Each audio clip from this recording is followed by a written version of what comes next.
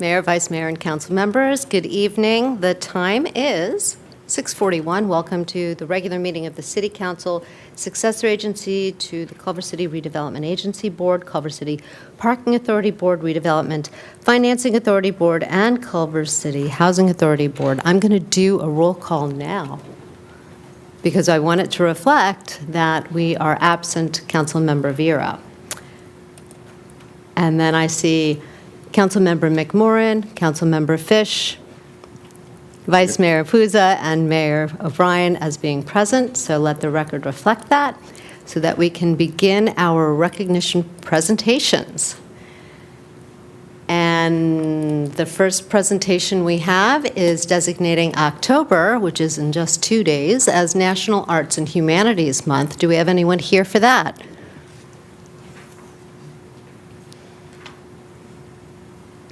You can go on up.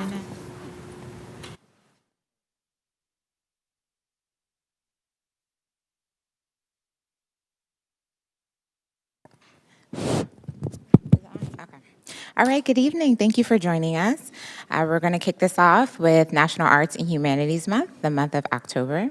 So, whereas the city of Culver City has long been recognized as a creative hub where arts, culture, and the humanities thrive as essential parts of civic life, and where residents, businesses, and visitors alike benefit from our strong cultural identity. And whereas National Arts and Humanities Month, celebrated annually across the nation for more than 3 decades, provides an important occasion to reaffirm the role of arts and culture in strengthening communities, nurturing well-being, bridging cultural divides, and fostering equity and inclusion. And whereas Culver City proudly supports a robust cultural ecosystem, including the work of the Cultural Affairs Commission, the Culver City Arts Foundation, the Vende Museum, the Actors Gang, Jazz Hands for Autism, and countless galleries, music venues, and creative small businesses, reflecting a city deeply engaged in advocacy for and participation in the arts.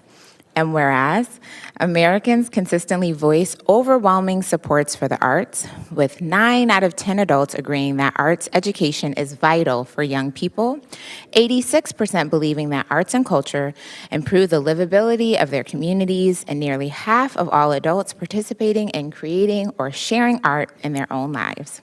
I need to join that.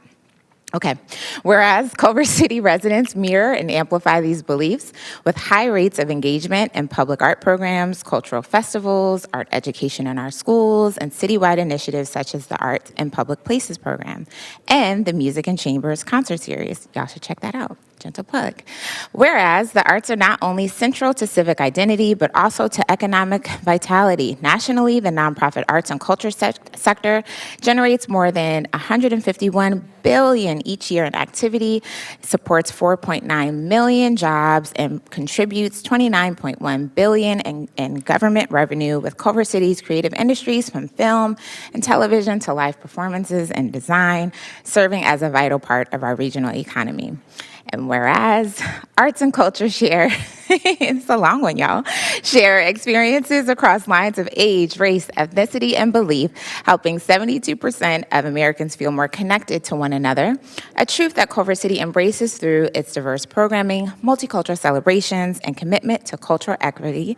And whereas, last one, y'all, the people of Culver City, through advocacy, philanthropy, attendance, and participation, consistently demonstrate their belief that the arts are not optional, but foundational to a thriving community. Now, therefore, be it resolved that the City of Culver City, California, does hereby proclaim October 2025 as National Arts and Humanities Month in Culver City, and encourages residents to join in celebrating and supporting the arts, culture, and humanities, recognizing their power to transform lives, strengthen our economy, and unite us as a community. Dated this 29th day of September 2025, signed by the Mayor, Vice Mayor, and all council members. That was a mouthful, but we're ready for you now. Thank you for being here. Oh, my pleasure. Thank you for reading that very long proclamation. I can't add much to it except to say that the arts are not a luxury. They are essential and they are fundamental to the human experience. They unify us and they nourish our soul as a community. Thank you.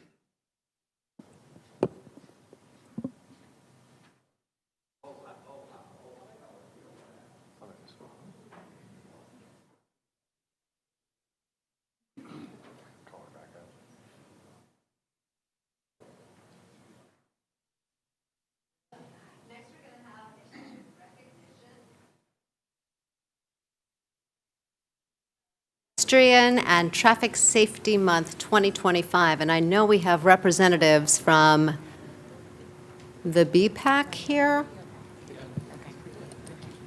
Oh, thank you. So come on up.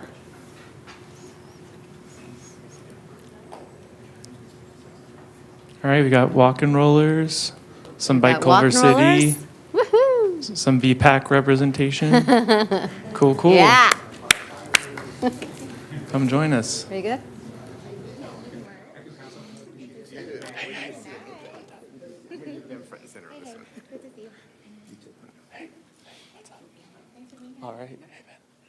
All right. I think the mayor gave this one to me because I have the best visual representation of the event.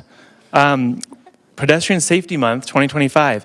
Whereas the city of Culver City, a city of more than 40,000 residents, the home of many major companies with thousands of employees commuting daily to work, and a destination of visitors from around the world, strives to be a safe city for all forms of transportation. And whereas walking is a free, healthy, and an environmentally friendly mode of transportation, and whereas Culver City residents, workers, and visitors can experience the pleasure of walking, and by walking the city's streets, explore the city's neighborhoods and its natural, cultural, and historic resources. And whereas, according to Walk Score, Culver City's average walk score of 76 is very walkable. And whereas the Culver City Public Works Department is implementing a variety of improvements citywide, including high visibility pedestrian crosswalks, traffic signals, speed humps, pedestrian refuge islands, and curb extensions that will make walking an even safer mobility choice.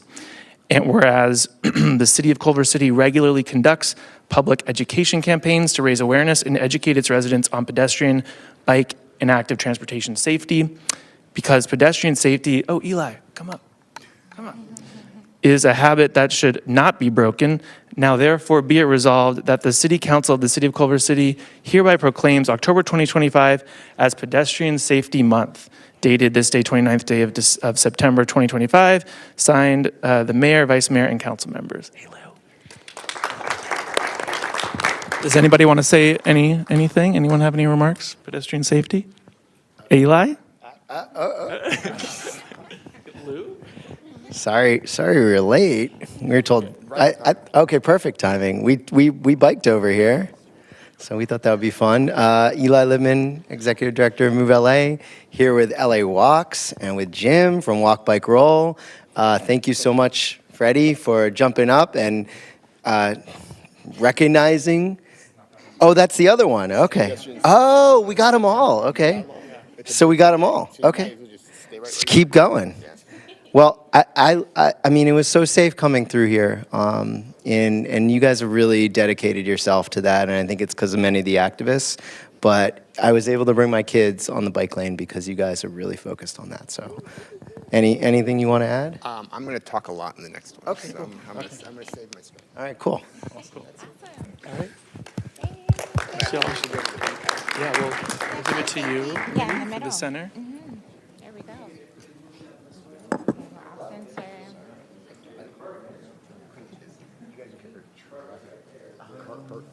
Week without cars, right? Yes.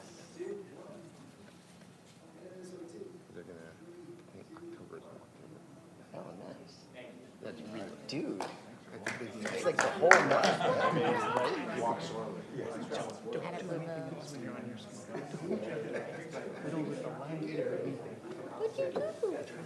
He was doing too much. I was doing too much. Yeah. Lesson learned. It'll be better soon. Next, we have a proclamation in celebration of National Hispanic Heritage Month 2025. I don't know if Mr. Carlos Valverde, is would here. you like to come up? Oh, there he Anyone is. else?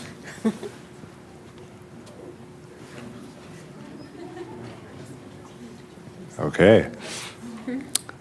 The City of Culver City proclamation of Hispanic Heritage Month from September 15th to October 15th, 2025.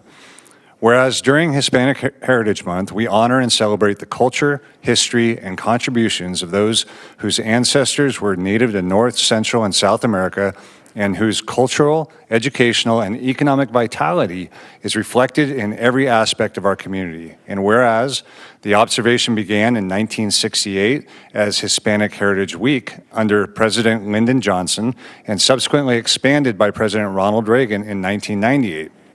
And whereas the time frame of September 15th to October 15th is significant because many Central American countries celebrate their independence days within these states, beginning on September 15th with Costa Rica, El Salvador, Guatemala, Honduras, and Nicaragua. By aligning with these independence dates, Hispanic Heritage Month honors the resilience and determination of the Hispanic community. Whereas the Hispanic Heritage Month theme for 2025 is Collective Heritage, honoring the past, inspiring the future, encapsulating the spirit of innovation, resilience, and unity that define the Hispanic experience. And whereas we greatly benefit from the various contributions of Hispanic and Latino individuals who serve as civil rights leaders, community organizers, teachers, business owners, farm workers, healthcare professionals, entertainers, and first responders in our community. And whereas Hispanic and Latino communities have faced insurmountable hardships and challenges and have successfully embraced the opportunities of the American dream, which serves as a reminder for all of us to acknowledge our continued pursuit toward a more equal and just society. And whereas together we recognize the Hispanic and Latino community in the city of Culver City, whose heritage, traditions, sacrifices, and accomplishments have made our city a better place to live, work, and play. Whereas the city of Culver City is proud to commemorate Hispanic Heritage Month with a free and family-friendly celebration event that took place just this past Saturday, September 28th, in the city of Culver City, where heritage, traditions, and accomplishments were on display in historical educational displays, documentary film screenings, CCUSD student-led dances, and regional music and food offerings. Now, therefore, be it resolved by the City Council of the City of Culver City hereby proclaims September 15th, 2025 to October 15th, 2025 as Hispanic Heritage Month in the City of Culver City and encourage all residents, businesses, and community members to honor the rich diversity of the Hispanic and Latino communities and celebrate their legacy of service and dedication to our city. Dated this 29th day of September, 2025, signed by myself, the Vice Mayor, and all the council members.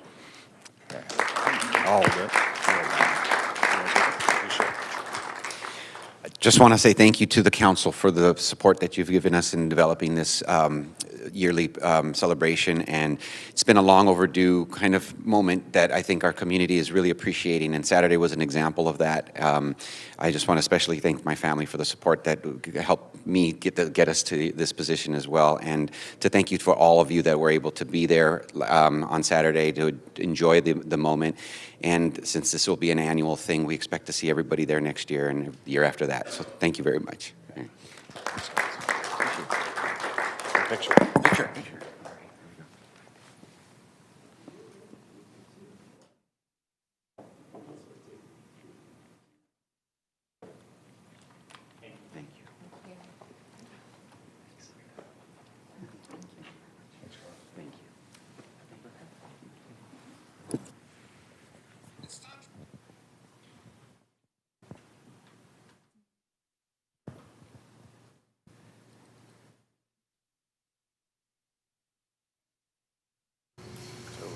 Next, we have the presentation of a proclamation designating October 2025 as Walktober. All right, basically the same people come back up.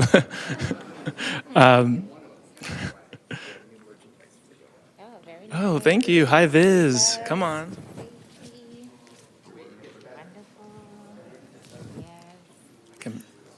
If I could put it on right now, I would.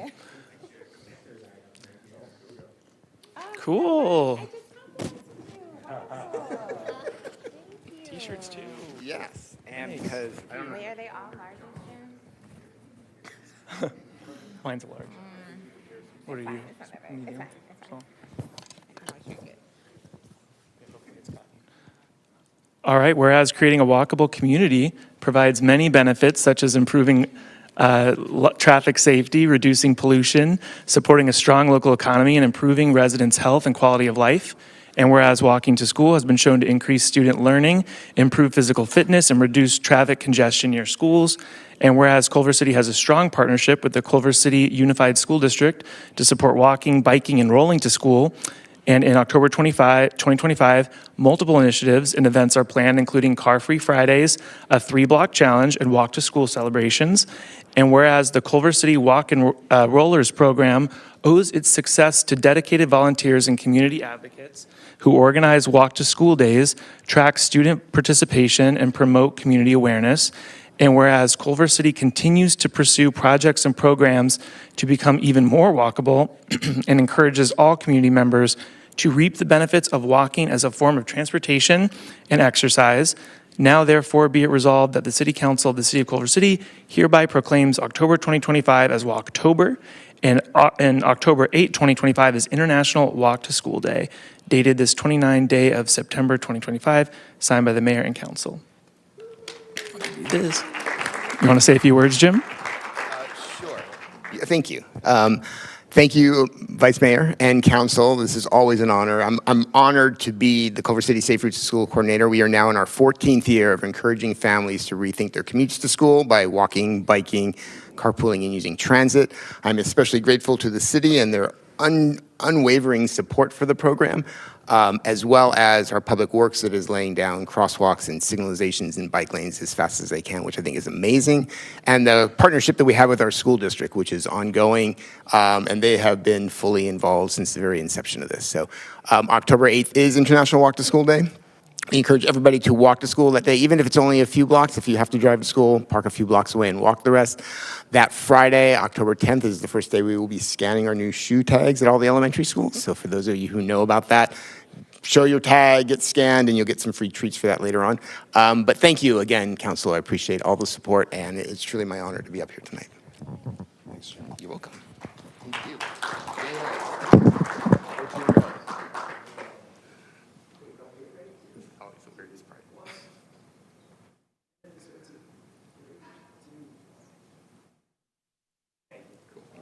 Thank you. Wear your stuff on October 8th. I want to see you guys at school. Yes.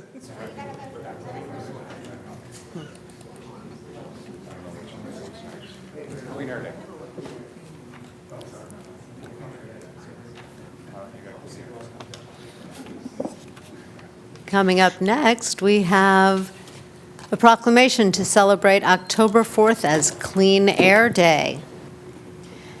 Any friends coming down for Clean Air Day? All right. Come on, friends. Let's do it. Let's do it. Dia is in here.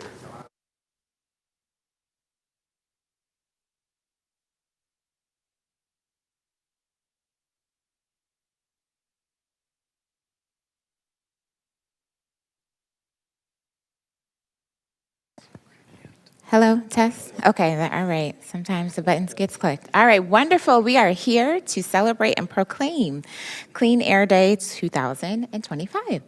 Whereas air pollution adversely affects health and individual well-being, contributing to higher rates of heart and lung disease, cancer, asthma, and other illnesses and conditions. And whereas emissions from vehicles, industry, and even household sources significantly affect the natural environment and air quality.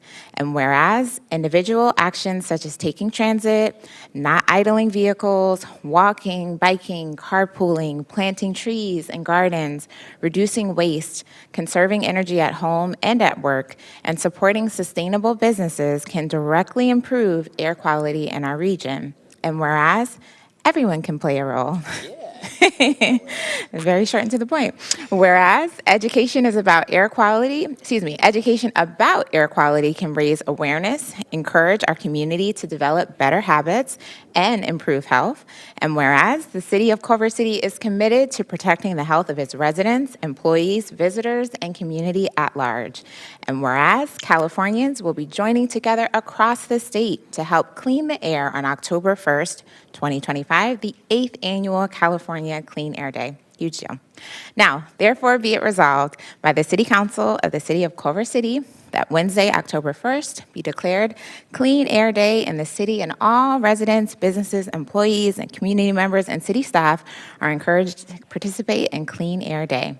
Dated this 29th day of September 2005, signed by the mayor, vice mayor, and all council members.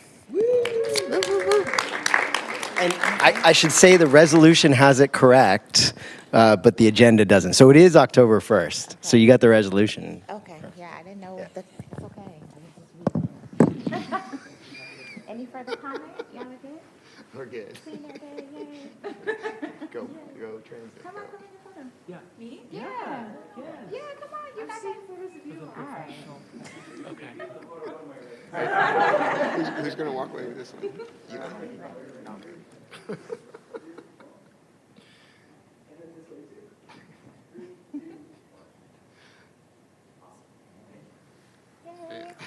One more. Yeah, last colleague maybe Freddie. Oh, one more. Gotta open it. It's better last one.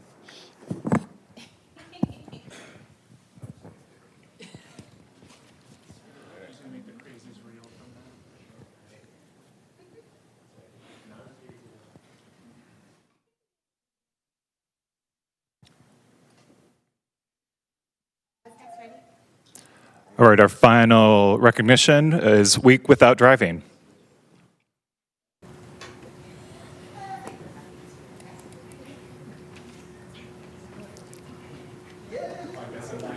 Hey. Come on. Week Without Driving, Monday, September 29th through Sunday, October 5th, 2025. Whereas access to mobility is a fundamental part of health, safety, and community connection, allowing Culver City to reach education and employment opportunities, medical services, shopping, recreation, and visit friends and family, and is one of the state's 6 transportation system policy goals, including investing public dollars to improve the movement of people throughout Culver City. And whereas the U.S. Bureau of Labor Statistics estimates the average cost of owning a car is approximately $12,078, with the average monthly household spending on transportation reaching $1,007 in 2023. Many people cannot afford the cost of a car, and nearly a third of the people residing in the U.S. do not have a driver's license, either because of their age or a condition that does not allow them to drive. And whereas public transportation and a strong network of sidewalks and bike paths aren't available in every community, making it much more difficult to get around, visit family and friends, and take care of everyday tasks for those who cannot or do not drive. And whereas improvement in walking and bike paths can improve alternate forms of mobility in communities across Culver City and our state, and public driver education initiatives can help educate drivers to have patience and understanding for those traveling by means other than a vehicle. And whereas going a week without driving is a great way to understand how we can improve our current transportation system to better meet the needs of non-drivers of Culver City and improve and enhance transportation options such as transit, light rail, biking, and walking pathways as key strategies in decarbonization efforts.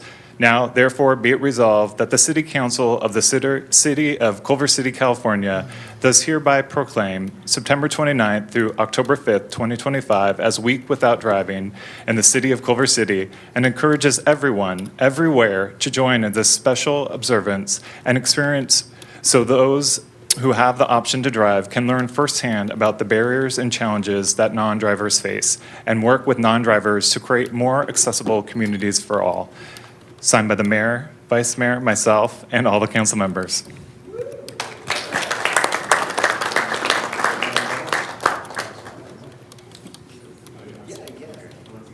Perfect, thank you. Wasn't it such a beautiful day outside today? Like, actually gorgeous. And see, that's one of the amazing things about SoCal. You have amazing weather. The sun is basically out constantly. It's great. And so the unfortunate truth is that our cities aren't built so you can walk or you can bike or take a bus or take a train that's reasonable or safe. And so one of the goals of the Week Without Driving is to show you, hey, can I live without a car? Because as mentioned out, so many Angelinos do. And so the goal of this movement across the country is to make sure you can build a city for everyone. So you can go where you need to go in a way that's safe, by bike or by bus or by train or by walking or, yes, by car. Because a city built for everyone is a city that benefits everyone.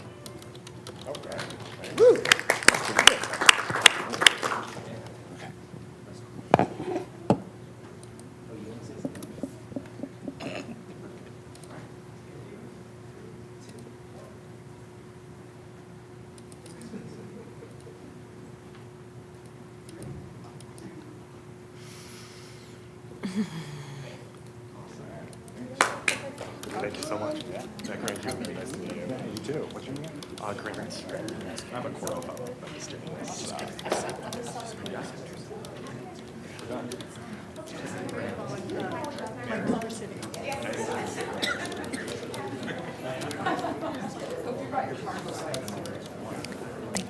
Mayor? Don't forget. She's going to put it up on the screen as well. So thank you. She'll talk.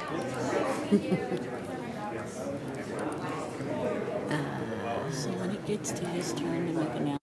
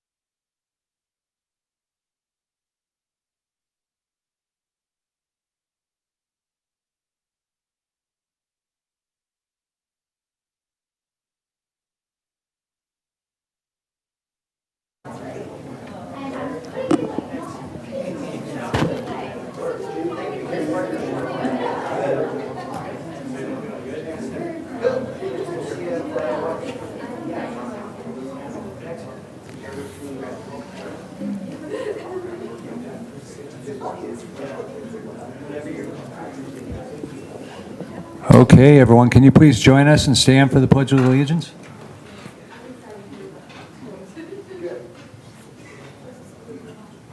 I pledge allegiance to the flag of the United States of America and to the republic which stands one nation under God, indivisible, with liberty and justice for all.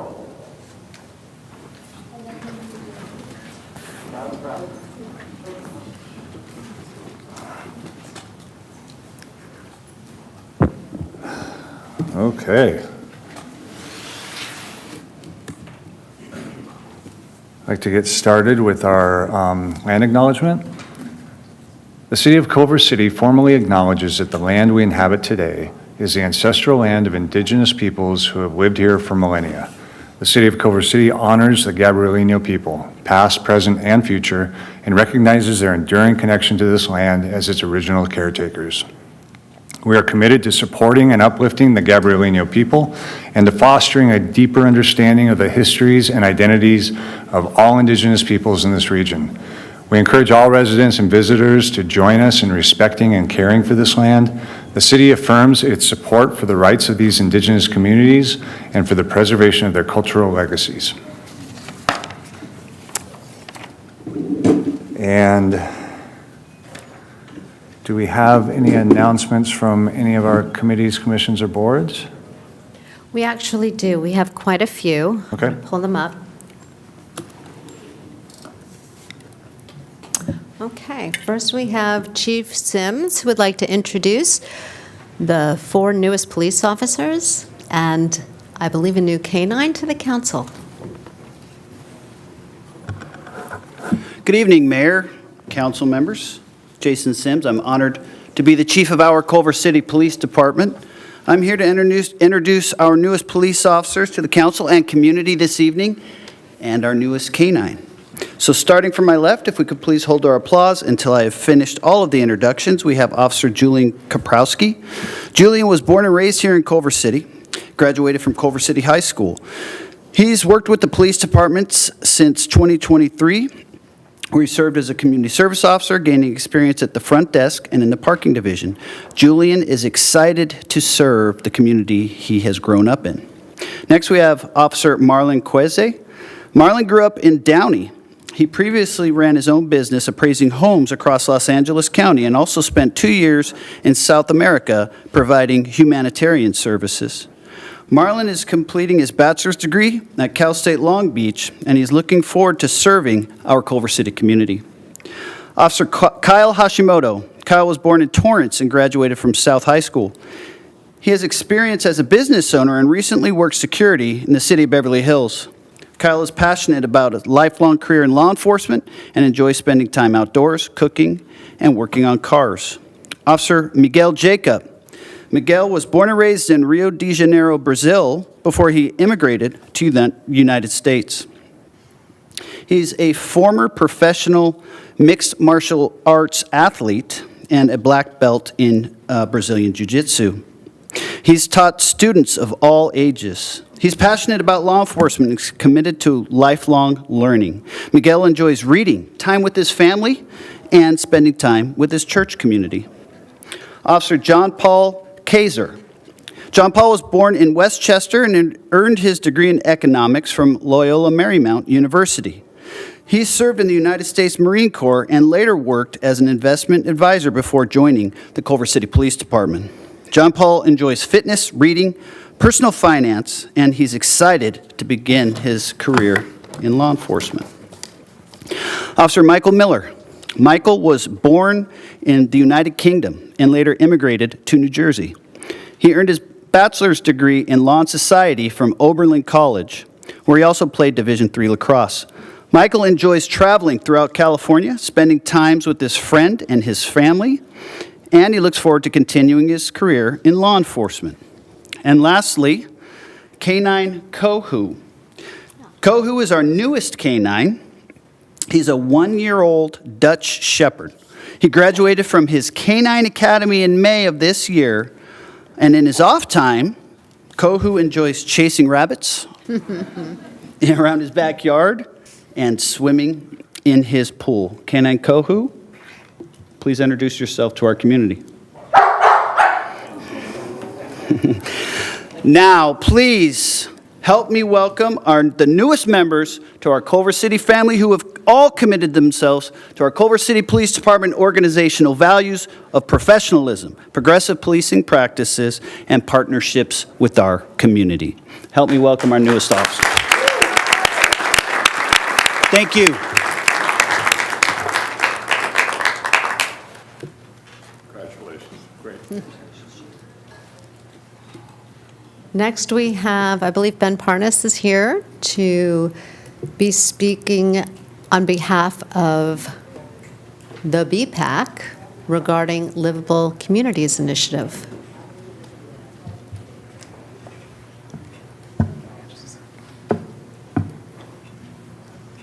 And you can lower that. Move that down. Hello, City Council. Hello, members of the public. My name is Ben Parnas. I'm here as a member of the Bicycle and Pedestrian Advisory Committee to provide a statement from the committee on, I'll get to that in a sec. Just so everyone knows, we're a group of council-appointed group of residents that meet regularly to discuss topics related to human-powered transportation in our city. So this statement is presented regarding the tentative approval of Ordinance 2025-13, which modifies the city building codes to allow for single-stairway housing up to 6 stories in height to be built in our recently rezoned arterial roads and commercial streets. This is going to be discussed by council later tonight. Summarily, we unanimously support enabling single-stair housing and urge the city to enact an effective ordinance which accomplishes this while we have the chance. Our mission as a committee is to represent, service, and advocate for the needs of people walking, rolling, and otherwise existing in our public spaces, and to encourage the growth of active transportation. We see a strong association between our goals and the goal of more households living and enjoying life above our commercial streets. The largest benefit is also the simplest. Increasing housing in walkable places means more people can live within walking and biking distance of the businesses and facilities that they use daily. Simply put, more residents in walking places leads to more people walking. Denser mixed-use neighborhoods are also a critical aid to our city's financial sustainability. We see the effects today of having limited these developments in years past. The cost of our payroll and services is matching or exceeding our city's tax base. Street infrastructure and transportation improvements, one of the many asks we hear from our citizens, can be afforded more easily and built over faster timelines when we enable accessible and more affordable ways to increase our tax revenue, such as passing this ordinance. Yet another priority in Culver City is safety. We generally enjoy walking and biking in safe, peaceful places. We see safety existing on residential streets where neighbors look out for each other and look out for each other's property. But this care and trust is often lacking in our commercial spaces, especially after business hours. Enabling more mixed use on our streets will build and strengthen these relationships, leading to safer experiences for all. Looking forward, we see reformed multifamily buildings as a tool to buffer Culver City from a changing climate. Not only is building densely more efficient, carbon reducing, and sustainable, it also helps us adapt to heat waves, major storms, and other climate change impacts. For starters, taller buildings provide shade. Taller facades and street-adjacent awnings offer cool, comfortable paths for residents as well as visitors walking in our urban spaces, mitigating the effect of urban heat islands. Taller, separated structures can also help reduce wind speeds and disperse rain, making it easier for residents to get around outside on our stormy winter days. You know, the 2 or 3 of those. We are excited to have this opportunity to allow for denser urban housing to exist here and understand what's at stake if we delay or defer this reform.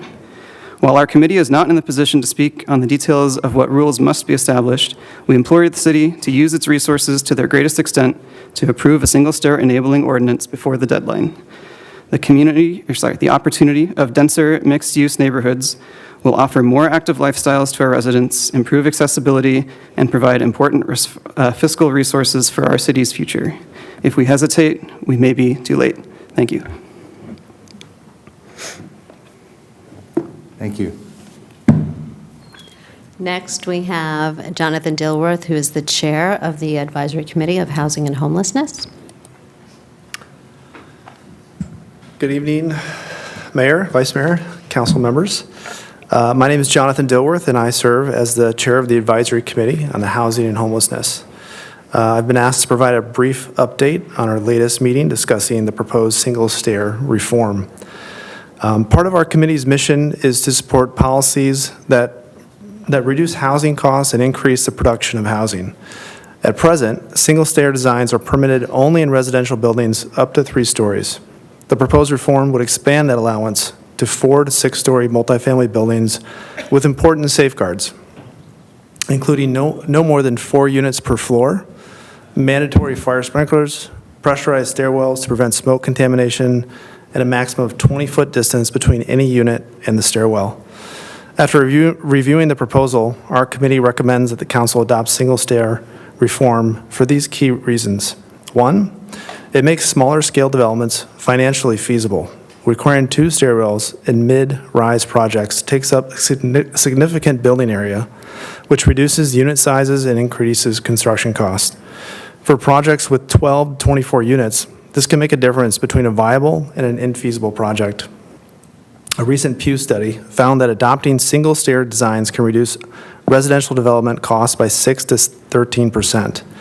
In a city where construction costs are among the highest in the nation, this is a meaningful step forward for affordability. 2, it unlocks smaller parcels for housing. Multiple stairwells limit the footprint of the building, making development on smaller parcels difficult or even impossible. Reducing this requirement allows architects and developers to design efficient buildings on sites that are today left underutilized. This is especially important in cities like ours, where developable land is scarce. 3, it creates more livable, family-friendly housing. There's a bit of misinformation in the community about what this reform is and what it is not. Let's be clear. This is an architecturally driven reform. The architects and planners leading this effort are focused on better design outcomes. Allowing a single stair creates opportunities for more natural light, cross-ventilation, and flexible unit layouts, including family-friendly apartments. These design improvements enhance viability while meeting strict safety requirements. This is exactly the type of thoughtful, targeted reform Culver City should embrace. It encourages small-scale projects, helps control costs, and leads to better housing outcomes for our residents. For context, our committee voted to endorse single-stair for only 4-story projects.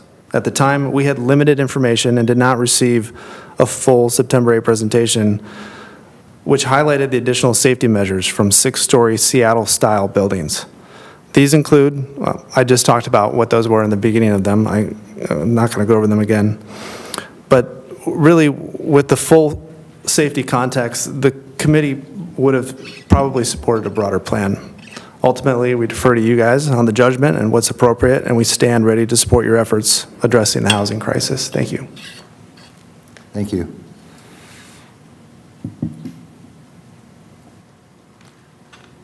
That was our last group. Okay, great. And then no reports from staff. None. Okay. Can I get any reports from council members? Councilmember Fish.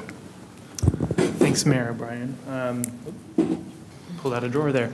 Yeah, I just wanted to start tonight by sharing my deep gratitude to Culver City Fire, specifically Captain Michael Spacef, pardon me if I mispronounce any names, Engineer Alec DeMatos, firefighters Casey Sullivan and Alex Cuevas, and, sorry, I lost my spot here. And the rescue team of firefighters / paramedics. To the screen still? Quick. We'll get it, y'all. I have a backup. Okay. The screens sometimes just go black on us. We don't know why. All right. So thanking a team of firefighters because they came to my swift rescue on Friday night. I was riding my scooter on Lucerne when I reached down to adjust my light. Don't do that. And I lost my balance and wiped out really hard. Two lovely neighbors walking their dog Panda found me and called 911. The calm, professional, and quick response from Culver City Fire made all the difference for me. They came all the way from Fox Hills because stations 1 and 2, which were closer to me, they were already on calls, and they arrived really quickly even with that. And they quickly suspected a broken collarbone and urged me to go with them to UCLA trauma. And that turned out to be exactly the right call because they found that the collarbone was broken, but also 6 broken ribs and some bleeding around the lung and stuff. So I was discharged yesterday morning and I'm recovering well, and I'm really lucky to have had such skilled care from both CCFD and UCLA trauma. I also want to thank Culver City police officers Ali Nazari and David Cardona, who came all the way to the trauma center to take a report. It means a lot to me to know that our city takes traffic safety seriously and that they're tracking every incident that happens in our city. So for me, the lesson was really clear. For me personally, just do one thing at a time. Don't rush even if you're late because you might not make it there at all. So if my fall serves as a reminder for anyone else, that's good for me. And I just want to thank my colleagues and city staff for checking in on me. It really means a lot. And on a brighter note, before that happened, I was really glad to get back out and join 8,000 volunteers statewide for California Coastal Cleanup Day. We cleared over 17,000 pounds of trash. Not me, but the state. Our crew of 3 started at Cronenthal Park, and we collected 12 pounds ourselves. And I want to give a big thanks to Heal the Bay, Iona Creek, Renaissance, by Culver City, and everyone who made that happen. And finally, I spent a couple days in New Haven, Connecticut recently at Yimby Town. That's Yes in My Backyard Town. It was the 6th and biggest year yet, and my first time going, and folks there were pretty excited to hear that our council unanimously voted to pursue single-stair reform, so we were kind of the talk of Yimby Town for that. The central question for local governments everywhere that this conference was working to address is how do we make sure people of all incomes and backgrounds can afford to live in Culver City? And I'm really proud of some of the work that we're doing here on council to address that. So thanks for the time, Mayor. Oh, I'm sorry, Councilmember McMorrin. Thank you, Mayor. I want to lift up again a happy Hispanic Heritage Month. I'm super grateful for the leadership of Edgar and all the city staff and Vende team that worked together to put together what I learned was an amazing event this past weekend. I'm really looking forward to next year. I was out of town for a prior engagement, so I'm really glad that it went well and looking forward again to next year. I did want to give a little shout out to our very own Culver City Pride and its amazing dynamic leadership for winning an award at the Westside Young Dems event a couple weeks ago. So just keep it up and looking forward to Culver City Pride next June. I also want to lift up that this month is Breast Cancer Awareness Month. Just want to raise awareness for early detection, support research, and just, you know, for all of the folks, it's not just women that are have breast cancer. So just want to lift that up for folks to get screened and, of course, take care of yourself. In that same vein, I got my flu shot earlier today. My arm's a little sore, but I encourage folks to go out and please stay safe as cold and flu season are just now getting going.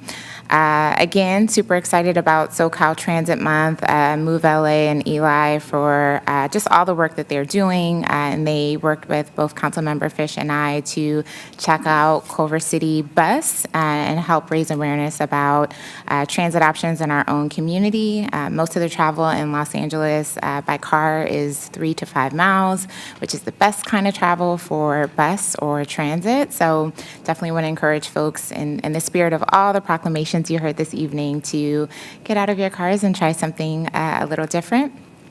Little plug for our Abilities Carnival that is coming up on October the 5th from 12 to 3 p.m. at the Senior Center.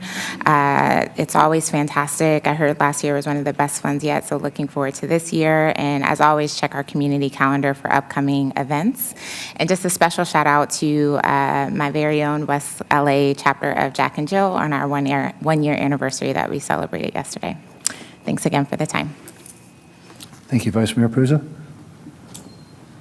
Great, thank you, Mayor. I had the fortune of attending the Culver City Jazz Nights last night at the Kirk Douglas Theater across the street. The performance was by Jose Rizos Picoso, a Latin sextet of incredible musicians.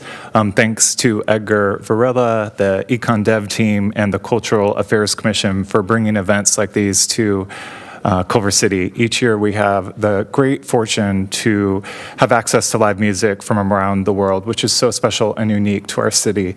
And I still feel the beat and good vibes in me. On September 11th, I attended the Celebration of Courage event with former Congresswoman Gabby Giffords, who you may remember was shot in the head during a public constituent event in Tucson. Unfortunately, according to Mass Shooter Tracker, there were 4 mass shootings incidents across the country just yesterday. However, being in the room with someone who was able to transform tragedy into a powerful movement was deeply moving. So her doggedness and relentless advocacy for gun safety reminds me that progress is possible when we refuse to give up. Also, just a sidebar that Giffords used music therapy to help her heal from her brain injury, which is just another example of the power of arts and culture.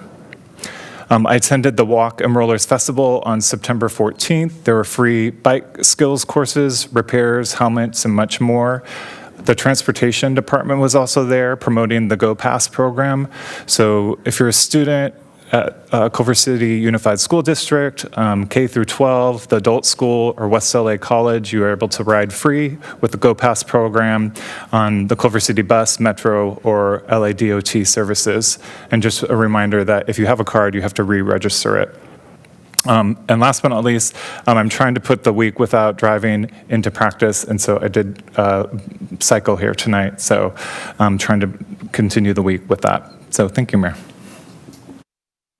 Thank you. I will be really quick. I spent 9 days in Japan celebrating our 60th anniversary with our sister city in Kaizuka. It was an incredible experience. The Japanese people are incredible people. The most amazingly warm and welcoming experience for myself and our entire delegation. I think we're going to have a video at a future city council meeting to show everyone what we did. Part of it was dedicating the new water wheel that's going to go into the Japanese garden. The current one is 51 years old. It shows you how great of a job they did the first time, but it needs to be replaced. And I hope that we can put it on display somewhere before we install it so everyone can see up close the incredible craftsmanship.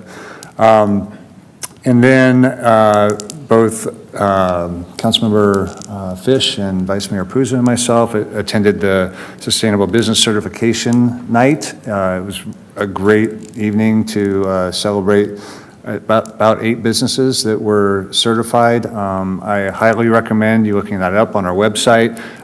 Included in those 8 new business certifications for sustainability, we celebrated the 100th since this was begun, I think about 5 years ago.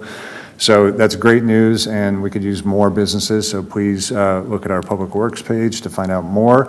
And then the Hispanic Heritage Night was incredible, and I'm also going to announce this coming up too, on Saturday.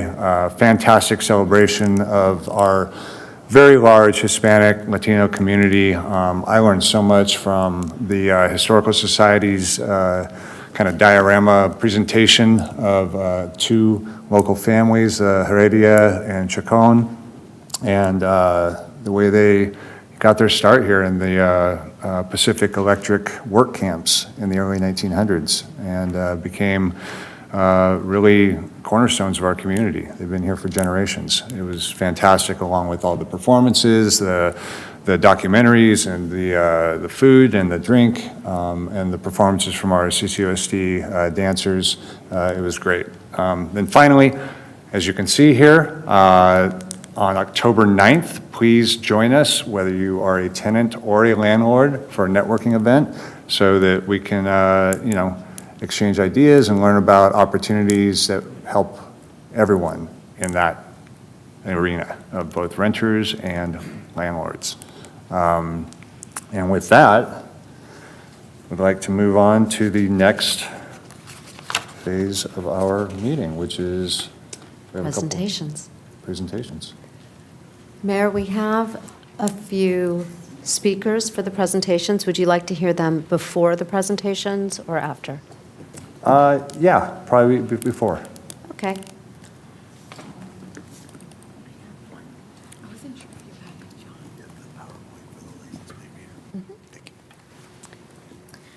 And our first speaker is Christy, who signed up to speak online, but I do not see her. Christy Gaynor.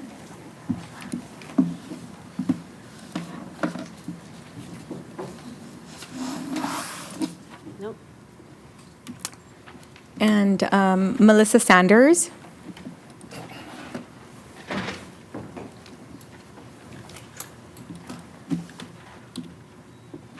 Melissa is also not online. And that concludes our speakers. Wonderful. Chief. Good evening, Mayor and Council. Jason Sims, Culver City Police Chief. I'm joined by Captain Andrew Belante, who will be providing us with an update that stems from a meeting that we had just over 2 months ago, where we were asked to bring an update back to Council related to our automated license plate reader program. I'm sorry, Chief, to interrupt, but can we go ahead and do roll now that Councilmember is here? Apologies. Oh, hello.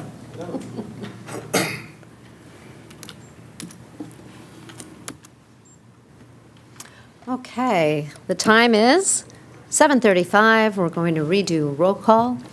Councilmember Vera. Present. Councilmember McMorrin. Here. Councilmember Fish. Here. Vice Mayor Puza. Present. And Mayor O'Brien. Present. Let the record reflect that all members are present. Thank you, Chief. Great, thank you, Mayor. And we also have a representative from Flock on the line, Kristen McLeod. Captain Belante? Thank you, Chief. Good evening, Mayor, Vice Mayor, Honorable Council members. My name is Andrew Belante, and I serve as the captain overseeing the Special Operations Bureau. Tonight, I will be providing you with an update on the department's automated license plate reader program. CCPD is firmly committed to protecting the privacy rights of all individuals who live in, work in, and visit our community. In the use of ALPR technology, we have implemented strict policies and protocols to ensure that all data is handled responsibly, securely, and in full compliance with California state law. Next slide, please. At the Emergency Council meeting held on July 9th, we were asked to provide a 2-month update regarding the use and sharing of ALPR data, including the reasons for searches within the system. We were directed to stop sharing ALPR data with all outside law enforcement agencies, and were asked to report back on potential measures we could implement to bolster transparency with the public regarding our ALPR program. This evening, I am proud to share several new steps we've taken to enhance transparency and community trust in our ALPR program. I will also provide a comprehensive analysis of all ALPR searches conducted by CCPD personnel using the flock camera system over the past 2 months, and how members of the public can now access this information. Additionally, I will share updates on several recent crimes that have been solved through the use of this valuable technology. Thank you. Next slide, please. We are now going to discuss some of the measures we have implemented regarding the sharing of our ALPR data. In light of recent community concerns and media reports surrounding the potential sharing of ALPR data with federal agencies, particularly in relation to immigration enforcement, I want to assure the council and our community that the Culver City Police Department has a robust and clearly defined policy in place. This policy strictly prohibits the use of ALPR data for any type of immigration enforcement or investigation. Additionally, our policy is fully aligned with Senate Bill 54, also known as the California Values Act, which is binding state law. Any member of the department who violates this policy would not only be acting against departmental policy, but could also be in violation of state law, subject to potential criminal prosecution. I am proud to say that every single search conducted by CCPD personnel since the implementation of the ALPR program has been audited, and we are in full compliance with state law and department policy. To further address community concerns of outside law enforcement agencies misusing ALPR data, CCPD stopped sharing ALPR data with all outside law enforcement agencies on July 10th. This proactive measure was implemented to ensure that no other agencies have access to our data and that our department maintains full control over how ALPR data captured from our cameras is accessed and used, reinforcing our commitment to protecting individual privacy and upholding public trust. By limiting data access exclusively to our department, we reduce any risk of unauthorized use and further align our practices with community expectations. Next slide, please. We are now going to discuss some of the measures we have implemented to enhance communication and transparency regarding the department's ALPR program with our community. As part of our commitment to transparency and accountability, CCPD has taken several new steps to provide the public with clear and accessible information about our ALPR program through our department website, which can be accessed at www.culvercitypd.gov. We continue to publish our full ALPR policy online, which outlines how data is collected, stored, accessed, and protected, as well as the specific prohibitions in place, such as the law on using ALPR data for immigration enforcement. In addition, we have created a publicly accessible ALPR camera map, which is now available on the department's website. At the click of a button, community members can view a detailed map of all the ALPR camera locations throughout the city, which is depicted on this slide. The website also lists the locations, intersections, and directions of travel of where the department's 52 ALPR cameras are located throughout the city, which is also depicted on this slide. Next slide, please. To further increase transparency, we have also made our monthly internal audit reports available online. Depicted on this slide is the link to click under the ALPR section of the department's website to access this information. These reports provide detailed information about every ALPR search conducted by CCPD personnel, including the date, time, and reason for each search. Also on this slide is an example of the information regarding CCPD's ALPR searches, which is now accessible to the public. The audits will be posted on the website monthly and will contain the aforementioned information for every search conducted by CCPD personnel. These updates allow community members to stay informed and ensure that our ALPR program operates in a lawful, ethical, and transparent manner.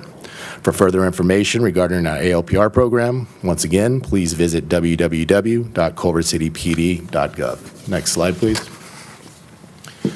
As previously noted, every search conducted by CCPD personnel since the implementation of the program in November 2023 has undergone a comprehensive audit. To further strengthen accountability and improve the efficiency of our auditing process, we recently introduced additional checks and balances. One key enhancement is the requirement for users to provide not only a report number when initiating a search, but also a clearly stated reason for the search. To support this, a new section, which is depicted on this slide in the upper left-hand corner, was added to the system featuring a mandatory drop-down menu.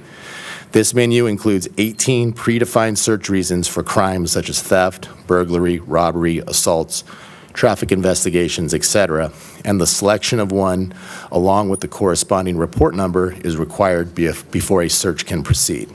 Between July 1st and September 15th, CCPD conducted 3,850 searches of ALPR data in connection with 286 criminal investigations that occurred in Culver City. It is important to note that multiple searches may be associated with a single investigation, as officers often search for different vehicles, models, or colors across various cameras. Each of these individual queries is counted as a separate search. Next slide, please. This chart provides a detailed breakdown of all ALPR searches conducted by CCPD personnel between July 1st and September 15th, along with the reasons for each search. As indicated previously, all searches were tied to investigations of crimes that occurred within Culver City. The top 5 reasons for conducting searches during this period were as follows. 18% of all searches were related to traffic crimes, including hit-and-run collisions. 17% were connected to narcotics investigations. 15% were linked to burglary cases. About 13% pertained to theft investigations, and 10% were associated with robbery investigations. As previously noted, this information will be updated monthly and has been made available on the department's website at www.culvercitypd.gov. Next slide, please. Between July 1st and September 15th, CCPD's ALPR cameras directly contributed to the identification and apprehension of 19 suspects involved in felony crimes committed in Culver City. During the same time period, the ALPR system also alerted CCPD patrol officers to 16 vehicles that were reported stolen, where an arrest was made and the vehicle was returned to its rightful owner. I'm now going to discuss a few recent noteworthy cases that highlight the effectiveness of CCPD's ALPR program. On July 1st, a road rage incident occurred in Fox Hills where the victim was violently assaulted by a suspect with a hatchet. After the assault, the suspect fled the scene in what was described as a dark, compact vehicle. Utilizing the ALPR cameras, detectives were quickly able to identify the suspect vehicle, and the suspect was arrested days later for assault with a deadly weapon. On July 2nd, a vehicle break-in occurred in the parking lot of a local gym. The suspect smashed the victim's window and stole property, including credit cards. Detectives were able to obtain third-party video surveillance, which depicted the suspects driving a gray Ford F-150. Utilizing ALPR cameras, detectives identified the suspect vehicle, and 2 suspects were arrested a week later for burglary. On July 10th, a storage unit was burglarized in the 11,800 block of Washington Boulevard, where over $5,000 worth of electronics were stolen. Detectives were able to determine that the suspect was driving a white pickup truck. Utilizing the ALPR system, detectives were able to identify the suspect vehicle. The suspect was arrested 2 days later, and a search warrant was conducted where the victim's property was recovered. The suspect was arrested for burglary, and the victim's stolen property was returned to him. On August 10th, a strong-arm robbery occurred at the Fox Hills Mall. The victim was violently assaulted by 4 suspects who stole his gold chain. Witnesses described the suspect vehicle as a red Kia.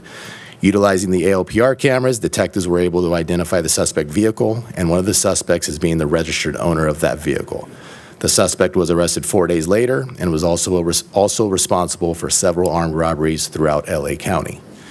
On August 29th, officers received an ALPR alert on a vehicle that was used in a hit-and-run vehicular homicide that occurred the night before in the city of Los Angeles. Officers located the vehicle, conducted a traffic stop, and safely took the suspect into custody. And lastly, on August 4th, an attempted murder occurred in the 4,000 block of Sepulveda Boulevard. The victim was riding her electronic bicycle when a dark-colored SUV pulled alongside her, with 4 suspects exiting the vehicle, yelling gang slogans. One of the suspects produced a handgun and shot the victim, at which point the suspects fled the area in the SUV. Within 1 hour of the shooting, detectives were able to identify the suspect vehicle and a possible suspect. As a result of the ALPR cameras, 2 suspects were ultimately identified and arrested, 2 assault rifles were recovered, and charges of attempted murder were filed with the Los Angeles District Attorney's Office. Next slide, please. This concludes the presentation. Chief Sims, Kristen McLeod from Flock Safety Group, who is online, and I are available to answer any questions. Thank you. Thank you.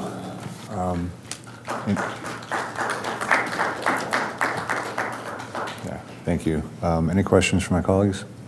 Councilmember Fish? Just one clarifying. Do you still use hot lists?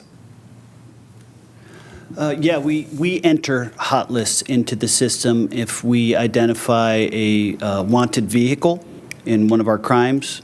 We can enter that vehicle into our automated license plate reader system, which would then alert our officers if it drives through one of our cameras. Okay, thank you. That's my only question. Thank you. Yeah, thank you for the presentation, Captain Belante, Chief Sims. I found it encouraging that what you shared about the map being public for people to see, the monthly audit reports available online, the stats about the reasons for the lookups. It's really good information to have. Who can use the search feature? Is that just PD that you were showing? Yes, that's correct, council member. It's just police department employees who have been trained, who all have an individual login credential, and all of that is tracked. So each search for each individual person is tracked. Thank you. And then who conducts the audits that the report that you guys are now sharing on the website? Yeah, thank you. That is going to be done by our investigations lieutenant, which is a management level employee at the police department. Got it. Thanks. Yeah, I don't have any other questions besides that. Thank you. Councilmember Kwan. Thank you for this presentation. Really appreciate Chief and Captain for coming back, I guess, fairly quickly with this information that we requested over the summer. I did want to ask, and I think I asked this maybe over the summer. I can't remember. I could go back to my notes, but while we're here, I appreciated lifting up the number of suspects and the number of vehicles from the period of time that you all lifted up. Were all of these crimes, they were originated in Culver City from the ones that were lifted up today? They all originated in Culver City and were apprehended in Culver City? Thank you, Councilmember. Yeah, so Captain Belante, I think, differentiated between the crimes that were committed in Culver City. The suspects identified, I think it was something in the range of 19. And the success stories that he highlighted, those were all Culver City crimes. So those were all crimes that occurred in Culver City. The only crime that may have originated outside of Culver City would have been the stolen vehicles that were recovered, of which I believe there were 16. And the vehicle that was used in a fatal hit and run crime. That crime actually occurred in the city of Los Angeles, and we were able to identify that vehicle when it drove through one of our cameras and arrest that suspect. So the 16 vehicles that were just stolen vehicles, those more than likely occurred as is most of the time. And most of our stolen cars that are stolen in Culver City are recovered in other cities. That's just how the whole stolen vehicle recovery process works. So those would be the only crimes that occurred outside Culver City, council member. Thank you so much. And is there a way that I was checking out the website while you all were going through the presentation? Is there a way that could be distinguished as a column in the reports moving forward? I want you all to go back to do additional work, but could that be something that is added? Sure, and I just for clarification, if you're referring to the audit list, that audit list is all Culver City crimes. Okay. Those searches are all associated with the crime that occurred in Culver City. So that's those are searches that were being done by our investigators related to a crime that they're investigating that occurred in Culver City. Okay, so maybe I am. So I'm on the website right now. Is there a full list of all of the pings that are hit by or investigated by? Because I don't know if that list is. here. And just to be clear, so I think we're talking about two different things. We're Okay. talking about a search which is done in the back end of the system, where we have our investigators who log into the system and search license plate reads that are stored in our database. Those license plates are stored for 30 days in our database. So they're searching the database. If we're talking about a car that drives through an intersection and then our officers are alerted, that is a completely different thing. That is an alert of a car that is stolen or wanted for some other reason, are on duty. That happens in real time versus the back end after the fact searches. So that list, the audit list, is just the back end after the fact searches by our employees. Okay, so I think my question before was what were the number of crimes that were Culver City crimes versus outside of Culver City crimes, and where can we find that information? Yes, so Councilmember McMorrin, what's posted on our website, every one of those searches is a Culver City crime. And what I said in the presentation was dated back to July 1st, and all those 19 crimes that we solved through the ALPR were all crimes that were committed in Culver City. So there's no additional information that the police department has been reviewing for other crimes? I'm just trying to maybe I'm not communicating this effectively, but I assume that there are other, and I think you mentioned them, that there are crimes that the hit and run that was from Beverly Hills, I think you just mentioned. So where is that list where it's like these are the number of crimes that were solved from Culver City's efforts that did not originate in Culver City, but we assisted in solving them because of the readers, versus these were the crimes that, like the one in Fox Hills that you mentioned, that originated in Fox Hills, and you were able to solve it through the readers. Yeah, and so if I'm understanding, council member, the question is, are we tracking all of the arrests that we make as a result of an alert that we get when a car drives through, that's wanted, drives through one of our cameras, and whether or not that crime originated in Culver City? Correct. Yes, we, Mayor or Councilman McMorrin, we do track that. We don't make that publicly available, but we do have that information. I could get that to you. We would just have to look. There are a lot of stolen and/or wanted vehicles that do drive through the city that our officers get alerted to that we don't find. But we do keep track of the ones that we do find and make an arrest, and it will say where that car is wanted or stolen from. Yeah, we can take a look at whether or not that's something we can track and if it would be worthwhile. I would only be interested not just in the pings, but the ones that were actually solved, or the ones that sort of you lifted up, like there was a hit and run and you all were able to apprehend. So the ones that we actually kind of bring to a close, yeah, that would be what I was interested in, not the complete, this person drove through and there was a ping from a place, because that's probably a bigger list. Yeah. I don't know. Yeah. But for the ones that we're able to bring to a close, I'd be interested in which ones were originating in Culver City versus another jurisdiction. And we don't have to be specific about the jurisdiction if that adds to the plate, but just Culver City or not Culver City is what I'm curious about. We will look into that, yes. Thank you so much. Thank you. Thank you, Councilmember Rivera. Thank you, Mayor. Thank you, Chief and Captain, for your diligence. You really always, pardon me, got a little bit of laryngitis today. For really going above and beyond always really, I appreciate your detailed report. No really questions for me. And I know, for me, a crime's a crime, and regardless whether that crime's committed in the city or not, I appreciate all your hard work and efforts in keeping the city safe. Thank you, Mayor. Thank you, Captain Belante, Chief Sims. Great work. I don't know if other jurisdictions who have ALPR cameras make this effort. I'm sure that we are one of the few, and it's really appreciated that you offer that transparency, and I know our community values it.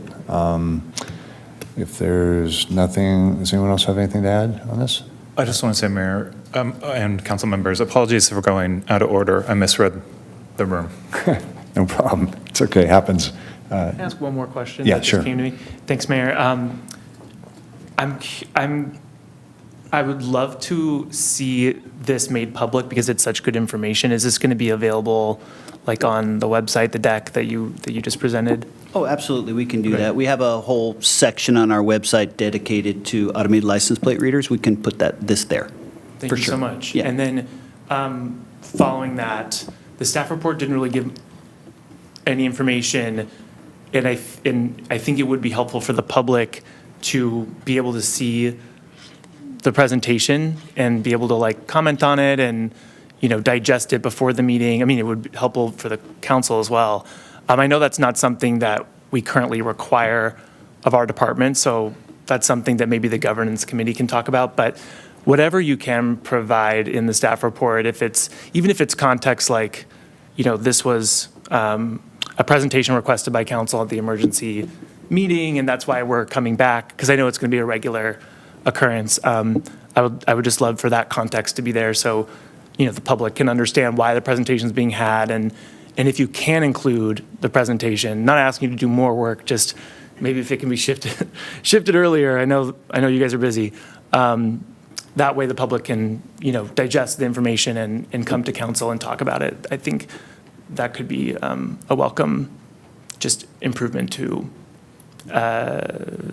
transparency, which you're doing right now. So thank you.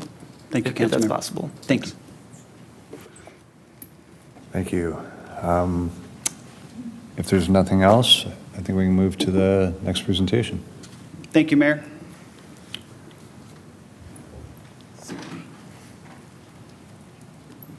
Mayor and council members, our next presentation is also related to our last emergency meeting wherein we presented a staff report related to our mutual aid practices. We were asked to bring back a significant amount of information related to mutual aid, which we will present to you this evening.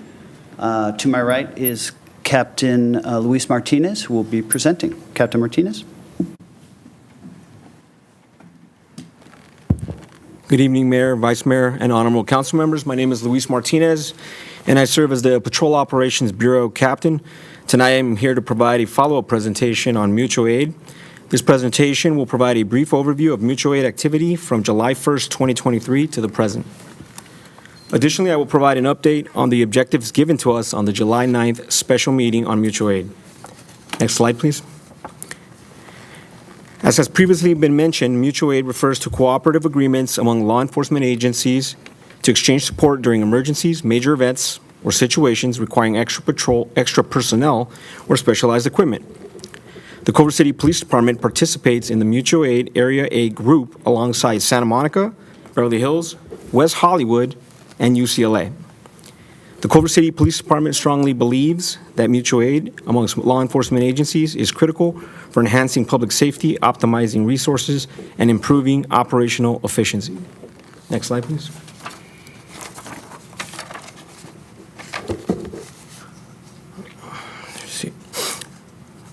Shortly, pardon me. At the July 9th, 2025 special meeting, City Council requested that the Police Department make changes in regard to language in our mutual aid policy, specifically under which circumstances mutual aid could be provided.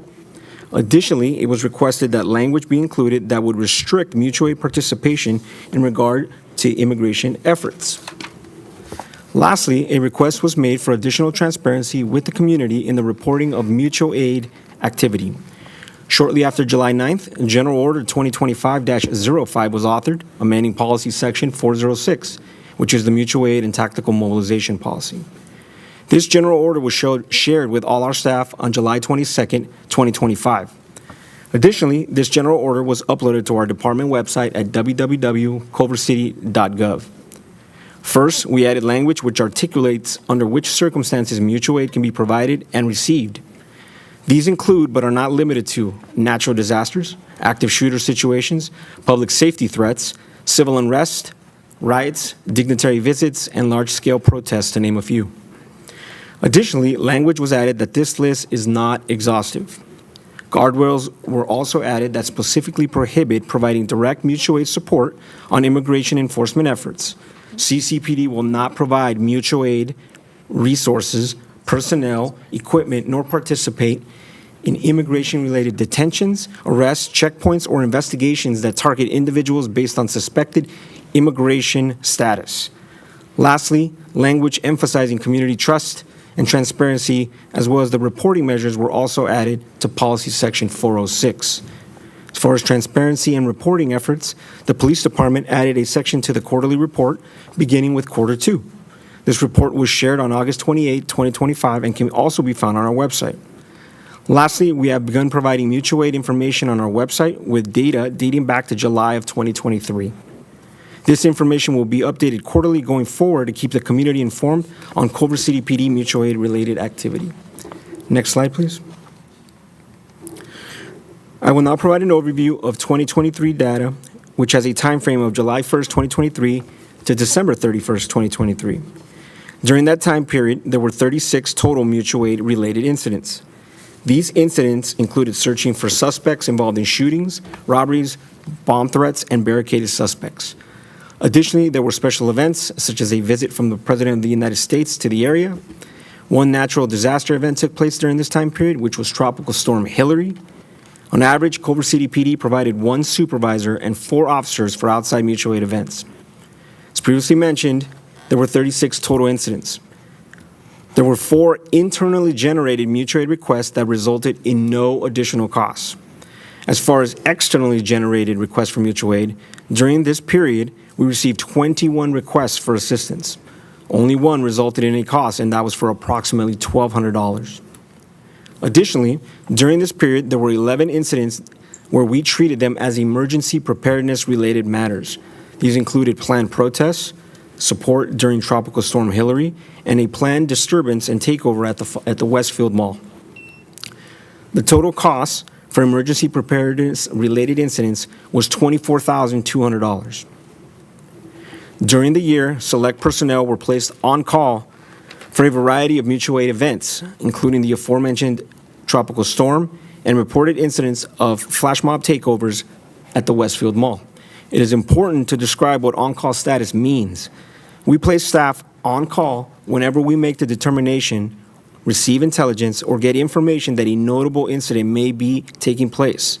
For example, if we receive information that a notable event will be taking place in the community, we will complete an event action plan and, if appropriate, hire back staff to work the event and/or place a predetermined amount of staff on call for that time period.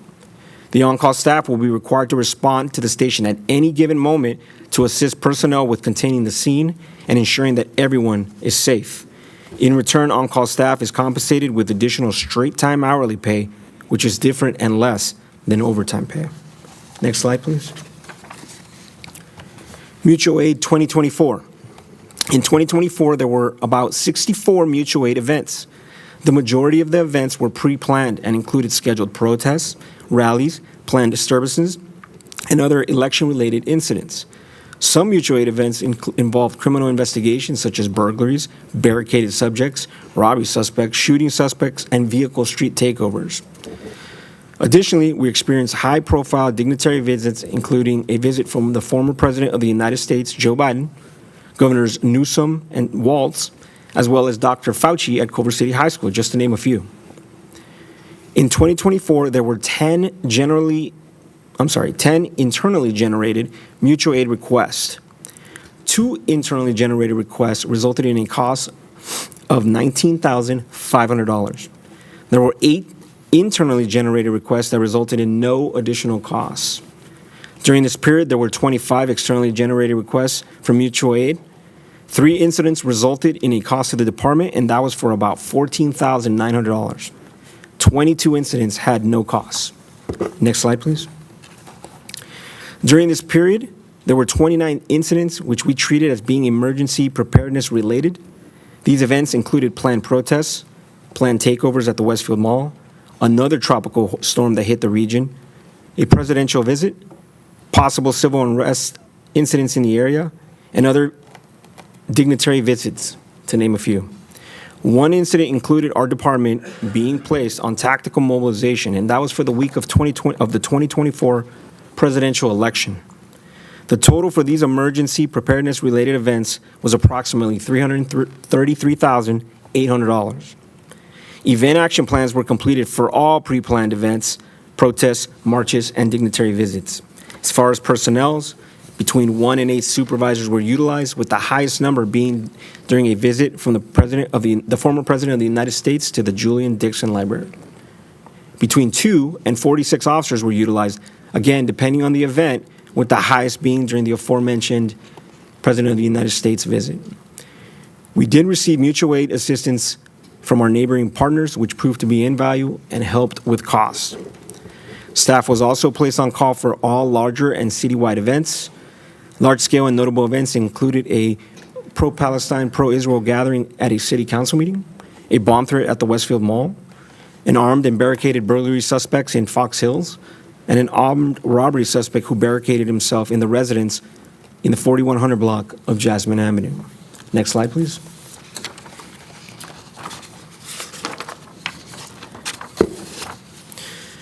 Mutual Aid 2025. In 2025, there have been 64 mutual aid incidents to date. Like in previous years, the majority of the incidents varied from planned events to outside agency requests, as well as support during community events.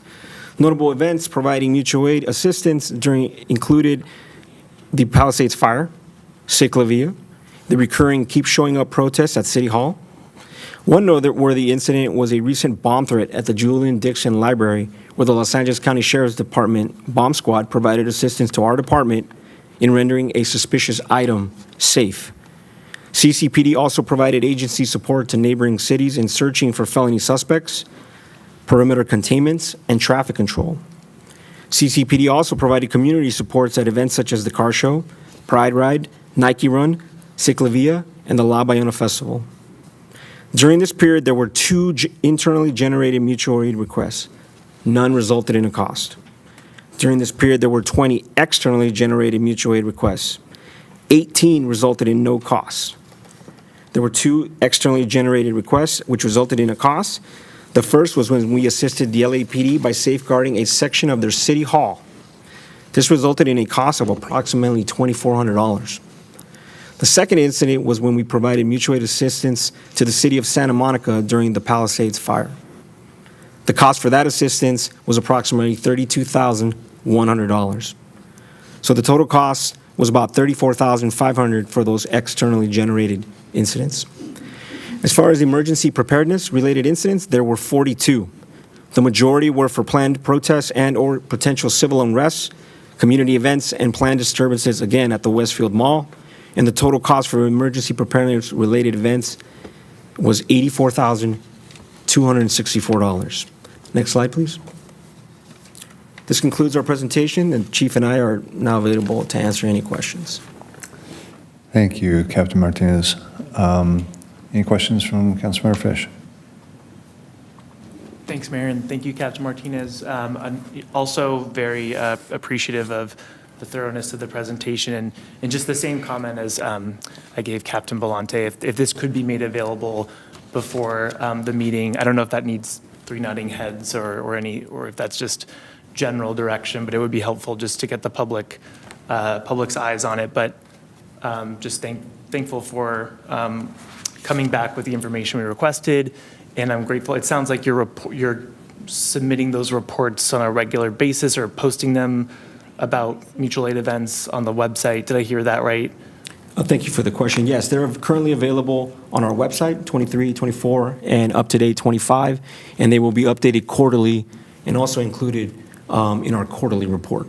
Thanks so much. That's good to hear. And then just curious, so an externally generated mutual aid request, I imagine, is another jurisdiction asking for mutual aid. What does an internally generated one look like? Yeah, thank you, Councilmember Fish. So an internally generated mutual aid request can look like a lot of different things. So for example, it could be something like we request helicopter assistance from the Los Angeles Police Department because we're in pursuit of a vehicle. So that's incoming, other departments coming in. Yes, and it could also mean that because we mentioned a couple of large-scale events that are, city events that we hold every year. We also included those because we place our surrounding agencies on what we call mutual aid standby. And so in addition, it can mean that we have a presidential visit where we have 30 outside personnel who respond to assist us that day. So it can look like a lot of different things. Those are some examples. Okay, thank you. I didn't realize you were speaking of your own mutual aid requests that you're asking from other departments. Yeah. That's clarifying. And then finally, just I noticed that the vast majority were listed as no cost to the city. So that's helpful because that was one of my concerns. Is that because these are officers who are already on duty and you're sending them on this mutual aid? Yeah, that's exactly right. And that's the majority of our mutual aid requests that we receive from other agencies. Usually it's an emergency that's happening now. They ask us for assistance. We send what we can. That's on duty. Exceptions would be, as was mentioned, the natural disaster Palisade fires, where Santa Monica requested extended mutual aid assistance for burglary suppression. They were having a problem with folks who were breaking into homes that had been evacuated. And so we provided assistance to the city of Santa Monica for several days.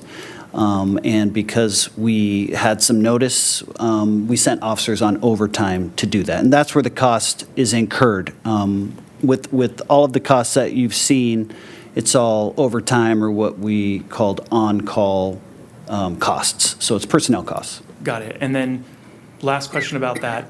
We're seeing costs really balloon for special events, for personnel, for police.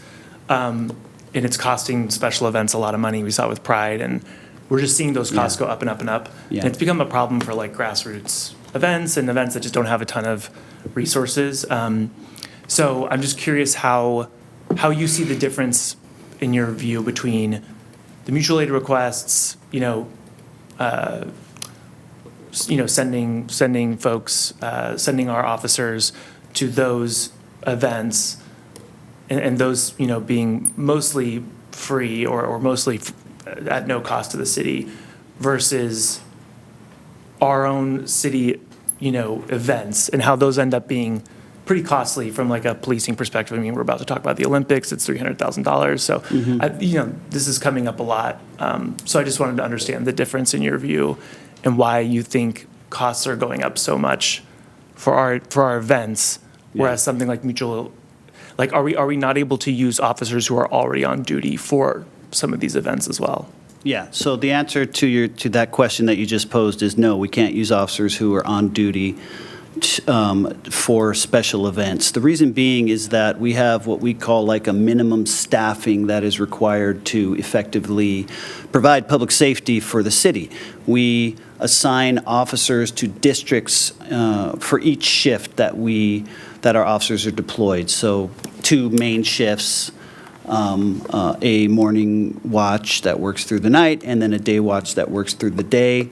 6 to 7 officers working at any given time on each one of those shifts, and each of those officers are assigned a district. We do that for a variety of reasons. We do that to maintain a very quick response time, so that when we get a call in the Fox Hills area, for example, we have a car in the Fox Hills area versus a car driving from the east or west end trying to get to the Fox Hills area, which we know can take a very long time. So we keep our officers in their districts, and the only way that we can do that is to have adequate staffing that's on duty and working in their districts, handling calls for service.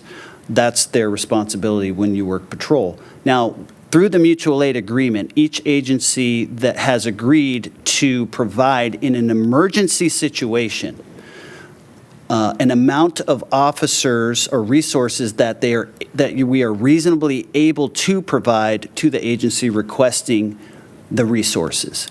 And so when a watch commander receives that call for mutual aid, they assess what's happening at the time. If we have a flash mob takeover that's occurring or a street takeover that's occurring in our city at the same time, we may not send anybody to that request for mutual aid. If it's slow in our city at that time, we may agree to send 2 cars if we're able to.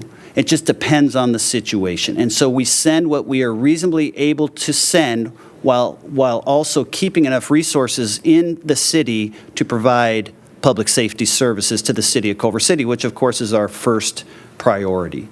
In terms of the costs related to special events, I understand. What's important to understand, and I think you do, is that a lot of that is collectively bargained costs. The salaries that the officers are paid for those special events is collectively bargained. And so they've negotiated those rates with the city over the years, and it's part of their MOU.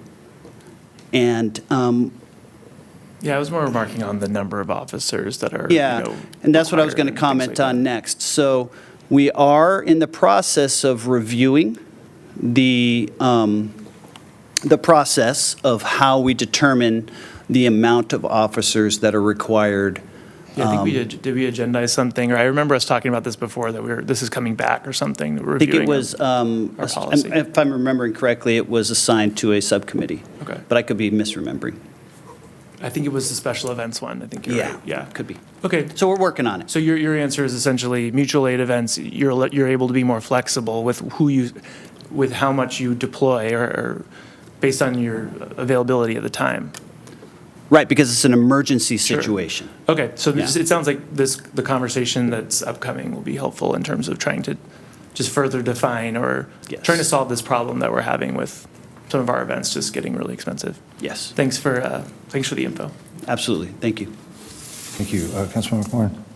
Thank you. Thank you for the presentation. Will these presentations be placed on your website? I don't know if I asked earlier about these slides. Yeah, well, Councilmember Fish asked if we could place the previous presentation on our website. We will, and this one, we can do the same in the mutual aid section of our website. Absolutely. Wonderful, thank you. I might have been in the back. I think I heard something about that request, so I apologize. Awesome. I appreciate the clarity on the cost question because that was on my list. I appreciate that this mutual aid will continue to be included in reporting moving forward. My only question pertained to the number of officers that were assigned. I know that is included in the Q3 spreadsheet that is listed. How is that going to be? Is that also memorialized in the full quarterly reports in terms of the number of officers per call, or how will you all go about sort of kind of sharing that? Because as you discussed, there's a judgment made of who to send and what is going on, just depending on what kind of call it is, and you have that color-coded on these spreadsheets that are linked to that mutual aid page. And again, appreciation for having that listed there, but just curious about how that's going to be captured as we move forward in the corporation into the full quarterly reports that your office produces. Yeah, thank you, Council Member. We currently are not including it in the quarterly report, really for formatting reasons. It's just a lot of information, and so we chose to do a more generic description of our quarterly mutual aid activity in the quarterly report, and then put a more detailed list and description on our website, because we can link a Excel sheet to the website. And just again, it was difficult to try to figure out a way to illustrate our that much data on the quarterly report. So what we can do, if we haven't, and we may have already done this, is just in the section in our quarterly report, and I don't know if you've had an opportunity to look at it yet, Councilmember McMorrin, but we can put a blurb there for further information, please, and more detailed information. Look at our website where we have, again, our Excel spreadsheets listed for review. I'm looking, I think you all might have sent us the last one, but quarter two, or maybe not. Quarter two is listed here, but I don't, need to click. Yeah, it's a pretty generic, again, just description of the mutual aid events that occurred within the quarter. Much more detailed information can be found on our website. Gotcha. Yeah. And this is something that I've asked of, or I've inquired about from our city clerk team. I noticed that our quarterly reports from the website are not searchable, like Control F searchable. Is there a reason for that? We control that, council member. I can look into that. Okay. Certainly, if you go to our website and type something in the search bar there, then it will come up. Okay. And I do, just for the public, for quarter two, it is listed on page 30, the mutual aid activity and the numbers versus 2023 and all the way to 2025. So that visual is helpful. Thank you. Absolutely. Thank you. Okay, thank you. Councilmember? Thank you, Mayor. Thank you, Chief, Captain, for the presentation. Quick question in terms of staffing needed for events. That's pretty much determined by, let's say, Fiesta La Bayona, in terms of how many people are going to be there, and then your guesstimation in terms of what would be safe for the community and those attending. Is that correct? Or? That's correct, Councilmember. And like any event, we take that responsibility very seriously, and we do everything we can to collect information, understand the kind of landscape of what's going on related to threats. So it's as comprehensive as we can of a threat assessment. For example, in years past, we didn't have metal detectors at the Fiesta. In recent years, we decided that that is something that we felt is now necessary. Again, just in going through the process of threat assessment.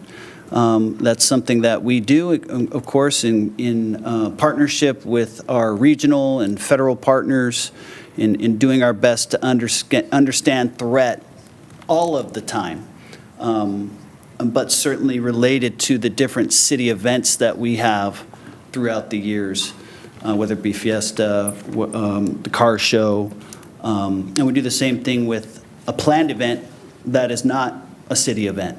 So if we know that we're going to have a planned protest somewhere, we do a comprehensive threat assessment to try to determine how many personnel we need to assign to that event to, of course, keep our community safe.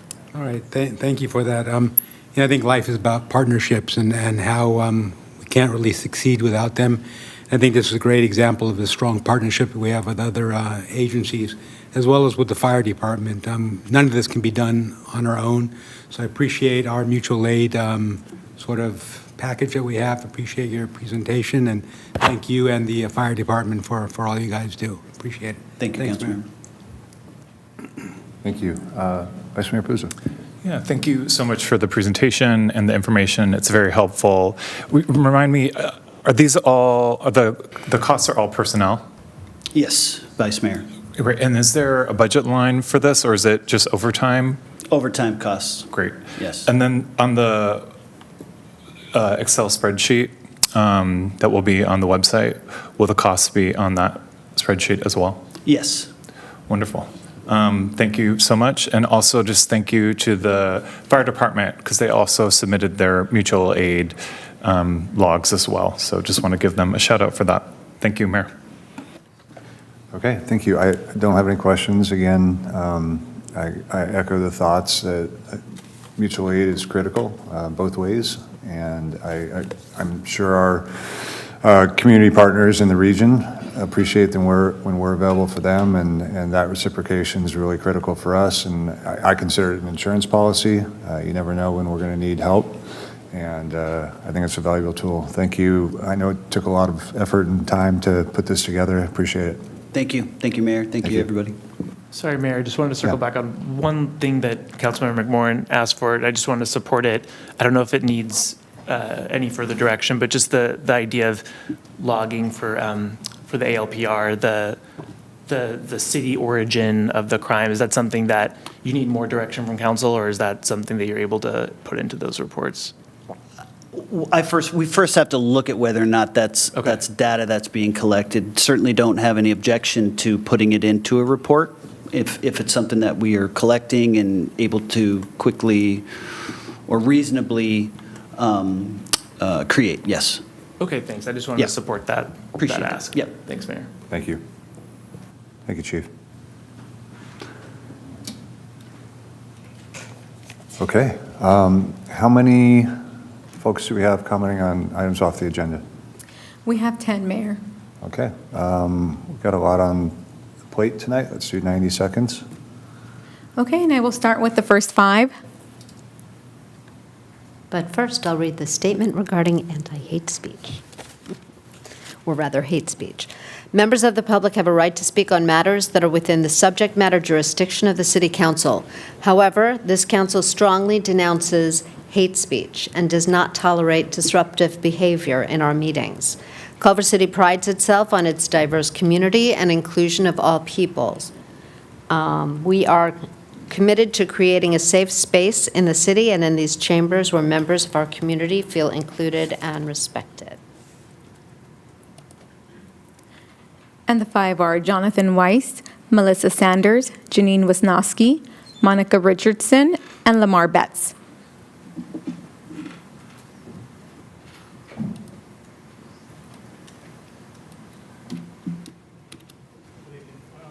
Weiss, president of the Westwood Greenway, Inc., an educational nonprofit. We came up with the idea of the Westwood Greenway, which is by the Palms Rancho Park E-Line station. It's a 2-acre site filled with native plants where the city of Los Angeles pumps spring water and urban runoff from storm drain into an engineered stream to help comply with the Clean Water Act as part of the Integrated Regional Water Management Plan. Your former council member, Megan Sally Wells, is one reason it was built, since she actively supported us when it was before the Expo Construction Authority Board. Our experience with the Greenway, especially caring for its native plants, led us to work with UCLA's Luskin School of Public Affairs to develop model legislation we would like you to consider. This model legislation aligns with Culver City's climate and equity goals. It proposes that public lands be planted with and maintained by certified native plant landscapers. Critically, it creates job pathways for employment-challenged people like unhoused and formerly incarcerated individuals to get training and certification for caring for native plants. These are entry-level jobs that enable employment-challenged people to build careers where their knowledge will be more in demand in the future. It leverages existing funding streams such as Measure W for stormwater, Measure H for homelessness, and it builds on California's biodiversity and carbon neutrality mandates.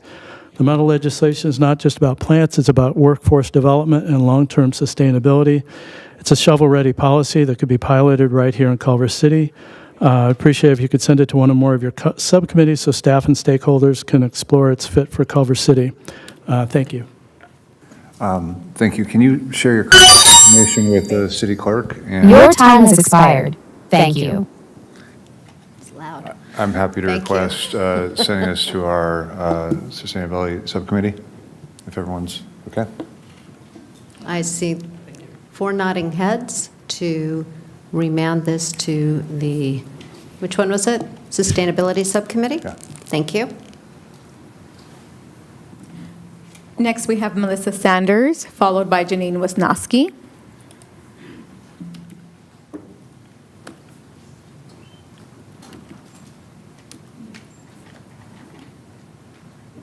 Good evening. Hello? Can you hear me? Yes. Great. Hi. First, I wanted to let you guys know, in case you haven't seen, that Akasha is closing. And my concern is there seems to be a new business in town closing, it seems like every other day. Orchid Fever closed today. There's just constantly places closing. So my concern is that we're going to have a city full of empty bike lanes and empty commercial spaces and retail spaces and restaurant spaces. So what are we going to do?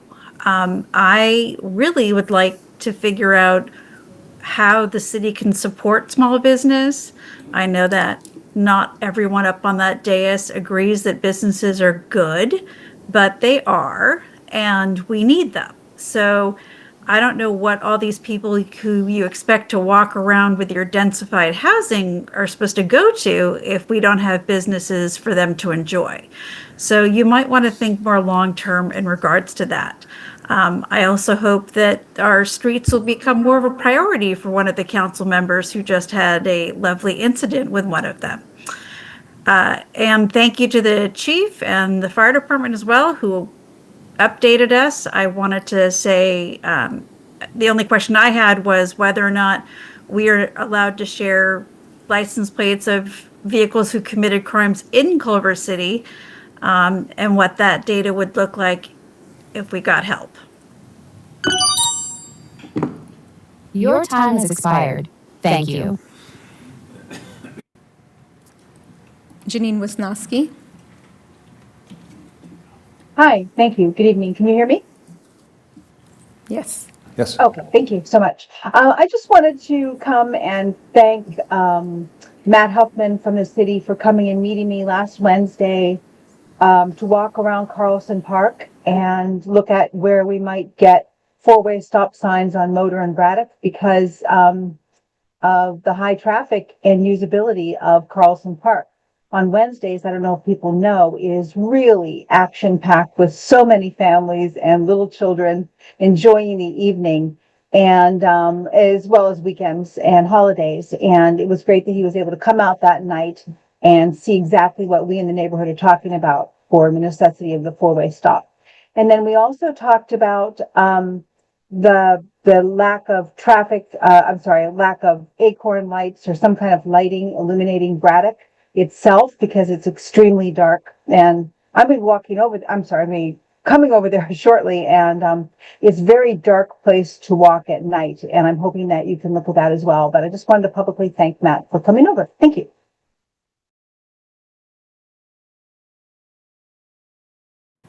Thank you. Next, we have Monica Richardson, followed by Lamar Betts. I do not see Monica online. Lamar Betts, are you in the chambers?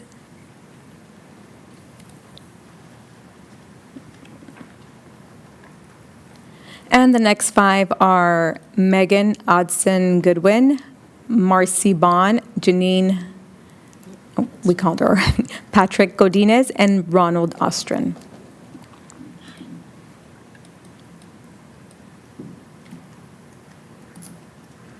Megan, you're unmuted. Go ahead. Thank you. Good evening, Mayor, Vice Mayor, and council members. I want to ask the city to please think about what it might be able to do to either create more parking availability around La Bayona Elementary or limit parking enforcement in the area during school drop-off and pickup times. La Bayona has an 86% minority enrollment, with 63% being Latino and Hispanic. As many know, it's also a Title I school, which means at least 40% of its families are low income or below the poverty line, and about 35% of the student population attend on permits, and walking to school is simply not an option for many of them. As I continue to witness parking enforcement ticketing vehicles during the pickup and drop-off times on school days around campus, I wonder if the officers are considering all the circumstances many of these families are facing at this time when the federal government is unfairly and illegally hunting down and detaining immigrants in our community. Parking farther away from school and walking even a few blocks to the gate may not be a safe or comfortable option for so many of these parents right now, and these are folks who might struggle to pay a parking ticket anyway just due to their pre-existing financial circumstances. I understand CCPD has a job to do, and I also understand that there are safety concerns with unlawful parking too, but targeting vehicles at La Bayona during a time when their drivers are just trying to get as close as they can to the gate as possible to retrieve their kids safely isn't the greatest look for our sanctuary city. If it's unreasonable to ask CCPD to not enforce on certain non-dangerous parking violations, can the city then please think of an actual parking solution for these families, maybe together with CCUSD? There just simply isn't enough parking in the neighborhood for everyone to park lawfully and near to the school, and I feel strongly that we shouldn't punish vulnerable immigrant parents for decisions they're making out of valid fears for their families. Thank you so much. Jennifer Atenza, can you coordinate a meeting with them to work something out? Thank you. Marcy Bond. Hello, my name is Marcy Bond. I'm a Parks and Recs Commissioner, and all of these opinions are mine and don't represent those of the Commission. First, I'd like to remind people that the plunge is a public pool. It is not private.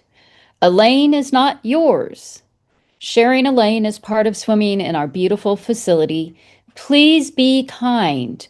And remember, we are all there to enjoy ourselves, as well as to relax and kind of get away from all the craziness that's going on right now. Second, I drove down Tuller, which is just off Culver Boulevard the other day, and every single piece of that concrete road was cracked and or had a pothole. It seriously looked like someone had dropped a bomb on it. I like to hoist up the need to fix our roads and sidewalks before we install anything else that we can't, if we can't even upkeep our current infrastructure. Please focus on what needs to be done around here and make our city as great as it can be, instead of pushing all of this crap that nobody wants. Thank you.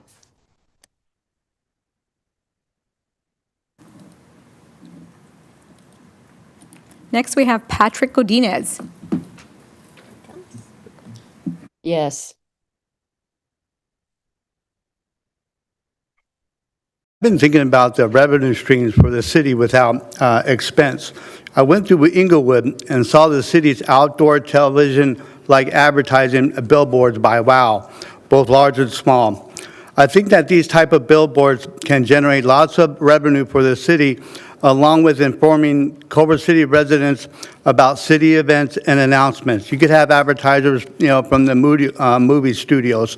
You could also engage the Arts and Culture Committee to, design it. I'm asking the council to look again into this opportunity and possibly use the revenue stream to fund our housing trust fund. Thank you. Thank you. Lastly, we have Ron Ostrin.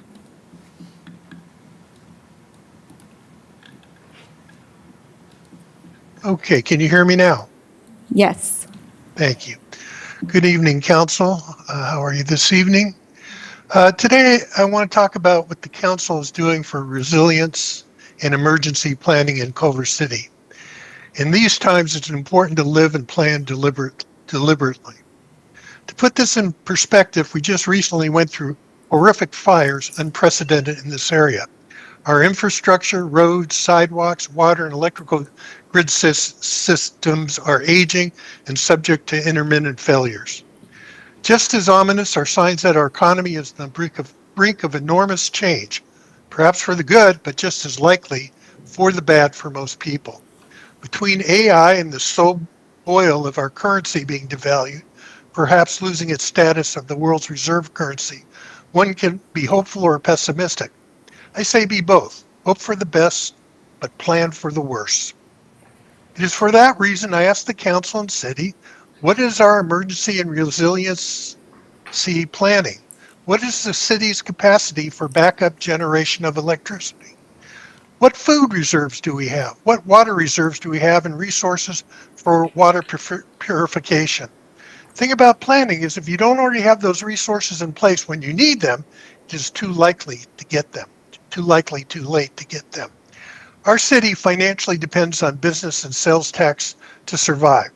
That is why we usually have robust reserves built into our budget. We are now depleting those reserves for a housing project. We need to be mindful as how we can be more prepared if there's a financial meltdown or catastrophic failure in our systems infrastructure. Can we manage if there's a major earthquake or a natural disaster that interrupts our food, water, or power supplies? Ask if you are putting your resources, your time has expired, your attention, and finances toward building a resiliency. That concludes our speakers for non-agenda. Okay, thank you. May I have a motion to receive and file correspondence? I'll second. I have a motion by Councilmember Vera, seconded by Councilmember McMorrin.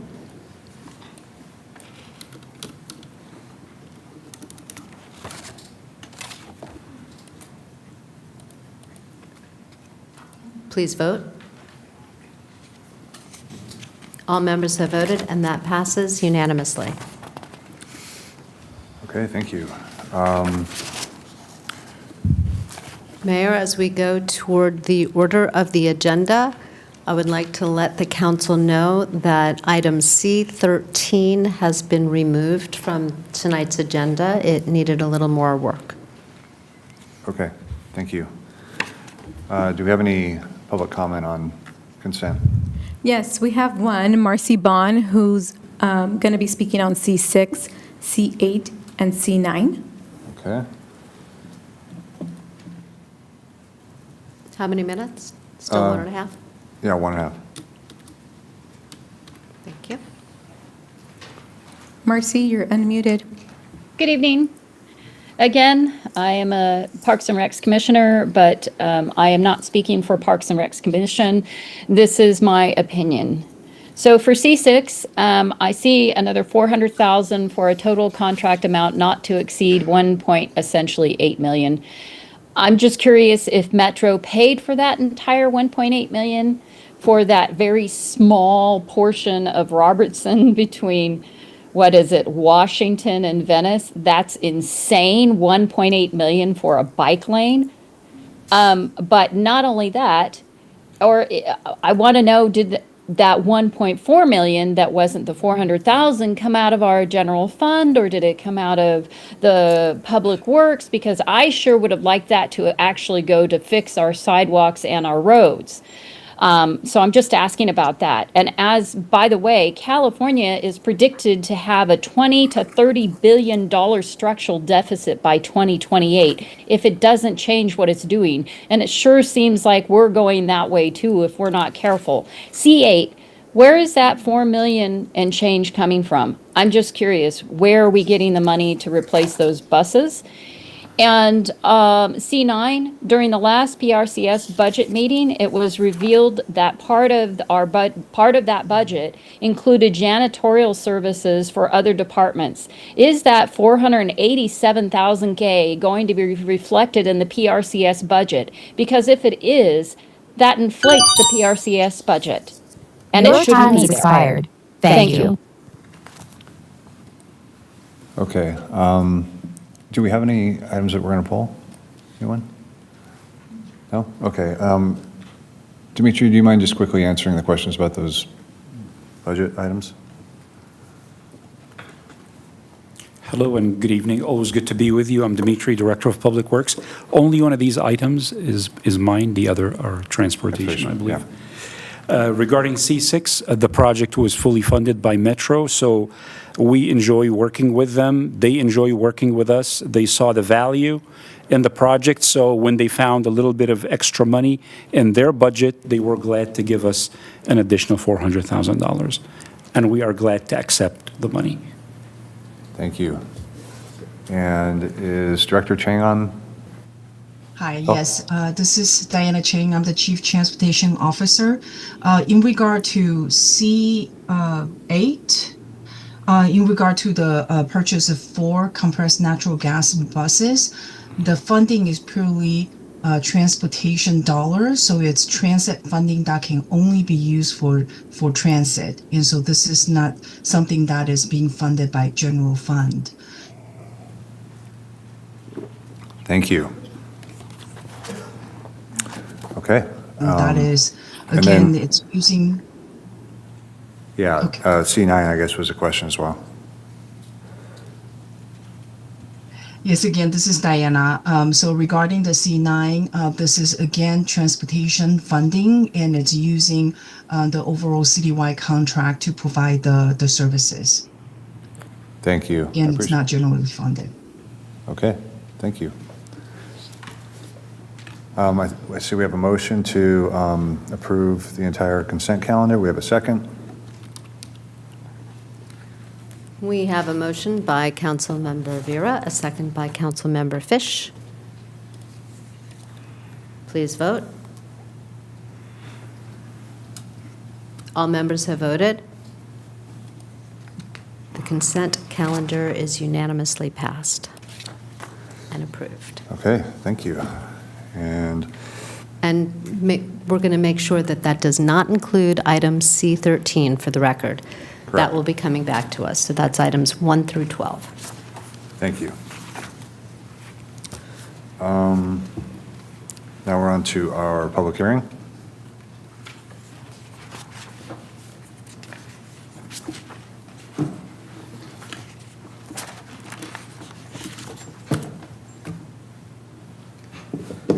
I didn't get my normal cheat sheet here, so I may need some guidance. Hold on one second. I'll give it to you. It's been a minute. Can we start with the brief staff report? Yeah. 1 second. Yes.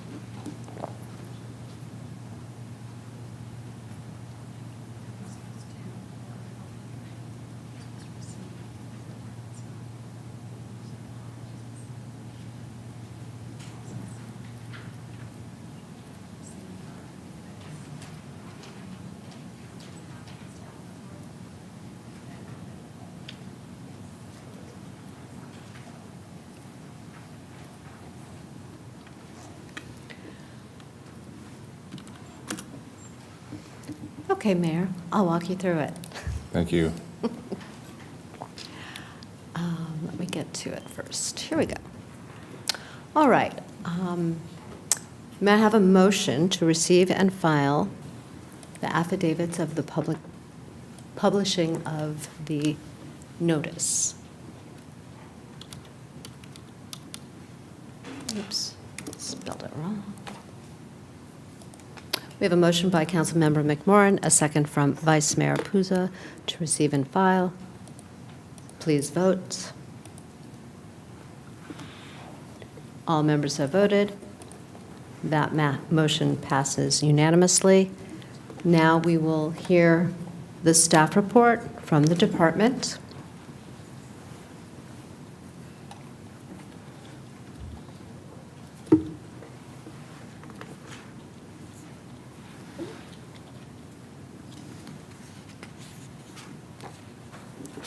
Good evening, Mayor, Vice Mayor, City Council members. My name is Tim Katsouris, Culver City Building and Safety Building Official, along with the Planning and Development Director, Mark Munzer. We are here today for an ordinance that would amend the building codes to allow a single exit stairway in residential buildings up to 6 stories in height.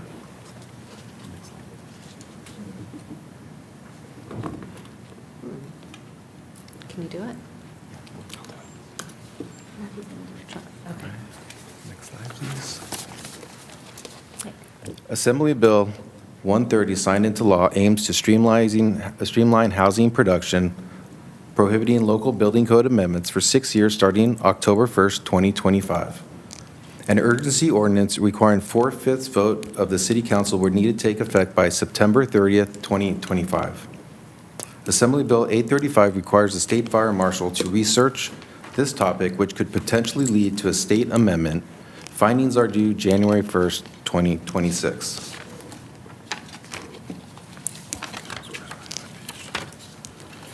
Relatedly, on September 9th, the City of Santa Monica approved an informational bulletin for single exit stairway buildings up to 6 stories, handled case by case administratively through an alternate materials and methods process called AMMR. Unaffected by AB 130's moratorium, they are not adopting a similar urgency ordinance.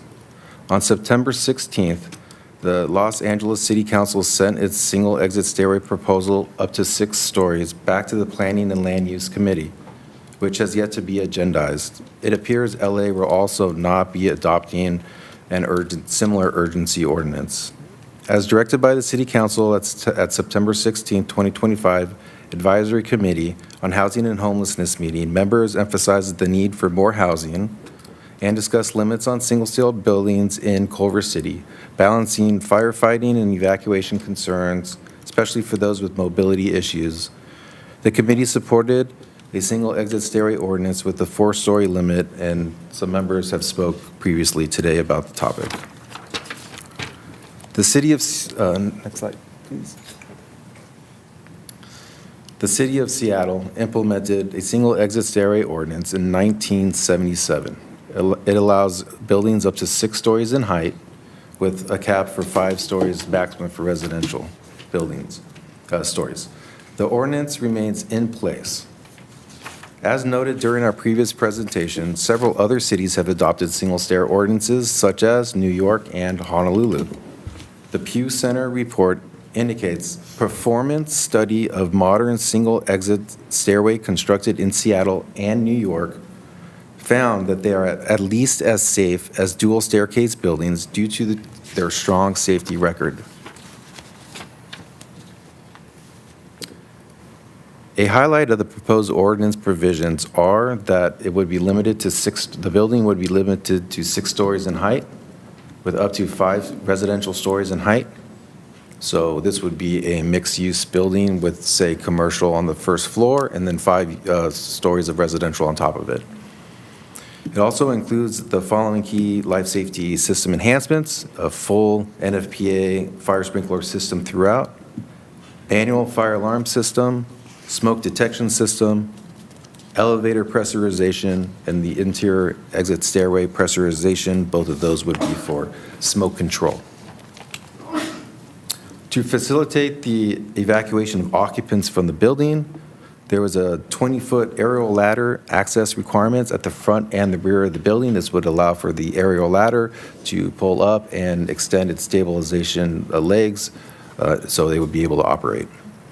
There is a dedicated residential exit, so no commingling with the commercial exit on the first floor. A maximum floor area of 4,000 square feet per floor, and a 20-foot travel distance from the unit door to the interior exit stair. The building is enhanced to a minimum 1-hour fire rating constructed material. To enhance the viability of the ordinance without compromising safety significantly, potential changes suggested by LCI include a clarification that a single exit stairway conditioned on a lot, which could be a maximum of 2 per lot, to increase the travel distance to 250 feet and reduce the exit termination width to 15 feet, and to roll back the bedroom emergency escape yard requirement to the base code and extend that up to the fourth, fifth, and sixth floors. If after discussion, changes to the proposed ordinance are made, they can be incorporated by reading the changes into the record. The potential next steps are to adopt an urgency ordinance to allow a single exit stairway in residential buildings up to 6 stories in height. This would require a 4/5 vote. To amend the urgency ordinance and adopt the ordinance. Another option is to handle these requirements through an administrative review similar to Santa Monica's, an AMM&R approach. And another option is to wait for the state fire marshal findings, which may result in a future state building code amendment for single-stair buildings. And lastly, the city council could adopt the ordinance and delay operation until or if the state amends the code. And with that, I think Ms. Borges would like to extend a comment. Thank you, Tim. I wanted to clarify in the draft ordinance, which is attached to the staff report, as currently drafted, the draft urgency ordinance would adopt the ordinance tonight in order to meet the October 1st deadline for local amendments to the building code. But it would delay implementation until the earlier of either the California Building Standards Commission approving the city's local amendment to the building code or the state amending the California Building Code and the Fire Code to make lawful the provisions of this ordinance. As a reminder, the California Building Standards Commission reviews all local amendments to building codes to to verify that the city has adopted express findings that the local amendments are reasonably necessary because of local climatic, geological, or topographical conditions. The express findings for this ordinance are included in the resolution, which is attached to the staff report as attachment 2. So as currently written, the city's ordinance would be implemented once the Building Standards Commission has reviewed and approved these local amendments.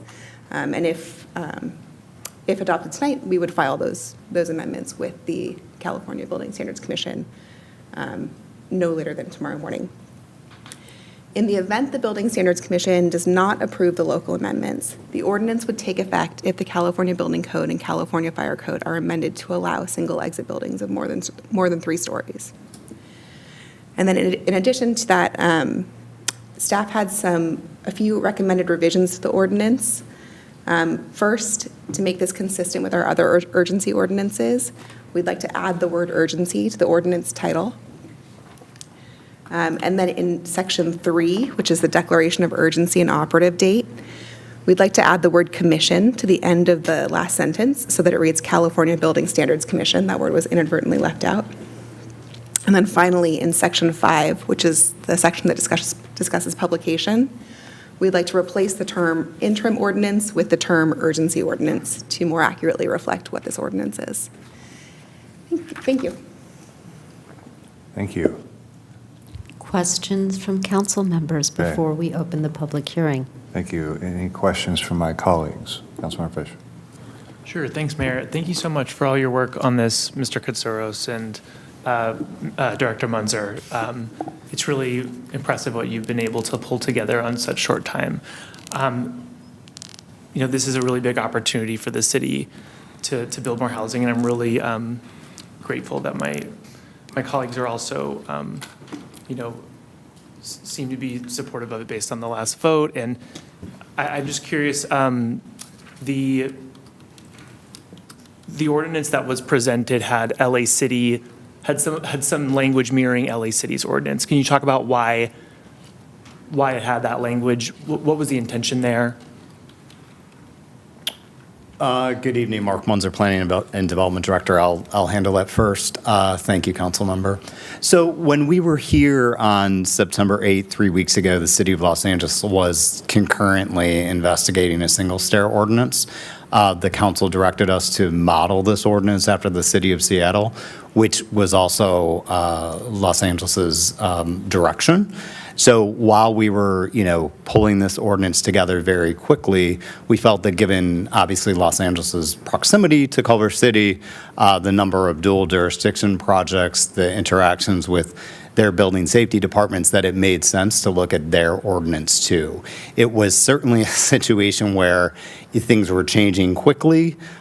We were, pulling in what we thought was the intent and regulations of the Seattle ordinance, while also keeping in mind that the jurisdiction next to us was also appeared to be in the same process. So we didn't want to lose that opportunity if there was something happening in LA that we felt like could be incorporated here. We understand, subsequently, possibly that doesn't seem like it's pursued, or there were aspects of that ordinance are not feasible.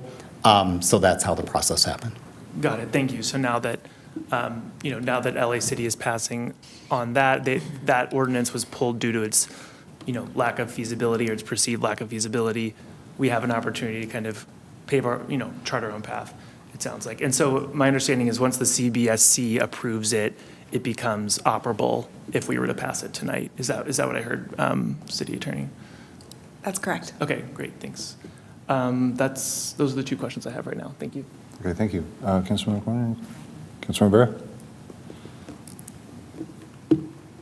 Thank you, Mayor. I got a bunch of questions. I'm going to save my comments, but I got some for the fire chief as well. Okay. Chief Powell, can I ask you a couple of questions, sir, please?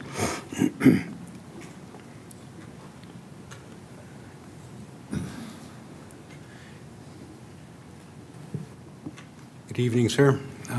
Just a couple of questions in terms of, you had expressed some hesitation because of safety concerns, and I'd like to hear better if this does go through today without an elevator. How does that hinder any sort of rescue attempt, say somebody, has a heart attack on the 5th floor or whatnot, and now you have to try to transport them downstairs while performing life-saving measures on them. How effective or how does that diminish survival rate, so to speak? Good evening, Mayor, Vice Mayor, and council members. Councilmember Vera, the issue with the elevator for us is it's a large tool when it comes to medical aid. It allows us to take our equipment and our staff, including patient gurney, up to upper levels. It's very difficult to do that in a stairwell, as well as descending from a stairwell, especially with a critical patient. Nowadays, paramedics, we have a lot of advanced scope practices. We have heart monitors, oxygen tanks, suction devices. There's a lot of external equipment. It would make it extremely difficult, in a critical patient to manage the patient and safely bring them down 6 flights of stairs without an elevator. All right, thank you. And these comments are just strictly from a safety sort of perspective from the fire department to the community, correct? Yes. All right, thank you. I think that's my only question. Maybe for Mr. Munzer. That's all for right now, sir. I'm sorry, I should have done it in reverse order. Musical chairs. Good evening, Mark. What are the possibilities in terms of building this with some sort of external fire escape?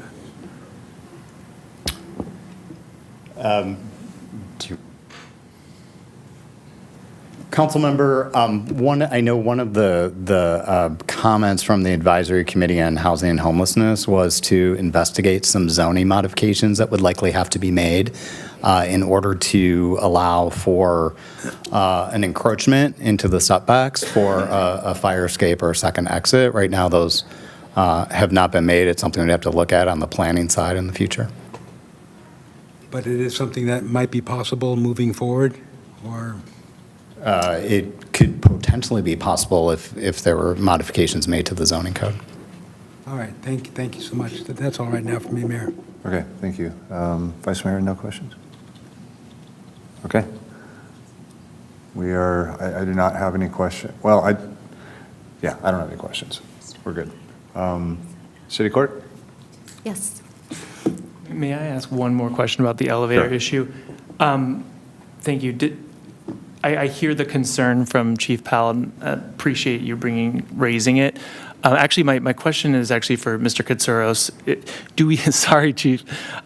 Do we have any elevator requirements in the city for any residential buildings in terms of how many elevators to build? And if so, what are those requirements?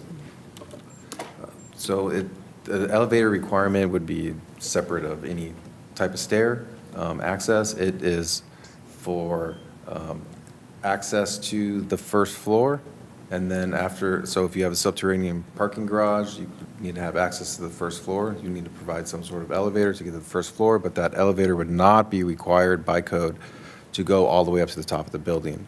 That is an option left to the developer. The code determines if it's a non-elevator versus an elevator building, then has separate requirements. So there's not a specific code for a residential building that requires you to put an elevator from the bottom of the floor all the way to the top.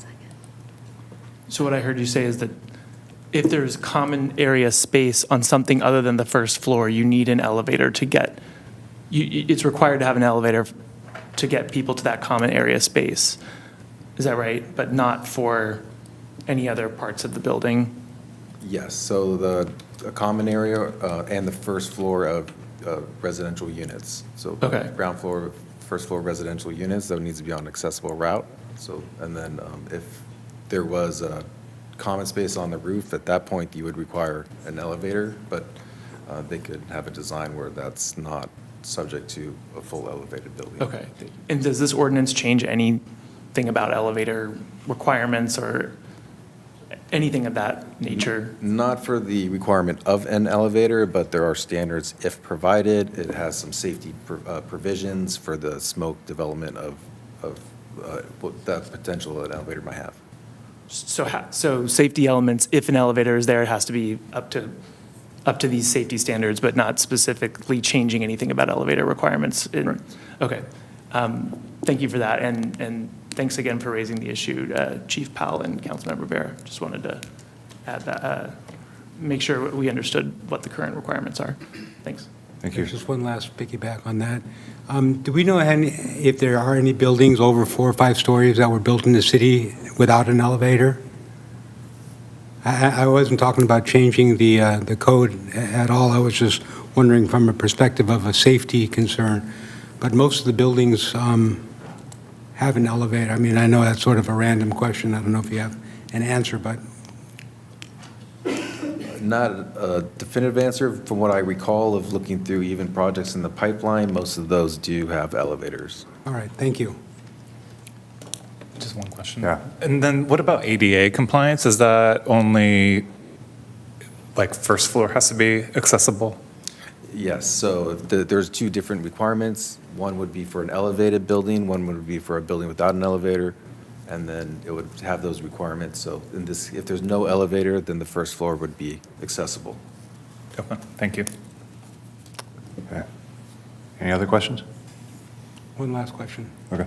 Is this, sorry, would this be allowable to build on R1 zones as we have it right now?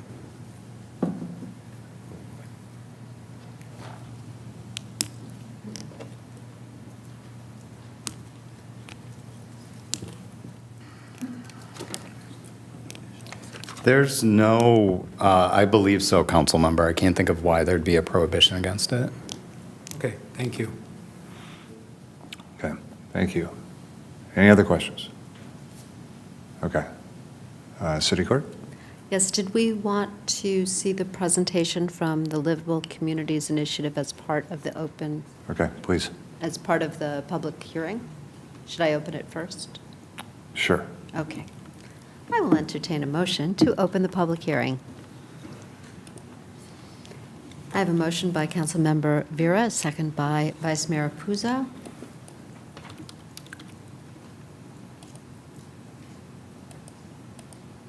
Please vote.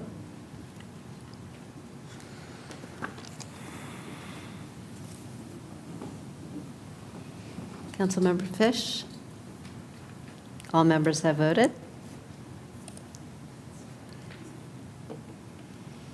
And they've responded unanimously. The motion passes, and so we will entertain questions or statements, I'm sorry, from the public. And first, we have a presentation from the Livable Communities Initiative, and Travis Morgan.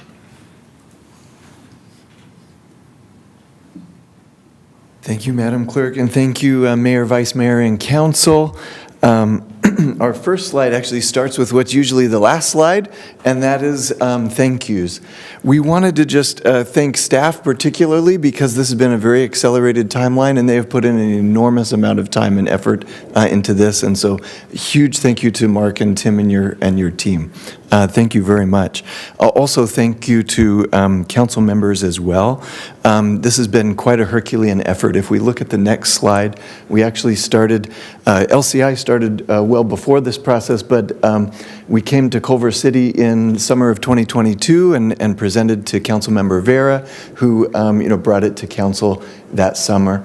And it required some updates from the state in order to even get to this point, which we had to wait on. It then came to Council members McMorrin and Fish in the Housing and Homelessness Subcommittee, and it came there a couple of times. And then we've had unanimous nodding heads and votes ever since. So we're just very appreciative of all the effort to get us to this point so far.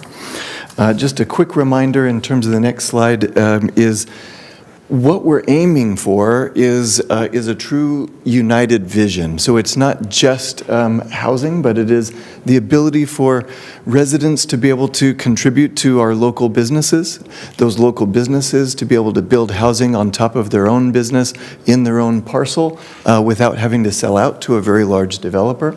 And it is those businesses being able to support those local residents as well in a community that brings true vibrancy to Culver City that we're very excited about. If we look at the next slide, and this is the last slide of our presentation, is without the amendments, this actually creates an infeasible and unbuildable solution because most notably the 8-foot wide yards that are required on either side. So our plots are quite narrow in Culver City, as narrow as 25 feet. So if you require 8-foot lots on either side, that's 16 feet out of 25 feet, which only leaves 9 feet for the building itself, which is a very unusual looking building that is not buildable. So especially with the ingress and egress. So if we were to pass without amendments, it would be an unusable ordinance. So we would need to pass with amendments that we are recommending. We sent the amendment language to both staff and council members to be able to make that buildable and align with the Seattle code.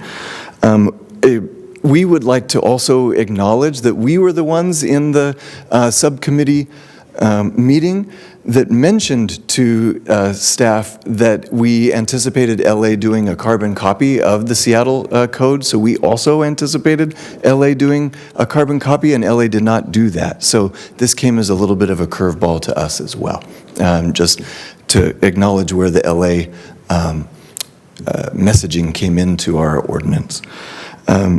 We are very supportive, of course, of going to the CBSC and the amendment in terms of delaying the implementation. That's very standard practice.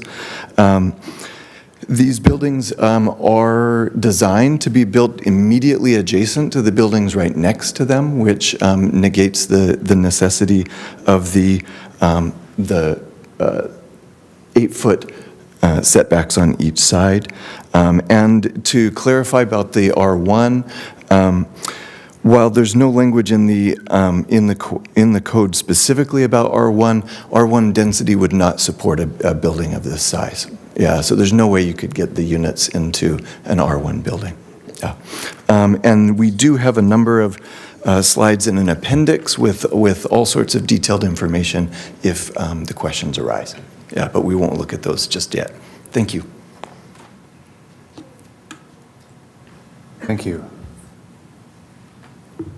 And now we have direction. We have about 19 speakers. Oh, okay. Minute and a half. Yep. And I will call on the first 5 that are Eric Marr, Adriel Marr, Steven Scholar, Kyra Push, and Leah Pressman.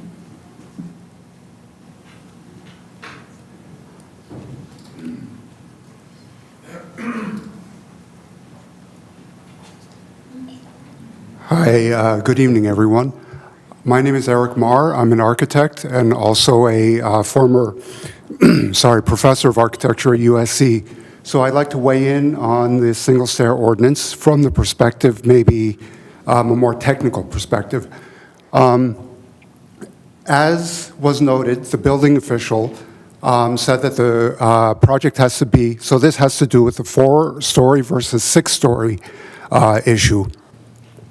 I think that 6 stories should be allowable because over 4 stories, the building type, de facto, the code requires that the building type change pretty much anyway.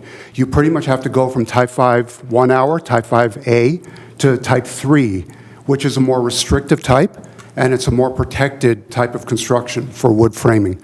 So going from the additional 2 stories, the building code pretty much forces you to do a more protected type of building anyway.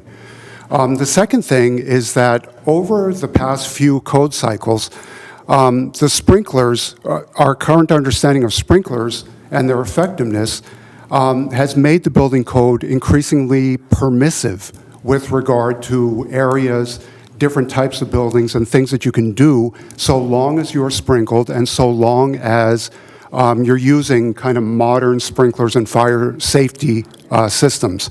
So I think that our understandings of those make it possible to Your time has do that. expired.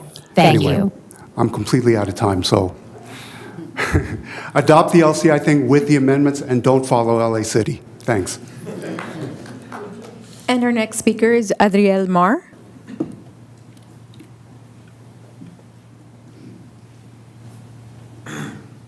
Good afternoon, Mayor, Vice Mayor, and council members. I'm here speaking on behalf of the younger generation of Culver City and our future. As you can see, there's not many students or Generation Z present in the building, but this is obviously the future that is going to be leading Culver City moving forward.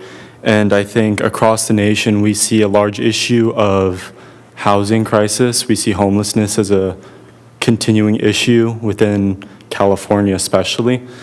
And I think with amendments, as mentioned, this proposition could be extremely beneficial to, one, improve the desire to live in Culver City for younger generations and improve the feasibility of cost, as that's always a factor for our younger generations.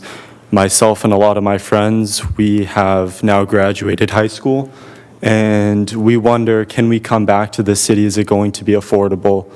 And what is it going to look like moving forward? So I think this is a step that will allow housing costs to decrease, while many of us may not need a car, and hopefully create a more accessible walk and bike-friendly city, unlike Los Angeles, where we need to drive everywhere and be stuck in traffic everywhere we go.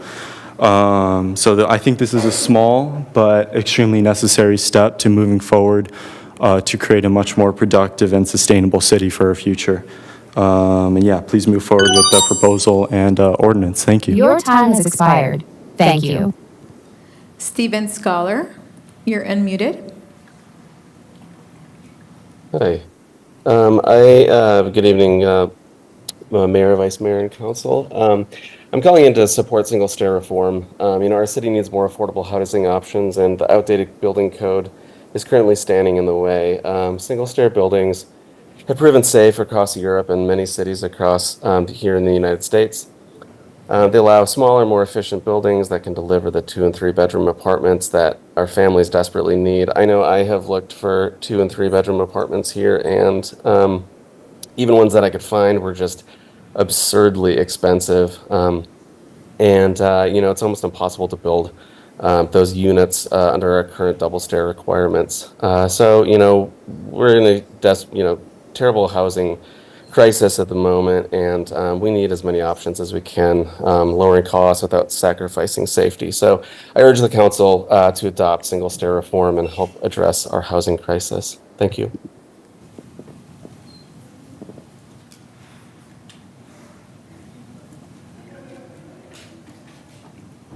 Kyra Push. Hi, I just wanted to voice my support for passing a version of the single-stair reform ordinance with the LCI amendments. This is a critically needed update to an outdated law.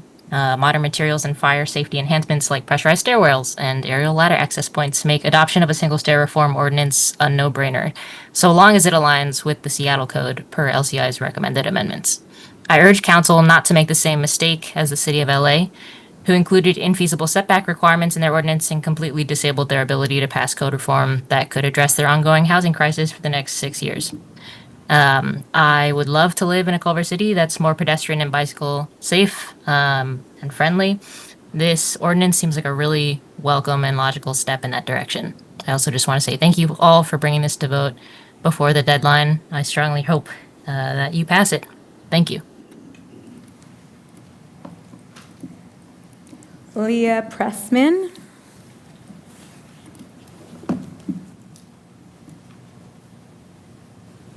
Hello, good evening. I speak today to urge you to vote in favor of adopting the ordinance with the necessary LCI amendments based on the Seattle ordinance to allow single-stair construction. As chair of the Politics and Elections Committee of the Culver City Democratic Club, I'm proud to say that our club voted in support of the single-stair code change. Single-stair construction will be so good for Culver City. It's demonstrated to be safe in cities where it already has been adopted. It will reduce construction and housing costs and open up possibilities for building greener, better designed buildings on smaller or even oddly shaped lots.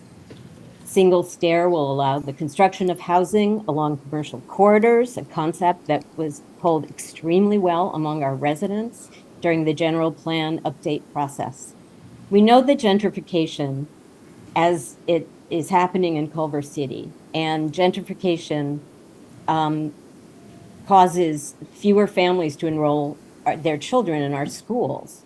If we build affordable housing for working families, it will help increase our school enrollment and thus help our district's finances. For all these reasons, please vote yes to pass a code change ordinance to allow single-stair construction in Culver City. And I too wish to thank the housing staff and everyone at LCI and everyone who's worked so hard to get this passed before the deadline. Thank you. My next 5 are Melissa Sanders, Michelle Weiner, Christopher Michel, Marcy Bond, and Shane Henson.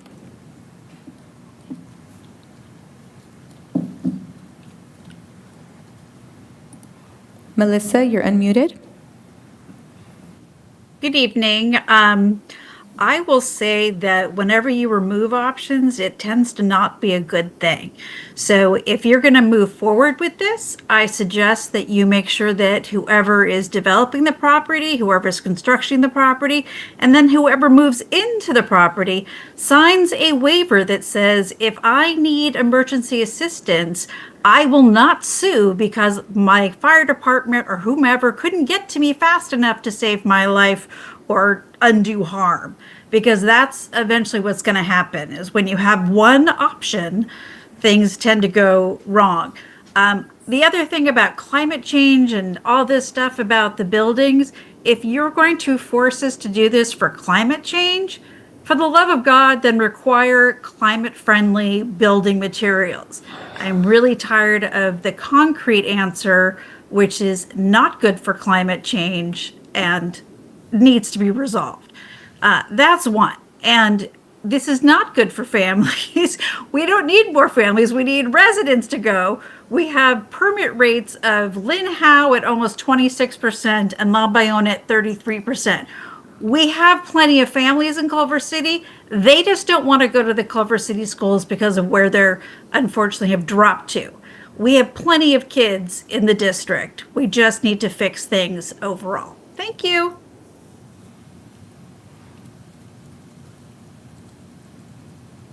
Michelle Weiner. Good evening, Council. I just want to deeply appreciate you for acting on this urgent matter, and the staff as well. I think it's quite remarkable that you're able to be so responsive to the need. And we do have a need, and I really appreciate the young person that spoke. This was exactly what was on my mind. You know, we need our younger people and our young families to be in Culver City to make this a very vibrant city. It already is a wonderful city, but to maintain our vibrancy, we need to be able to make sure the young people can stay here and move here and enjoy the life here. And I also think that this kind of building code will allow for a more vibrant walking city and biking city. So I do appreciate you, and thank you for this moment to speak.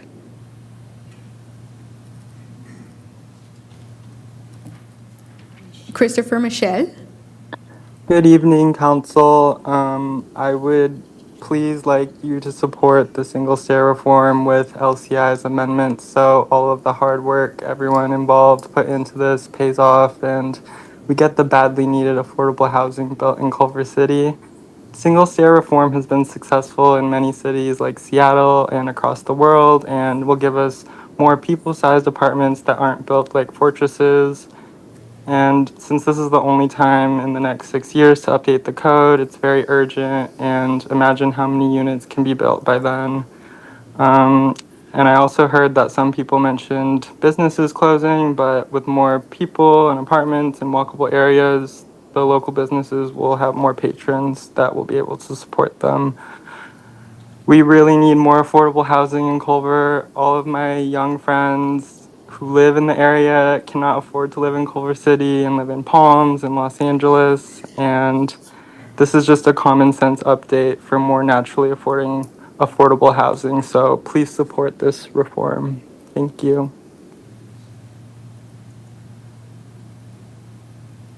Marcy Bond. Hello, once again, my name is Marcy Bond. I'm a Parks and Recs Commissioner, and all of these opinions are mine and mine alone. They do not represent the PRCS Commission. Finally, we see some sanity from Los Angeles.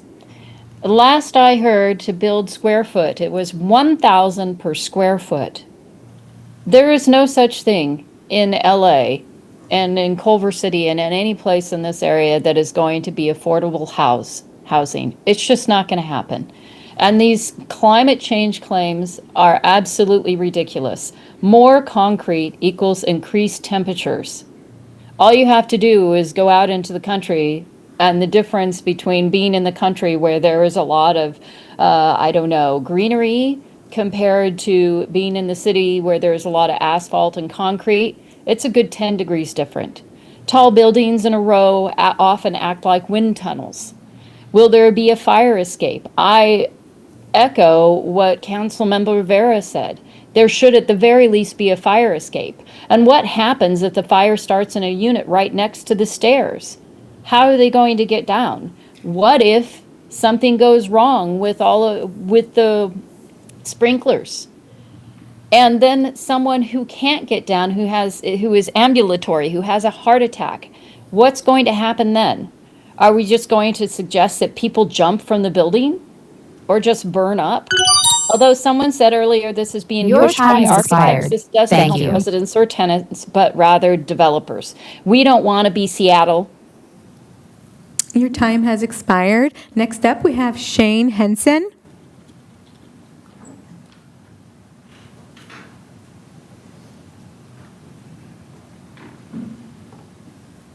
Hello, Mayor O'Brien, members of the council. My name is Shane Henson. I'm a Culver City resident and member of the Advisory Committee on Housing and Hopelessness, and tonight I speak in my personal capacity. I asked the City Council to adopt the full 6-story single-stair ordinance and adopt LCI's proposed amendments. As Culver City renters with a baby on the way, my wife and I are concerned about the high cost of housing.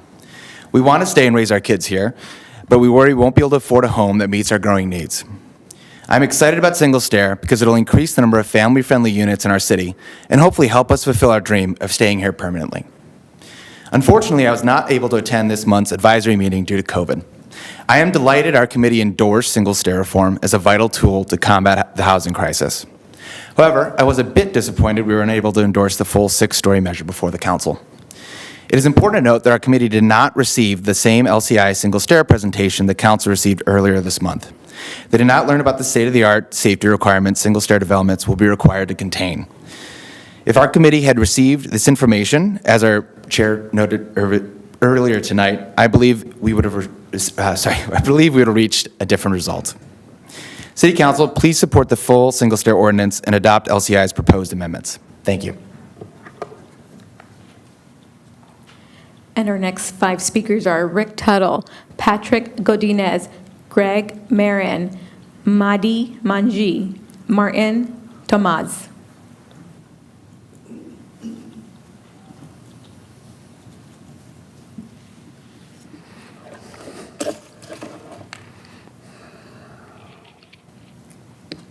Mr. Mayor, Mr. Vice Mayor, members of the council, Mr. Fish, I hope you soon are feeling better. I'm so sorry what happened to you.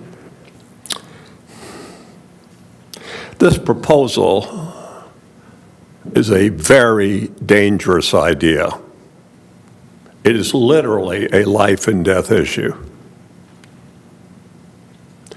A new building with sprinklers and all the rest becomes an old building. 6th floor, 5th floor, 4th floor. Not everyone's agile. to read briefly, I've gotten all involved in this issue, a number of churches. I'm involved in these matters. This is the most dangerous land use idea I've encountered in over 60 years of being involved in these things. It's very dangerous, physically dangerous. In the interest of expediting more housing, this proposal, if passed, would risk the lives of men, women, and children in the buildings, also put at greater risk our brave firefighters, police officers, and paramedics who are trying to go up the building's only staircase while civilians in the building are trying to go down. Now, I'm reading Rick Tuttle's comments. I've been writing about this. But let me read one of the great heroes in Los Angeles, Mr. Frank Lima. He is not only head of the local firefighters union in Los Angeles, he also is General Secretary of the International Association of Firefighters, and he writes, the International Association of Firefighters, referring to this whole matter of single-stair case. Mr. Tuttle, I'm sorry. Of this short-sighted effort. We have to, I'm sorry. It's a very dangerous thing. Please defeat it. Thank you. In parliamentary ways you can. Thank you very much. Next, we have Patrick Godinez.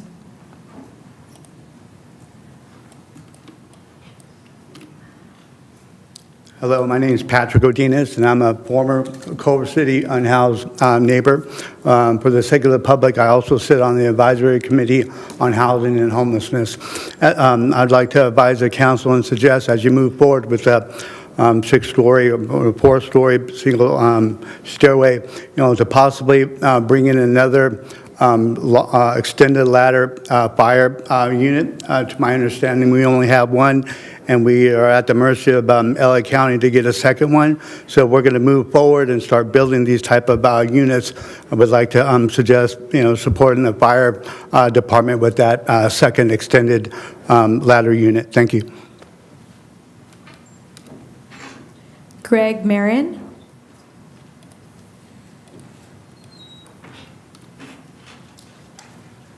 Good evening, Mayor and Council. I'm Greg Marin, and I just want to say that I was here the evening or online the evening of September 8th when the conversation happened originally around this, and it was a fantastic conversation, and everybody was pretty clear that we were talking about 6 stories and the value that those would bring to Culver City. There was a significant conversation about the downside risks, and I think Council did a really great job of articulating that overall the benefit far outweighed the risk. There were comments about this helps businesses, this helps housing development, this prioritizes corridors that have long been identified as fantastic opportunities. What I understand is the only thing that's really changed since, over the last 3 weeks is that there was essentially a technical glitch, and that the way that LA and the way that our, measures were interlocked. At the end of the day, the conversation still holds up that the 6-story that you all contemplated, that you voted unanimously for, is the right thing to do for Culver City. I encourage you to follow through and pass it as amended. Thank you. Madi Manji. Good evening, Chair and members. My name is Matthew Manji. I'm here with Inner City Law Center. We serve low-income and homeless residents throughout LA County. We're here to support single-stair construction up to 6 stories as proposed to be amended by LCI. Single-stair construction is a great way to reduce building costs while maintaining fire safety. Unfortunately, most housing construction in LA County has come to a halt as housing costs have continued to skyrocket due to ongoing inflation, tariffs, and the deportation of our community members. Single-stair construction creates increased flexibility for projects on smaller lots while allowing for family-sized units that Culver City needs.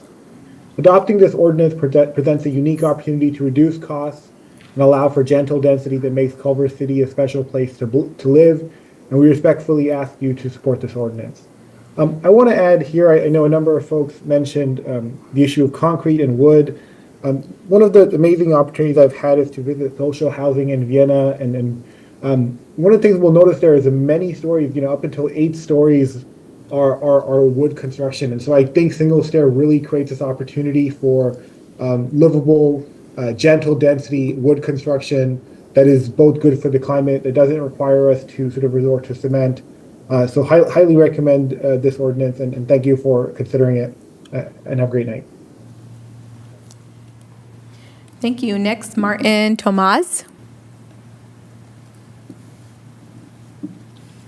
Good evening, Honorable Mayor, Council members, staff, and neighbors. I'm Martin Tomas.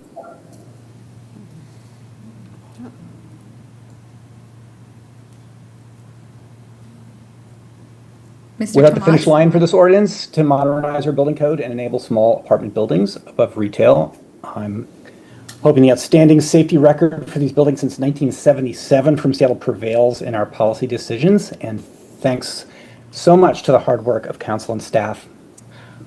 If we make this happen, what a win for housing, for high quality, gentle density, affordable apartments right in the heart of our walkable downtown. What a win for businesses, which will thrive with new customers walking from their homes to their businesses.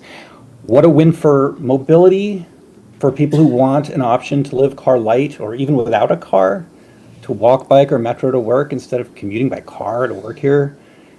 And what a win for the whole community, for welcoming new life and vibrancy into these neighborhoods and creating a town center feel developed organically from small single parcel buildings rather than the usual big block apartment complexes.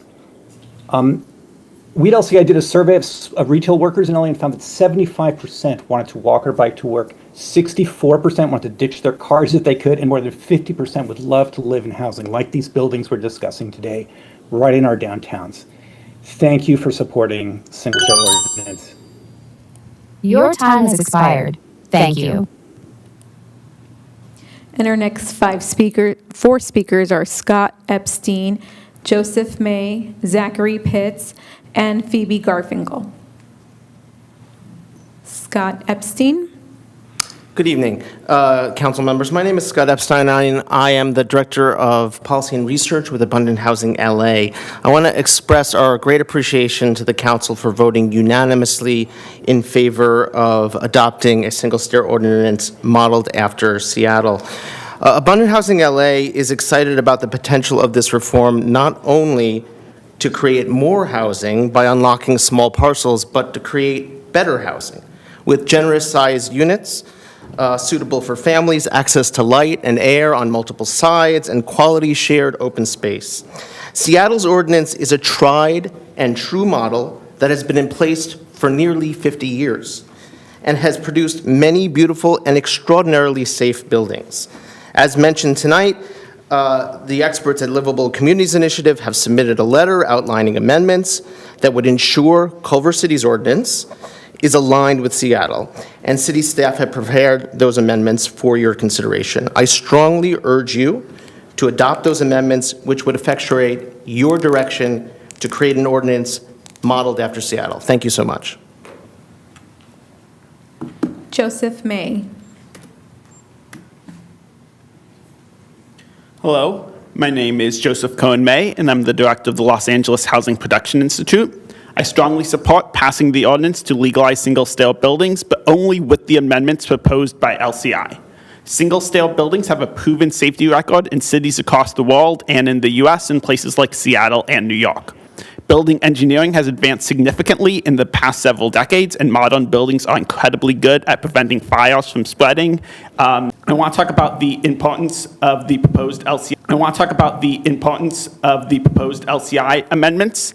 Without these amendments, it will be practically impossible to build a building with the ordinance. As was discussed earlier, Culver City lots are generally very small, and it just doesn't work, requiring basically 16 feet to be used as side yards. And it also doesn't work well along commercial corridors where you want to have a traditional storefront design. So I highly encourage you to adopt the LCI recommended amendments and move forwards with the ordinance. Thank you very much.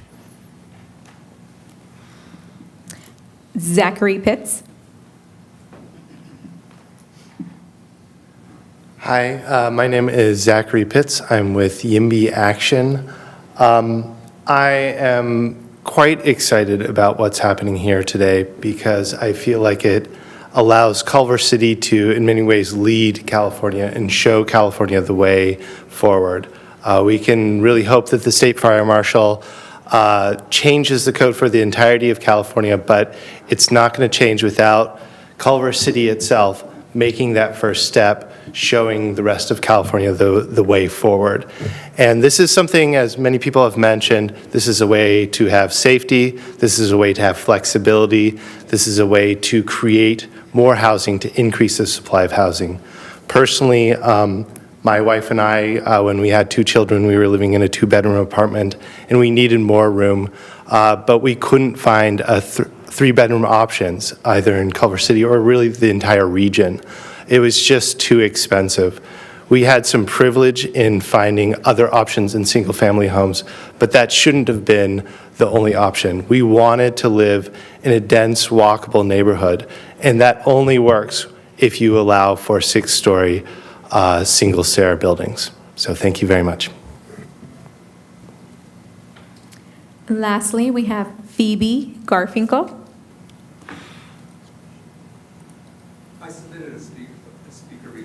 Hi there, my name is Phoebe Garfinkel. I just want to say first, thank you to the council members and all of the other individuals and groups who have put a Herculean, really tireless effort into the effort to bring single-stair reform to our fine city. I'm speaking in ardent support of single-stair reform with the LCI changes. Bringing this kind of zoning reform to Culver City would present a really amazing opportunity to bring vibrancy and walkability to our downtown area. This would benefit businesses, it would benefit schools, it would benefit the environment, it would require fewer people to drive, and we all know that there are so many people who really value being able to walk and bike and take transit around. Having fewer cars on the roads from people driving everywhere would make our roads a lot safer, and street safety is also, it's something that we really have to improve upon here. So I'm speaking in support, and I really hope that you all choose to move forward with this. And thank you guys so much.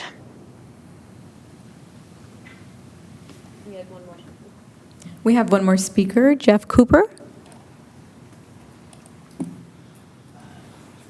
Thank you. Jeff Cooper, community member. Proud owner of a single-family home.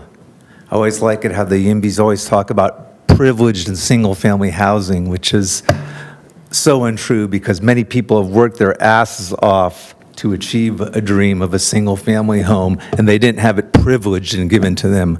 I feel like this is kind of a done deal in a lot of ways, so I would ask and request this, that number one, that as Councilmember Vera brought up about the emergency stairwell or just an exterior stairwell that wouldn't be part of the building, so you're basically carving out the space that you want for the building is there, but having an exterior stairwell would definitely give the safety that I think a lot of people and which the fire chief was recommending in the prior meeting. Also, I'd like to see that R1 is carved out from this, because what we'll probably see is you'll see the developers and architects who are driving this from LCI, you'll see assemblage of R1 properties to be able to build these. And that's what's coming down. It's really just the destruction of and takeaway by these folks of single-family housing. I really don't. I love visiting Europe, but I don't want Europe here. I like where I live. I think a lot of people do and have worked hard, and I would appreciate just that consideration when you deliberate over this and just put those issues on there. Thank you. Your time has expired. Thank you. Thank you, Mayor. That was our final speaker. And we can entertain a motion to close the public hearing. We have a motion by Councilmember McMorrin, a second by Councilmember Vera.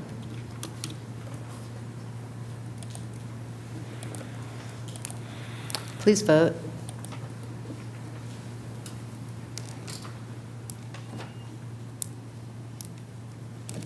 Vice Mayor, there you go.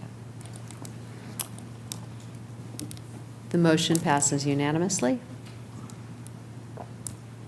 Okay, thank you. And now it's time for Deliberation. us to speak. I'd like to speak first and hopefully shorten our comment period here because we've still got 4 action items to get to tonight.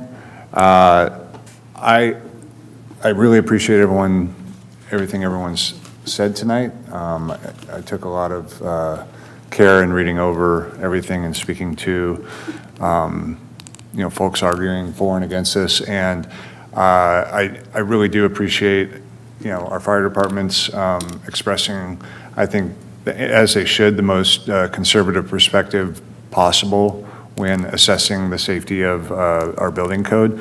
I also appreciate the background presented from our staff and from LCI about the Pew Research and the added safety measures that are included in these buildings. And I think that the data shows that they are as safe, if not safer, than buildings without those. So what I would, end it there in terms of my comments. I would like to move forward with the recommended amendments from LCI, the recommended amendments from the city attorneys, all of them, the language included. And also, I know what Councilmember Fish was alluding to, that, and also Mr. Morgan, about both the elevator and the R1 issues. But I would like to codify those just to ensure that these buildings do have, so I would like to have a requirement for an elevator, and also whether it's carving out R1 or just placing it into these commercial corridors where I think that they're intended to be in. And to go back to, God, it's been 3 years now, but when I campaigned, I talked about we need to add density in our commercial corridors, and this is helping do that.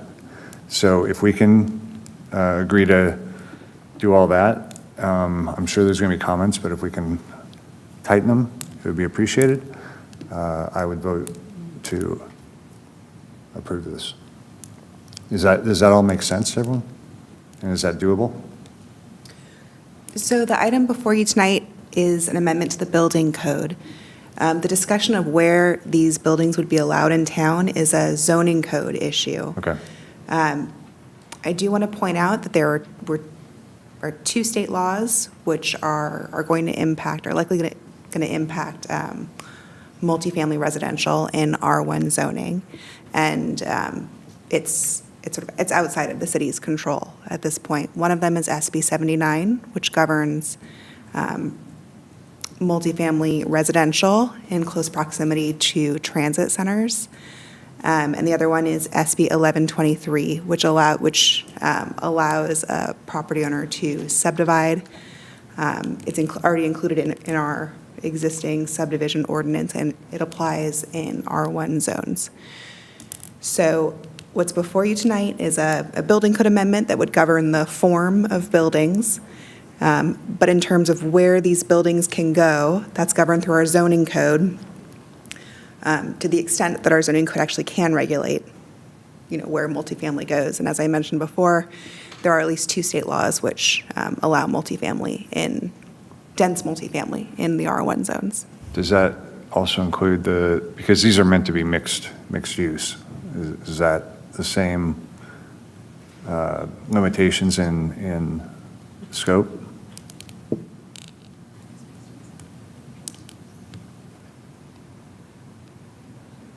I mean, I think the intent, Mayor, is mixed use, but these buildings could be, all residential.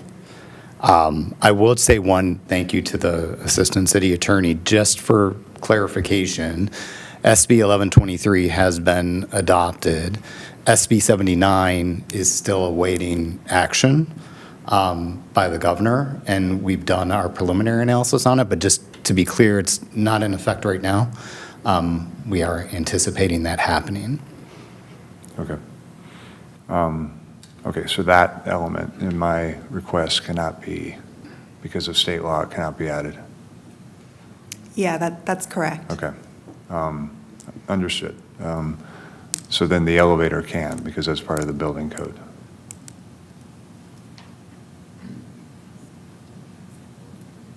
a requirement for an elevator.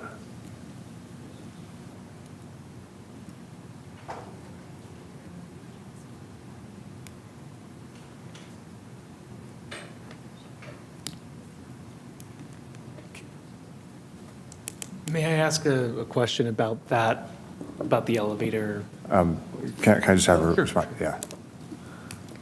So we could add the language. We don't have it prepared right now, so it would take us. But we can give direction. We would need, because it needs to be adopted tonight, we would need to read it into the record tonight and print it out with the ordinance tonight for signatures. So there's a bit of urgency on that. One possibility could be to take a recess or potentially continue this item, hear another item to give us time to come up with language. Okay. And then bring back this PH1 item At the with end. the elevator language, if that's the direction of the Okay. full council. Okay. All right, let's have questions from colleagues or comments. Councilor Griffin. Yeah, thanks. Thank you, Mayor. And I just want to start by thanking everyone who spoke tonight and came out and talked about, how this issue is important to them, how housing affordability is impacting them. As a renter for my whole adult life, I feel it. My rent goes up every year. It's something, it's a huge reason I ran for council, was to help create more affordable housing and just more naturally affordable housing and more housing in general for families of all types, of all backgrounds and incomes. Thanks to LCI, and thank you to Abundant Housing LA for your work on this. I also want to thank Councilmember Vera for agendizing it and bringing this to the council originally. Councilmember McMorrin for her work with me in the subcommittee. I think it's just encouraging the way this has come together and sort of cut across typical ideological lines in the city. I just remember campaigning and hearing a lot of folks ask me how I can help with the divisiveness both on the council, the political divisiveness both on the council and in the community. I didn't always know how to answer that question, but now it really feels like we have an opportunity to do something transformative together that we each had a hand in, and that's really positive. And I just really appreciate that, the seriousness that my colleagues are taking this issue. So I see this as an issue of leading with the data over unsubstantiated fears too. Honolulu has had single-stair since 2012. City of Seattle has had it since, like LCI mentioned, since 1977. In New York City since 1936. So it's been around for a really long time. And Pew Research wrote, their comprehensive review, and the mayor just mentioned it, sharing that, these buildings are just as safe, if not more safe, because there's not the ability for smoke to travel through long hallways, and where smoke travels, typically fire grows. So, and also each unit is much closer in access to a stairwell than typically in those big boxy 5001 fortresses like the one that I live in. I'm actually quite far from a stairwell myself. So, to me, there isn't really any evidence that this is a safety sacrifice, but there is evidence that it can be an enhancement to safety. And I hope that we adopt the ordinance as written by LCI. I understand the issue. First I want to address the issue about R1. Our density is already set. Our height limits are already set, so this doesn't change any of that. This is just a design element, a different type of building design that can be implemented with the same heights, the same densities that are already a part of every, that are already designated for every zoning area. And then I just want to address the elevator comment. Like Mr. Katsouris mentioned, we don't have any elevator requirements. And like Councilmember Rivera pointed out, we continue to build, I think, predominantly buildings with elevators, which is great. If we're having access issues, I think we should take that and review all residential buildings and what our elevator requirements should be. But to just pin it on this one design of a building and say, oh, it just needs to be here, I think we should avoid that, because we don't. And staff, correct me if I'm wrong, do we have examples from other cities like the ones mentioned? Texas just did their whole state went single stair. Do you have any examples of elevator requirements being attached to the single stair design? I don't have that data right here, but I could review some notes and Okay. get back to you. Maybe LCI, I know LCI has been tracking this. Can you speak to this issue? Like, are there any, and I'm willing to go down this route, Mayor. I'm not trying to be combative about it. So I just want to understand, like, are there examples of elevator requirements being attached to LCI? And if so, then For other jurisdictions that have single stair buildings above 3 stories, there are no requirements of having to have an elevator after a certain story that are different from, I guess, just the normal building code. But in places where they have adopted single stair, there have been these pressurization requirements and that are reflected in... The ones that are in our ordinance. The ones that are reflected in your ordinance. I think the ones in your ordinance are a little bit more strict, but at LCI, we have no problem with that. Okay. But you don't know an example of elevator... The only example where I've seen a jurisdiction propose this was Los Angeles, but that was waived very early in the process, and it wasn't necessarily discussed. Me being part of the State Fire Marshal Working Group, we had discussed this at some point, but there's been no resolution whether we would want an elevator or not an elevator in these buildings. Okay. So again, I appreciate the concern. We want to make sure everyone can evacuate. To me, when I think about the need for an elevator, it doesn't, if you have 2 stairs, but you can't get down the stairs, having 2 doesn't really help you too much. But go ahead, sorry. I don't want to make this too confusing, but kind of taking after what the architect was talking about. In a lot of single stair buildings, there are actually 2 stairs. One stair is typically from the 2nd story to all the residential stories, and that stair then leads to the ground. It either goes to an alley or to the front. And then that stair then, I guess, you get out into the lobby, then you get into another stair, and that stair takes you down to the commercial space. And that's currently written and reflected in the proposed code. Not even within our amendments. That was just something that is standard practice in all single stair buildings. Okay. So yeah, there are multiple ways of egress in these buildings. So thanks for that, Mr. Mendoza. Yeah, so just to kind of finish off here, I would just encourage us to go with the standard model that, is tried and true and that has proven to be safe, as opposed to adding requirements that we don't know the impact. My understanding is we haven't studied the impact on affordability for elevator requirements, that we don't have that handy unless, okay, so, my fear is that we might be diluting the purpose. Go ahead, sorry, do you have? No, I was just going to say, we don't have that information have in that terms information. of the cost of elevators and impact on housing affordability. So that would be my recommendation.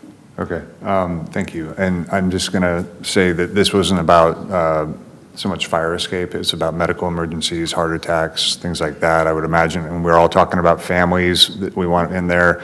If I had a 1-year-old and I had a stroller, I would not want to live on the 2nd, 3rd, 4th, 5th, or 6th floor of a building. So that limits the desirability of these units for those families as well. It sounds like every building will do it. I just want to ensure that it's in there. And it sounds like staff is willing to take a recess after we have our comments and add it and come back at the end of the meeting. So that's my point. If I could make a suggestion because again, we're adding it to one type of building design, so we don't know what the impact will be of having one type of building have elevator requirements and have this other type of building that also, does not have elevator requirements. We don't know what the impact would be of having 2 stairway buildings, have no elevator requirements, but single stair buildings have elevator requirements. What if we agendized a conversation, because I hear your point, Mayor, that elevators increase accessibility, that's a safety issue. Could we agendize a conversation about, should we reevaluate our elevator requirements across the board? Because if it is a safety issue for one, I assume it would be for the other. Do you think we could have a conversation about across the board? I'm open to yes and. So yes, let's do that, and let's do this. Add it to this one, so it can overlap. Okay, Councilmember? Thank you, Mayor. Mayor, do you have a motion on the table? Because if you do, I'll second your Well, motion. I pulled because of Right, the the zoning R1. code, so. But a it's- motion set forward with staff's recommendations, with also LCI's Yes. amendments. And adding the elevator. As well as, yeah. So if you make a motion, I'll second that. I'm fine with Okay. that. All right. Vice Mayor? Yeah, thank you. I mean, my position hasn't changed since the last meeting, so please see my comments from the last meeting on that. I do hear Councilmember Fish's point about the affordability. The whole point of this is about the affordability aspect of it. So, I mean, that, and then I actually do think that having a conversation about looking at elevator usage across the board would be prudent and a good exercise. So I think doing the ordinance as is with the LCI amendments, and then doing this agendizing a conversation to look at the elevator. Okay, thank you. Okay, so the motion on the floor is to approve as written, plus amendments suggested by LCI, as well as City Attorney's Office, and adding a period. Separately, I think we have at least 3 people who agree to looking at this citywide in all developments. Thank you so much for clarifying. I want to submit a substitute motion to do all of that minus the elevator requirement. I do think it's important to get on the record where this council stands as it pertains to supporting affordable housing and really streamlining housing in our community. I'm really grateful. I know I just came from the back, but I was listening back there. We do have a speaker, but I do really have a lot of deep appreciation for staff, folks who came out to speak this evening, and to my colleague, Councilmember Fish, who has done a lot of the coordinating on this particular issue. And as you know, a young professional, housing affordability, hearing from young people, folks who continually have to make the decision of whether they're going to stay in Culver City or raise a family is something that I consistently hear of as a policymaker, and it breaks my heart every time.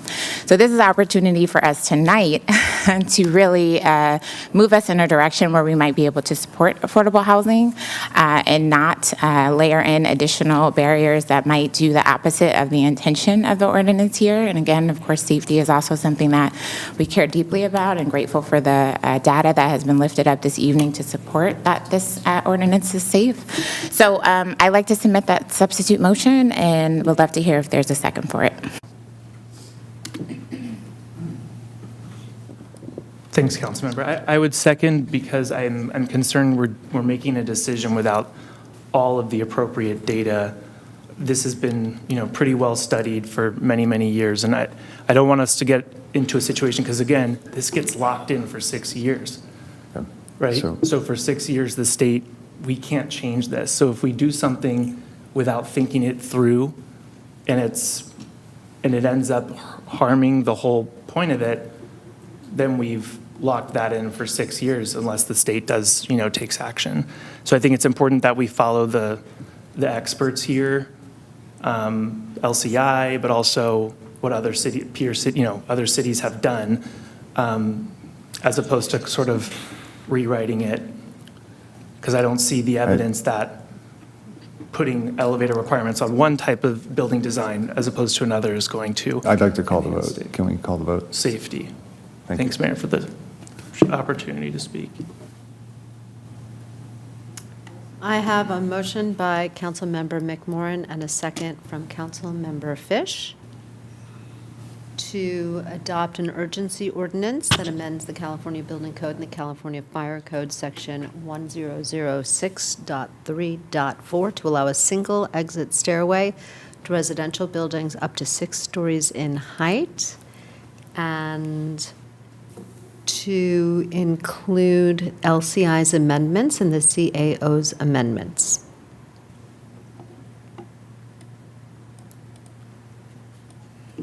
And will we do the resolution of express findings separately? Okay, great. Okay.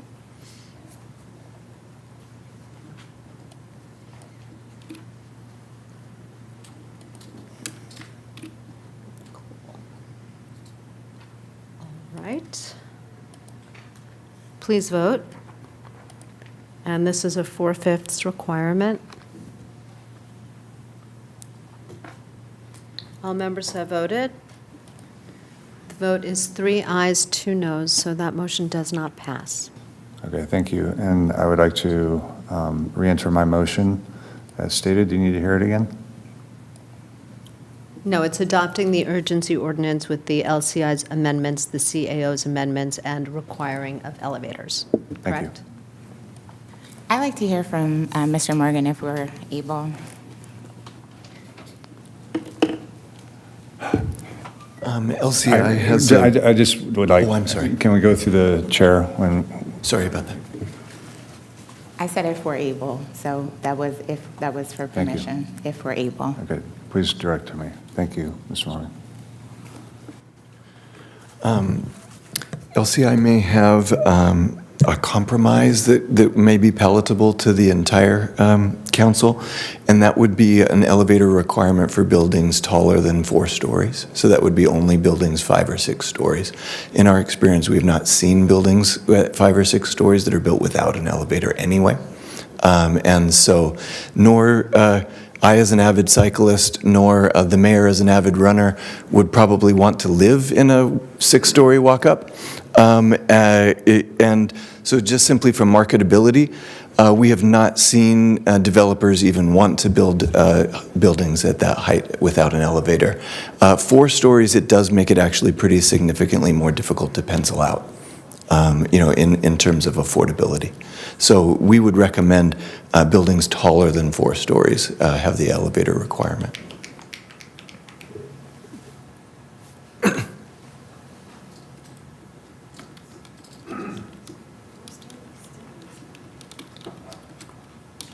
I'm fine with that. And so just to clarify, this is a motion to give staff direction right now to write this into our ordinance. We'll come back after one of the action items when we've drafted it. Yes. Okay. Thank you. Okay.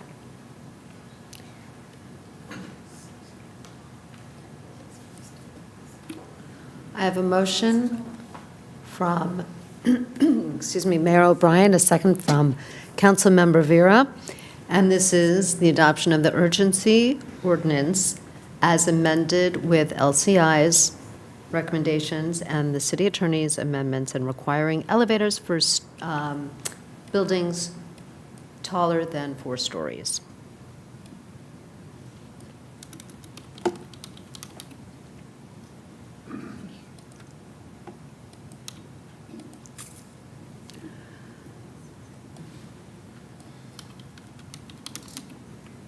Okay. Please vote.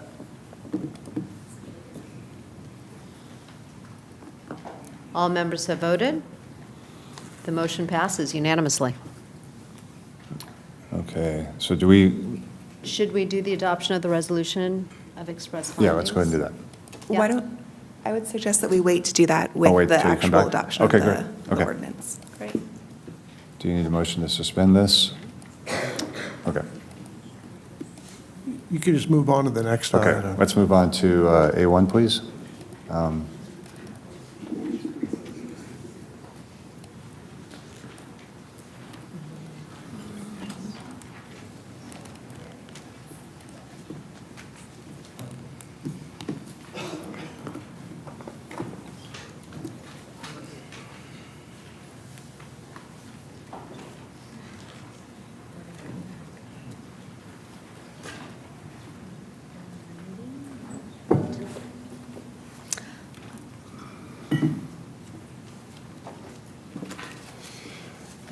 We get started with the staff report?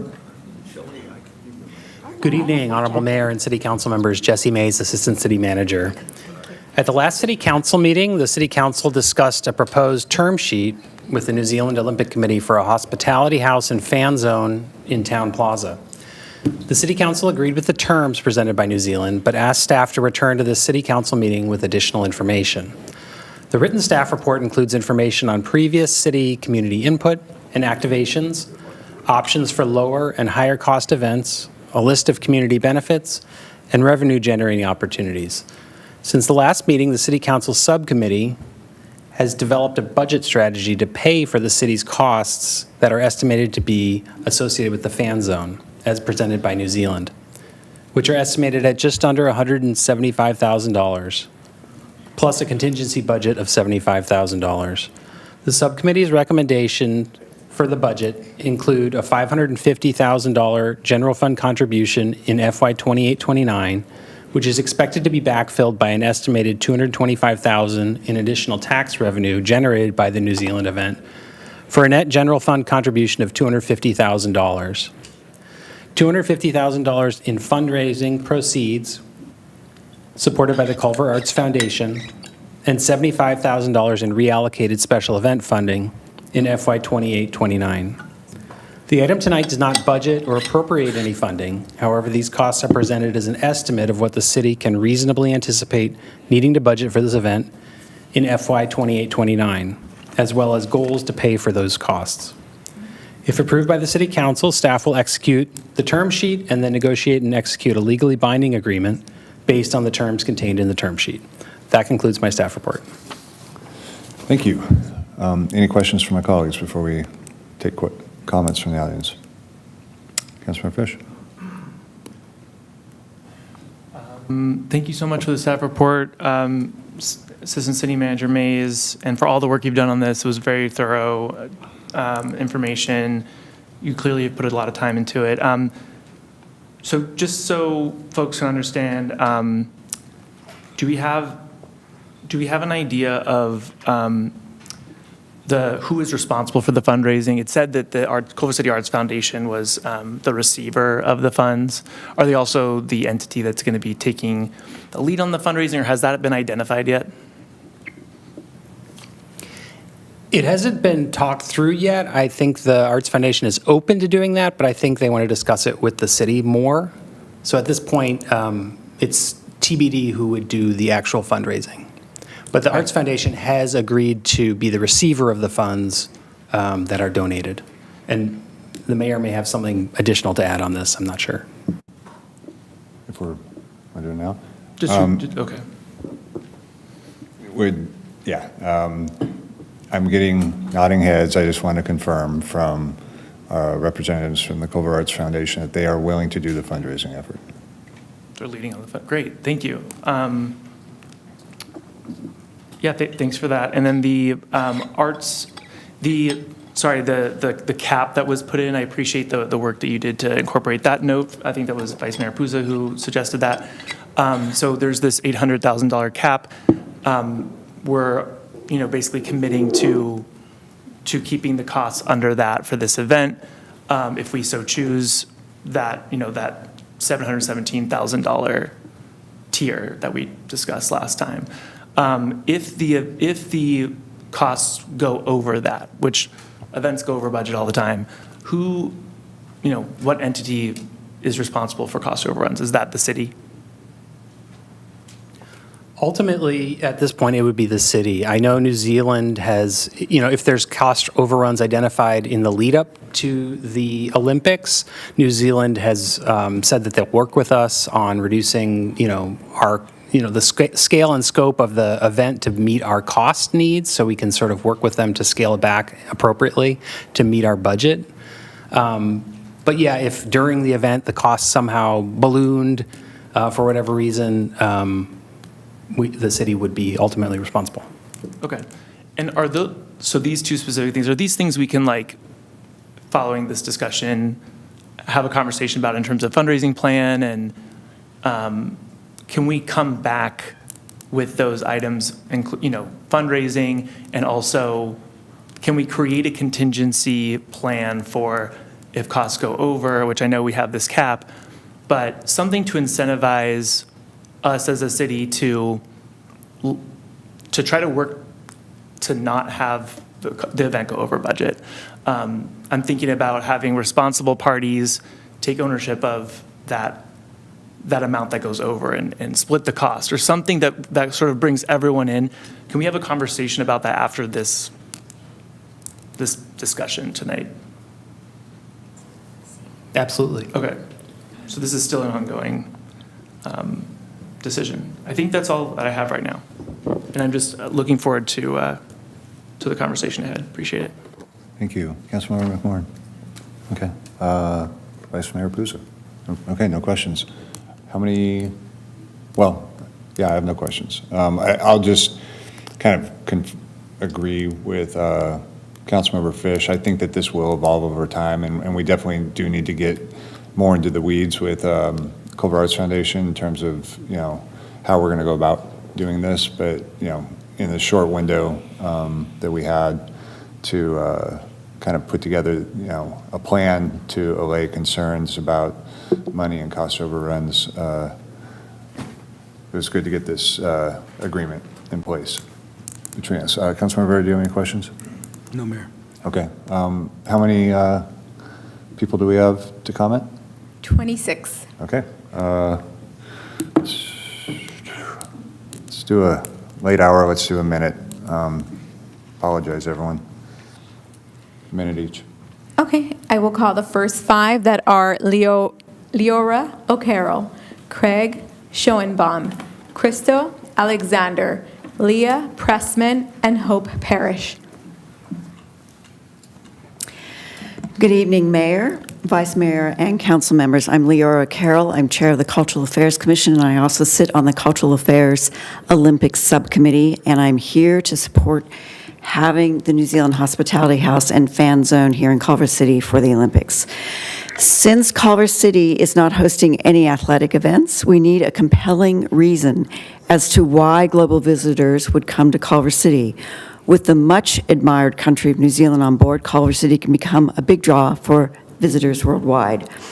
The benefits of this partnership include global exposure for Culver City, which then can foster economic development and long-term tourism, economic stimulus, which includes the multiplier effect, cultural enrichment, including educational programming for schools, a venue for Culver City's Cultural Olympiad programming. New Zealand would pay for the main stage, yet we will also get to use the space for our own programming.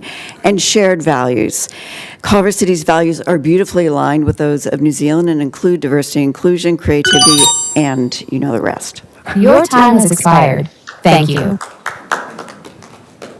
Craig Schoenbaum. Honorable Mayor, City Council, and all of those that I have not traveled with around the world. As a member of Sister City International, I am the co-president for Culver City Sister City Committee, and I want to voice our collective approval and a desire to want to have the hospitality house from New Zealand. I had this whole haka dance kind of thing worked out, and I was going to do it, but I only had a few seconds to work it out with YouTube this afternoon. But anyway, I can do just a little bit right here.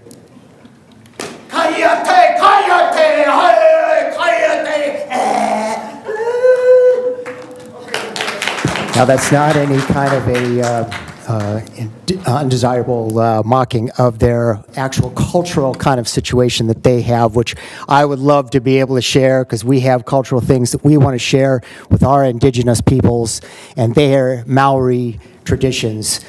Sister City wants to promote Your that, time has complete expired. with all Thank of the you. desirable things. So thank you for your time. Thank you.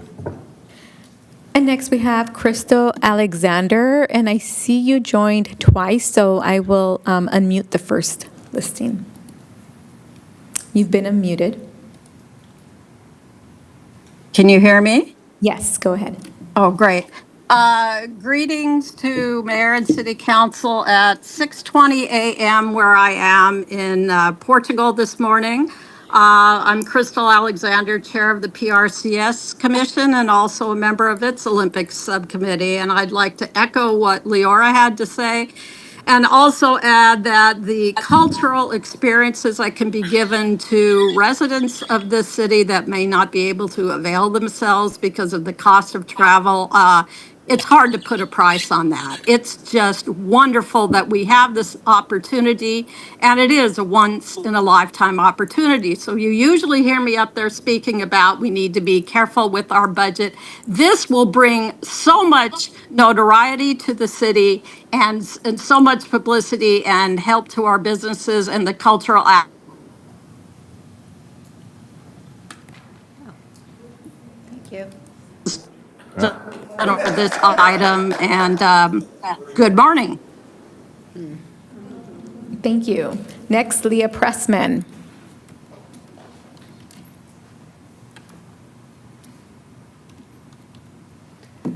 You're unmuted. Go ahead. So I hear a lot of talk about fiscal responsibility, and I speak tonight to ask that the City Council consider taking every precaution before committing to an event that may leave our city holding the bag on cost overruns. Let's not write a blank check. It's so true. People are so excited about the fan zone, but really the excitement seems to fade when they learn that the city is paying from the general funds for this party. I looked over the financial projections in the staff report, and it makes no projection where the city recoups its investment. So I ask that you really look at this seriously, and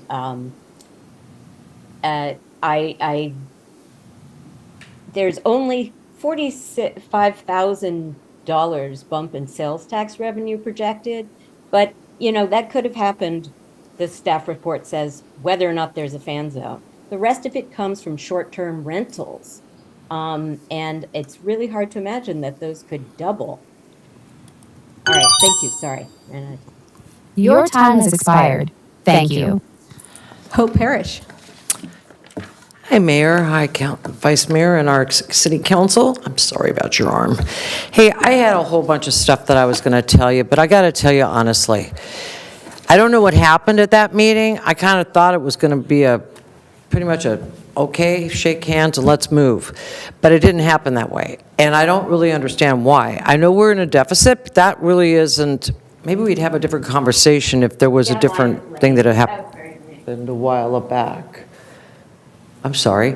But Culver City has been involved with the first two Olympics, one with Helms, one with Sid Cronenthal getting Howard Hughes to give us the plant down at Washington Boulevard. We're missing an opportunity here where we can actually engage with much community arts and culture. We have people that are on board. It seems to me that the school board, the Downtown Business Association, Culver City Arts Foundation, local nonprofits, and local residents are all on board with trying to do this. As a member of the motion picture industry for the last 46 years, I can tell you honestly that New Zealand is a motion picture company just like ours. Screenland to Screenland. All roads lead to Culver City. I think I would think about that. Thank you. And our next 5 speakers are Melissa Sanders, Richard Lees, Christy Gaynor, Kevin Lakoff, and Whaley Salas.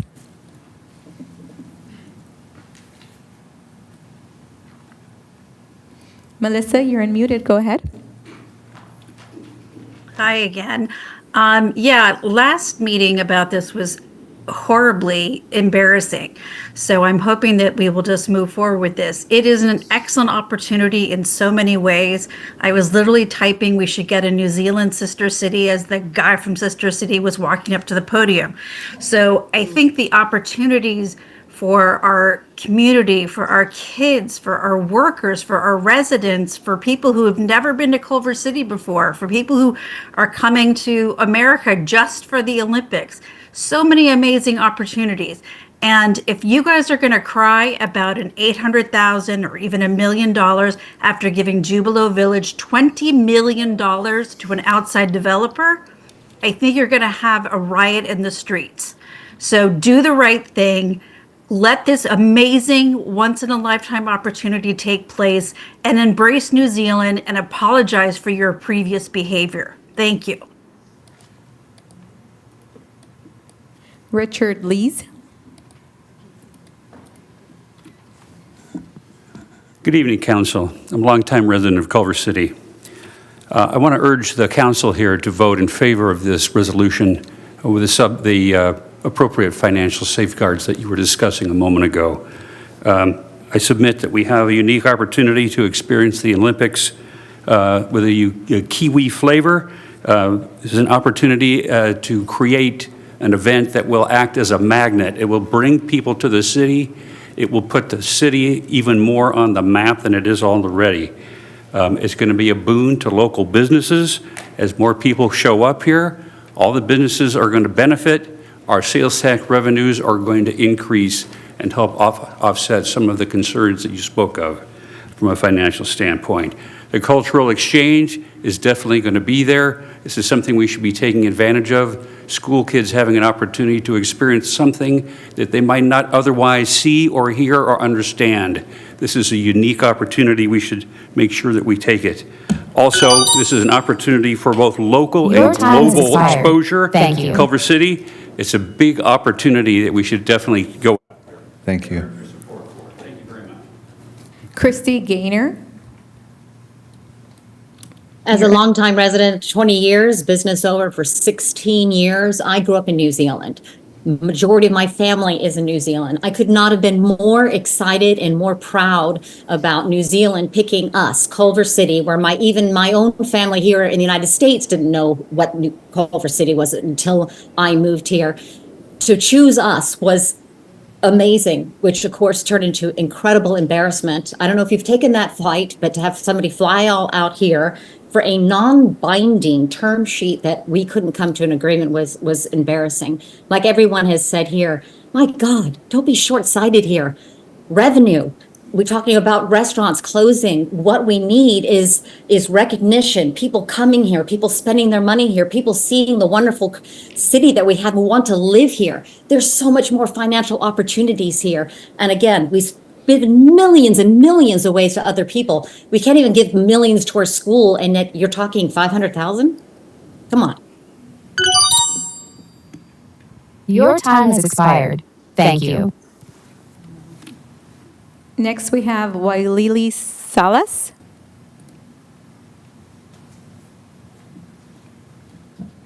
Hi, good evening. Thank you so much for your time. My name is Wailele Salas. I'm a resident for 13 years and a business owner for the last 7 years. So a couple of facets of this that I just want to bring your attention if you already know. Number one, as a business owner, each one of you up here has platformed on supporting small businesses. And I got to tell you, since the pandemic, it really feels like there hasn't been a lot of support. And I feel like this is a lifeline to a lot of businesses. My business is in downtown Culver City, and to have something like this would be incredible for not only our business, but the city. And as a resident, I am Native Hawaiian. We have a special connection with the Maori people, and the cultural significance of having them come here and the impact that would have as residents and the future with kids to see the Maori people, New Zealand people, would be an impact that would last for a lifetime and something that should be considered as you guys make this decision, because it is a lifetime experience that we have the opportunity and we can't give that up. Thank you. Your time has expired. Thank you. And our next 5 speakers are Marcy Bond, Jim Clark, Paul Anand, Alicia Ide, and Janine Wisnowski.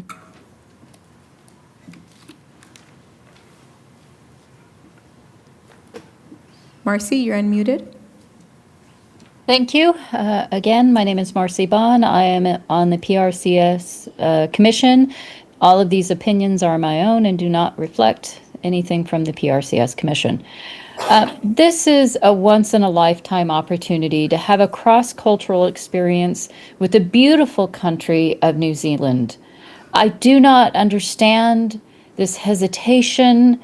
It's mind-boggling to me that it's okay to give a bunch of money away to some out-of-city corporation, but we can't do something amazing like this that would be beneficial to our residents, to the kids in the school, to our businesses, to our city.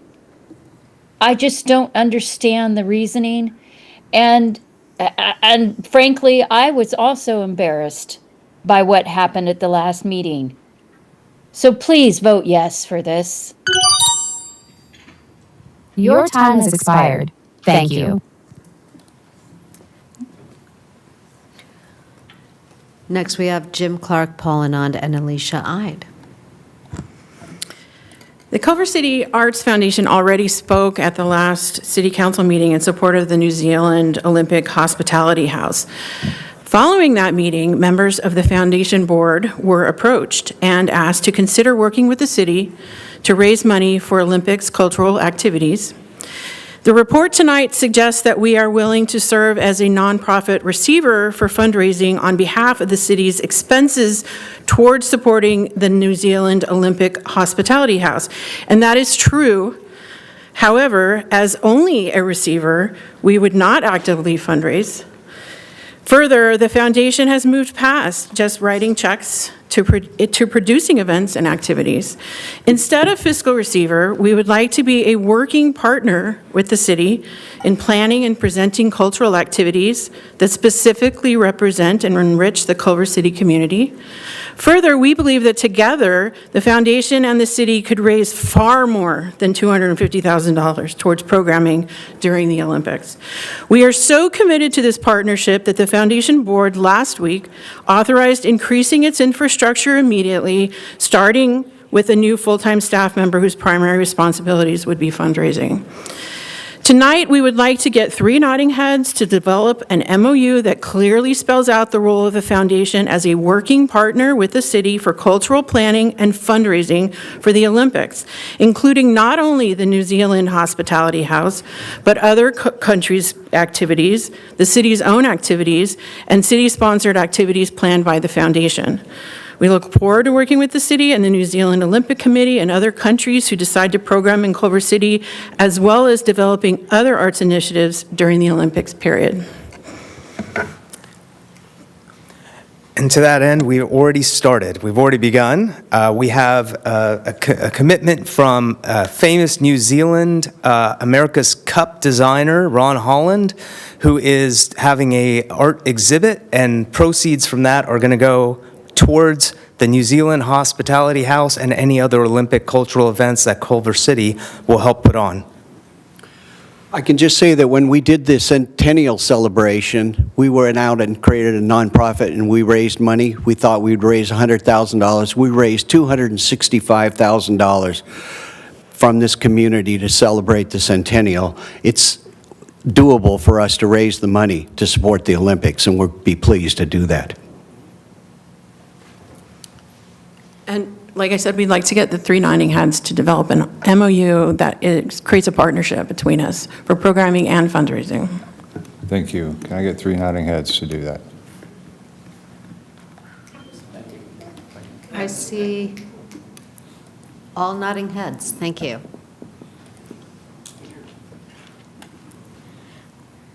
Our next speaker, Janine Wisnowski, with 1 minute seated.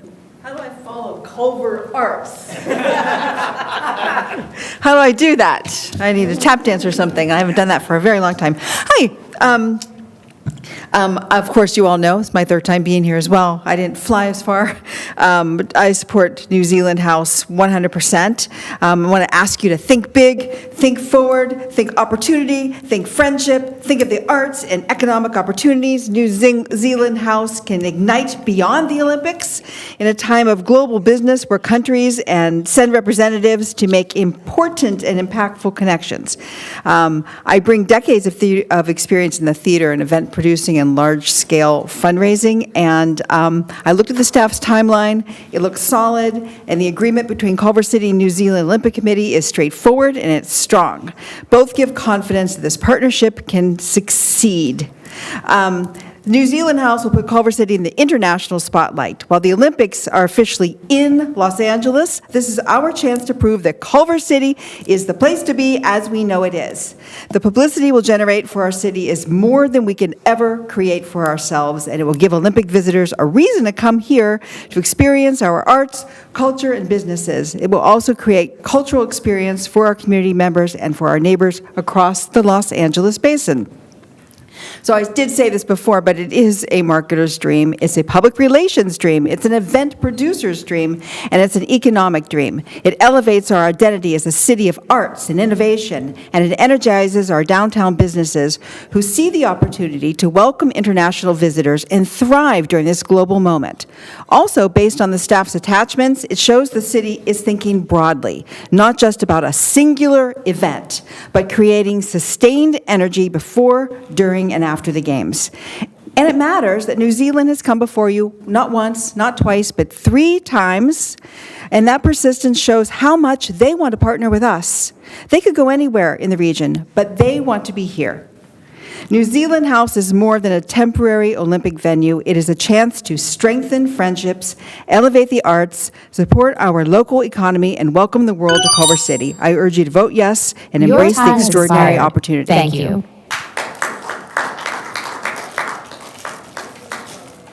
And our next list of speakers are Greg Marin, Daryl Menthe, Cindy Bailey, and Denise Neal.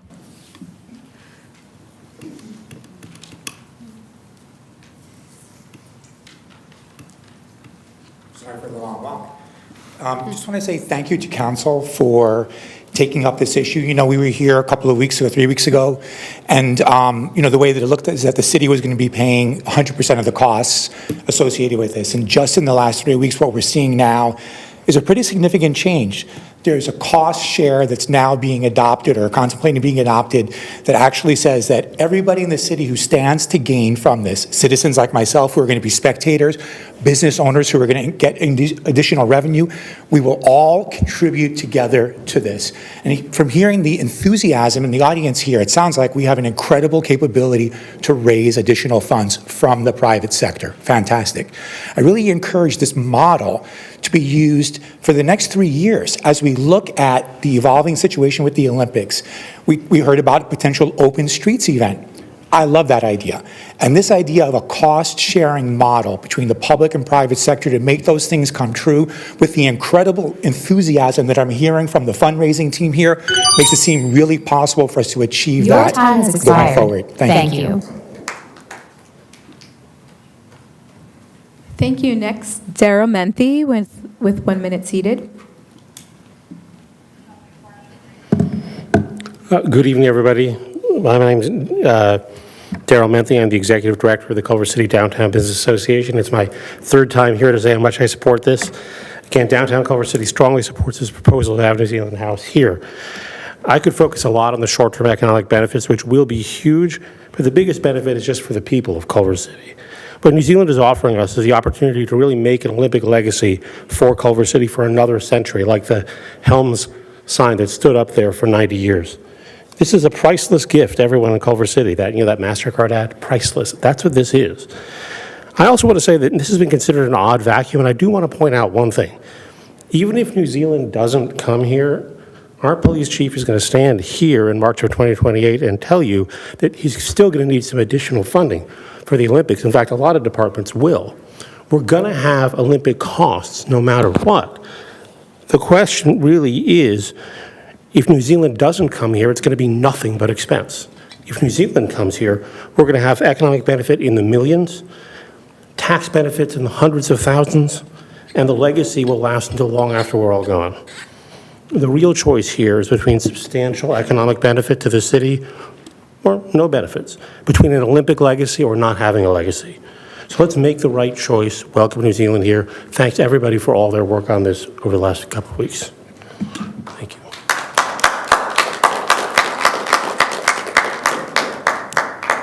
Cindy Bailey, followed by Denise Neal. Good evening, everyone, and I urge you to vote yes for this, and I'm going to speak from experience because they already said what I have to say. So my family lives in Sandy, Utah, and after the Winter Olympics in Salt Lake City and Park City, they were sister cities for some of the countries for their hospitality houses. They are still reaping the benefits of the Winter Olympics that were held in the mid-1990s. So 40 years ago, they're still getting visitors. They're still getting people coming to the city and staying there because it's drivable to the ski resorts where it's so expensive to stay.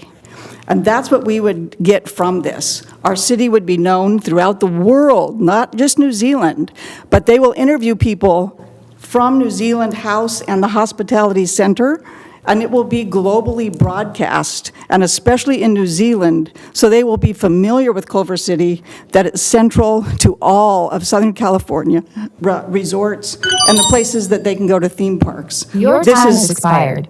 Thank you. future income for decades. Thank you. Denise Neal. Good evening, Honorable Mayor, City Council members, and the arts community. Good evening. I spent some time with you today. I'd like to let you know that I spoke with my $1 trillion hedge fund contact today. We actually have a person who's in the White House working on the Olympics. He asked me how much we need. This $1 trillion hedge fund wants to invest in LA specifically. I told them about the trifecta of LA, Culver City, and Santa Monica. They're ready to drop like $30 million on Santa Monica alone. But I was told today we might have access to $35 billion. So I need to know what it is that we really want to do. We've got to have all hands on deck. We need to focus on our infrastructure, our creative economy, and everybody has something to bring. We also need to make sure our emergency management infrastructure is strong. We need to focus on strengthening our hospital and getting those 2 multi-agency substations in the Expo Line area and Fox Hills. We're working with Santa Monica too. So Your time has expired. Thank you. Thank you. And our next list of speakers are Ross Pyro, Ken Mann, Travis Morgan, and Heather Moses. Good evening. I'm here to express my strong support for this. At the beginning of this meeting, Councilmember McMorrin read a declaration about the importance of arts and culture in the life of a healthy and economically vibrant city. And there was a litany of benefits that arts and culture can bring to a city. This is the poster child of that. So, I think you guys kind of said it for me, but this is really a rare chance for us to really to not only bring culture and arts and a unique perspective from the other side of the world to boosting our economy and showcasing Culver City to the world. So, I would ask you to please not miss this opportunity and to vote for it. Thank you. Ken Mann.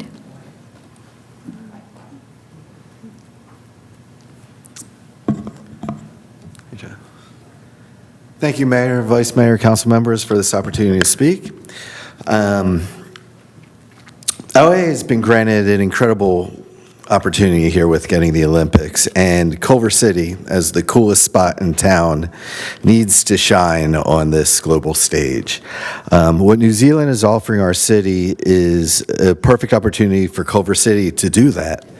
Thank you to New Zealand Olympic Group and to Tim Dodd, who I know has done a lot of work in believing in Culver City for this opportunity.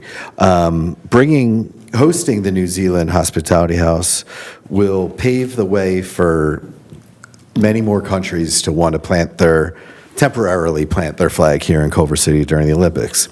This will not just benefit the business community, but will help build togetherness amongst Culver City residents.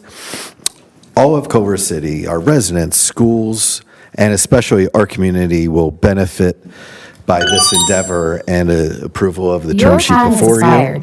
Thank you. It's all so exciting. Welcome, New Zealand. Thank you. Thank you. Travis Morgan. Hello, Council. I speak for myself on this item. I'm enthusiastically in support of this. I actually worked for the 2002 Salt Lake City Olympics for the host broadcaster.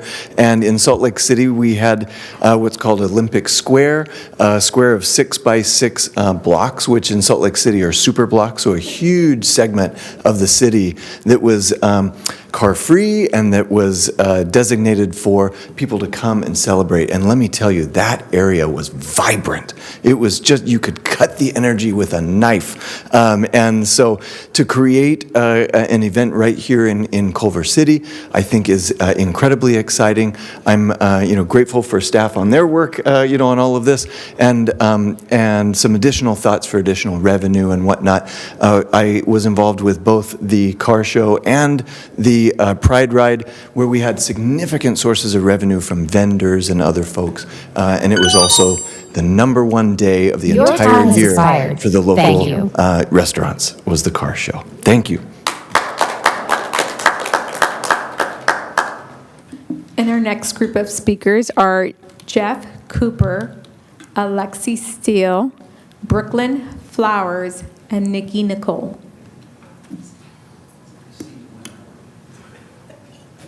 Let's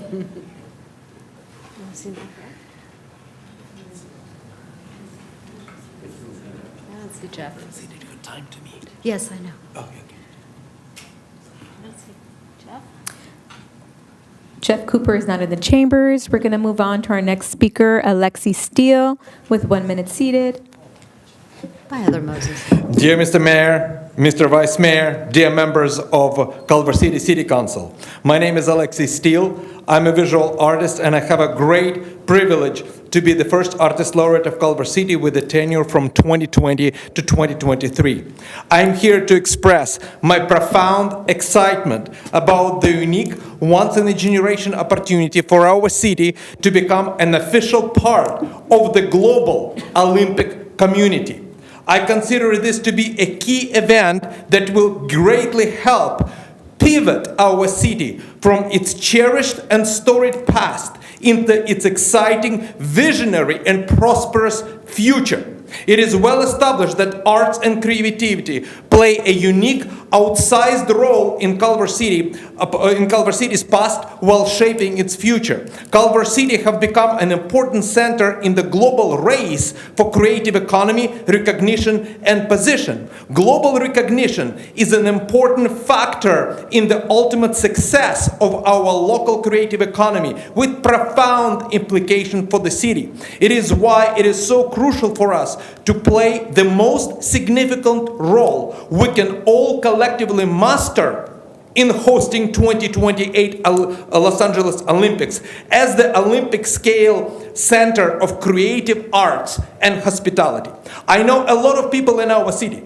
Our city prides itself on democratic values and traditions where all views are valued and heard. Yet despite all the spectrum of differences, I do not know a single person who is not deeply excited about the great honor for our city to host our own part of the Olympics and about the genuine and irreplaceable opportunities that this will present to our venue. It is particular privilege and opportunity for us to host the famed New Zealand Olympic Committee. And we have great New Zealanders in our midst that we could talk about. Thank you. Thank you. I urge you to vote.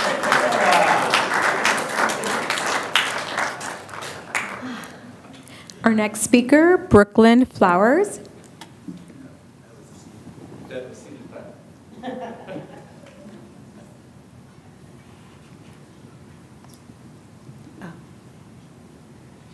I don't see Brooklyn in the chambers nor on Zoom. And that concludes our speakers. Okay, thank you. Thank you to all the speakers. That was really entertaining, and especially Mr. Steele. Appreciate the excitement and exuberance. Thank you so much to Jesse and your entire team. I know all year you've been working hard on this, and it's really appreciated. I'll go ahead and let everyone chime in. Something I'm very excited about, and I'll hopefully put a capstone on everything at the end. Councilmember Fish, do you have anything?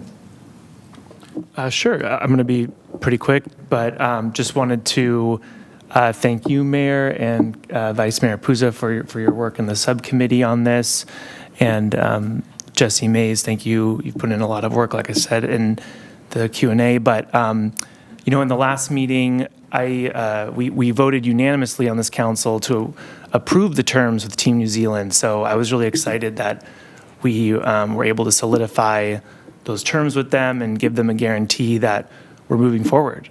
So I left that meeting feeling excited about the prospect of doing this and what it would mean to the city, and also grateful that we unanimously asked staff to come back with a financial plan for the city to do it responsibly, so that we could pay our portion of the event and then come up with some cost-cutting and revenue-generating opportunities.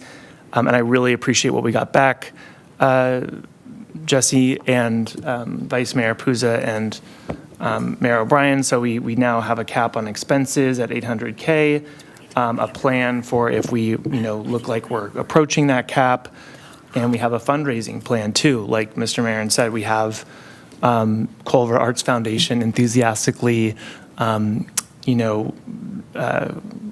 to do fundraising for the event, which I think is a really positive step. So thank you, Alicia, Mayor Clark, and just thank you for your enthusiasm and willingness to step up and help. I think, for the purposes of this meeting, I don't have anything other than I'm excited to move forward. I hope that we can do two things, and I don't think this meeting is the venue for it, but I hope we can come back with a contingency plan for if costs do go over, which I think is just a responsible thing to do because events often go over budget. So how do we create incentives to, stop that from happening? Again, this is a massive amount of, a massive infusion into our small business community. It's really positive from that respect, but it's also a lot of money from the city into one neighborhood. So I want to make sure we're being smart about it. And I think we can have that conversation. And then what the Culver Arts Foundation said, which is really encouraging, which is let's have some kind of MOU or some kind of agreement. And I totally agree. Like let's talk about the fundraising plan. I'd also like to talk about the open streets. Again, I don't think that needs to be in this meeting, but I had a good conversation with Mr. Menthe about that, and I would love to have a conversation about how that's going to be paid for too, and whether our business community should put some skin in the game too, since they stand to profit so much from it, to the tune of $2.5 million it looks like in revenues according to the staff report, but $3 to $10 million according to Team New Zealand, which is great. Love being optimistic. So those are my thoughts. I look forward to moving forward tonight and continuing. This is going to be we're going to have a lot of conversations probably over the next 3 years, but I'm excited about the progress we've made so far. Thank you. Councilmember McMorrin. Thank you. Thank you to staff, the subcommittee, and community members who spoke this evening on this item. We are excited for the Olympics. My main question, and I think I was emphasizing this a lot in our last meeting, in terms of transparency to the public around our investment. I know we do have a little website that is focused on the Olympics. Is this information that, when we decide to move forward, information about the contingency and cap plans, like all of that is going to continuously be updated to the community, and there's gov deliveries and social media strategy around updating. Okay, I'm seeing acknowledgement from Assistant City Manager Mays. Thank you so much for that. We just want to make sure that at every step, our community is on board and understanding our investment, understanding the investment from New Zealand and potentially other countries should that happen. And is there active outreach happening now? I know there was reporting in the last meeting, and I see it also in the staff report here, but it's sort of like if folks approach us, it would go to the subcommittee or staff would navigate that. Just curious in terms of if someone else had an interest in another neighborhood. I know that came up in the last session as well when we were talking about the Olympics. Yeah, absolutely. If folks want to propose something, they should feel free to reach out to me, and I'll bring it right to the subcommittee, mayor and vice mayor. We can discuss it in the subcommittee about how to proceed. And that's something we'll also be talking about in the subcommittee going forward as sort of next steps on public involvement. Awesome. Thank you so much for that clarity, and looking forward to further community engagement. And the public can go to those Olympics meetings, right? Or no? I can't remember. It's an ad hoc meeting, so the regular meetings are not, or they're not regular, but the meetings we hold are not open to the public, but Okay. we have held public meetings. Okay, great.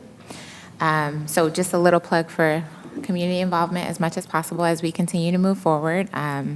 And yeah, I'm looking forward to seeing that contingency and just additional accountability built in, but looking forward to welcoming our New Zealand, I don't know if they're on the line or on the Zoom, but appreciate them coming to visit, present, and looking forward to partnering with them as we continue to move forward. Thank you. Thank you. Councilmember Barrera. Thank you, Mayor. Thank you, staff, for coming back with this so quickly, and thanks to the subcommittee for all their hard work. I don't know, I wasn't feeling as enthused as some of my colleagues about the last meeting to where we are now. It didn't seem like, well, I'm sure New Zealand wasn't really happy with the outcome of the last meeting also. But that being said, I'm happy to support this. I was happy last time to go and support it. I will be supporting this, and congratulations to you guys if it passes. Thanks, Mayor. Thank you. Vice Mayor Pusa. Yeah, thank you, Mayor. Thanks to everyone who spoke tonight in favor of the Hospitality House and Fan Zone. Thanks to staff and to the New Zealand team. There's a lot of obvious excitement for the Olympics, a little skepticism, but mostly excitement. And this project will be an exciting opportunity. And as part of the subcommittee that brought this forward, I understand the concerns about the budget, and we need to be mindful of that. I do like the cap at $800,000. It includes $75,000 for the contingency budget, and then we can downsize the event and/or adjust as necessary. As Mr. Menthe mentioned, we're going to be spending, funding on the Olympics regardless, and we'll obviously have some summer events in 28, as Mr. May said, and we can reallocate that funding. Thanks to the Culver Arts Foundation for your leadership and the charge you're taking on this, and thanks to the mayor for taking the lead on that and for the work you're doing on this. And as I said at the last meeting, I think we'll get even more sponsorships than we anticipate, and it's a great opportunity for our local businesses in the community. And this is going to be a consistently ever-evolving project and partnership. Thank you, Mayor. Thank you. Once again, thank you to all the speakers. It was great to hear your enthusiasm. Thank you to the Vice Mayor for the work on the subcommittee. And, really, really thank you to New Zealand. I know Nikki's on the call after the vote. I would like to give her a moment to speak from across the Pacific. I just want to also add that there's opportunities that are going to come up for funding from the federal government is distributing $1 billion to the state California Office of Emergency Services, and there will be grant applications available for cities who are impacted by the Olympics that goes directly towards public safety measures. And Chief Sims, would you mind stepping up for just a second? I've spoken with Chief Sims, and there's probably going to be need for some capital expenditures from the PD, and they have their asset forfeiture fund. Would you mind just kind of touching on that for me? Yeah, thanks, Mayor.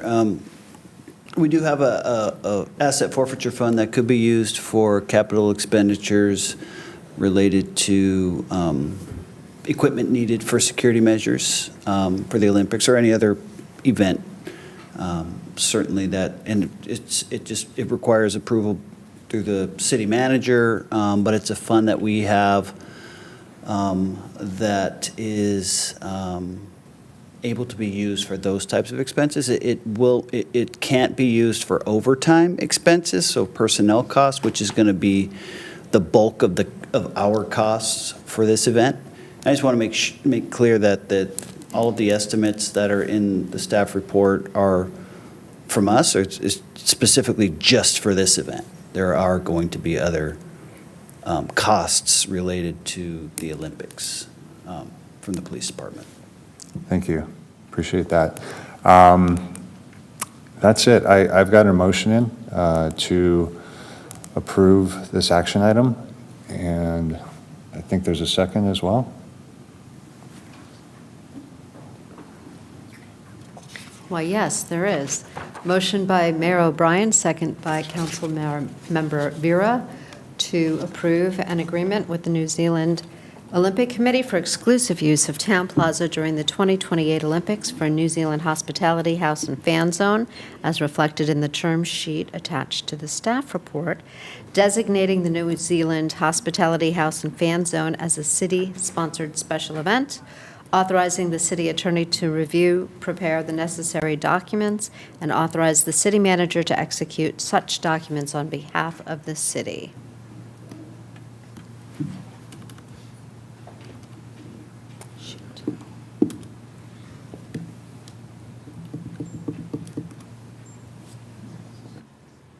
Please vote. All members have voted. The motion passes unanimously. Great. And can we patch in? So Nikki Nicole, who's the New Zealand Olympic Committee Chair, who presented here 3 weeks ago, she would like to share a few words.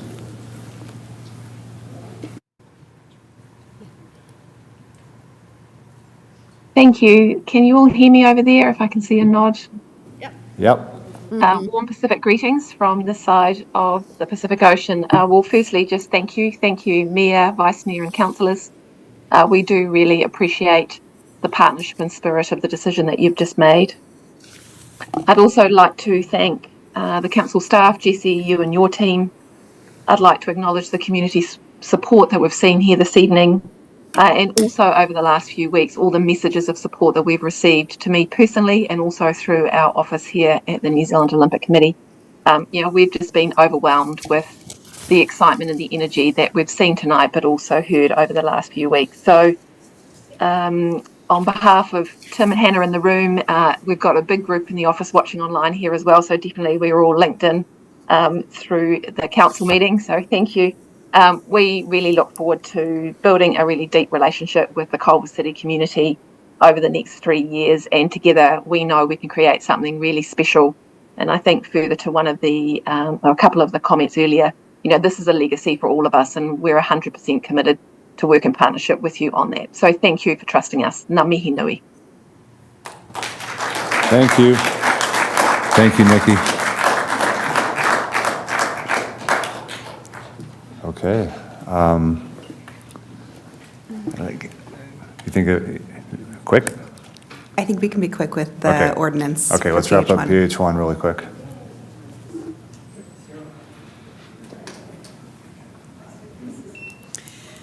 So the city clerk has pulled up the revisions to the ordinance on the screen. You'll see that we added in the ordinance number. We added the term urgency to the title. And then going down to page 4, in the recitals, we eliminated the references to side setbacks and included a reference to front and rear access for aerial ladders. We eliminated the recital about a mandatory vestibule adjacent to the stairway, and we included language requiring an elevator for buildings of 5 or 6 stories. And then starting here at number 3, number 4, these are the LCI requested amendments, which were included in the correspondence. And would you like me to read them in, or are you? No, okay. They're all here. All right, and then going down to number 9, this is the new addition.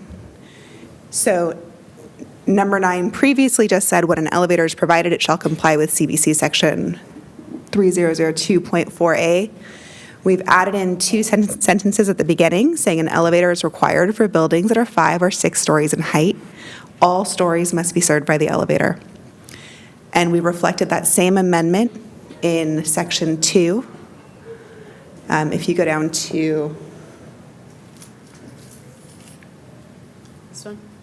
page 10. That same amendment shows up there. And then all of the other amendments are the ones that I read into the record during staff presentation. Okay. Any concerns or questions about the amendments? And just to clarify, was this pulled from any other single-stair ordinance? Like, was there an example of this already existing? No. Nowhere in our past. No. Have we ever seen this? Okay, thank you. Okay. I will provide the motion.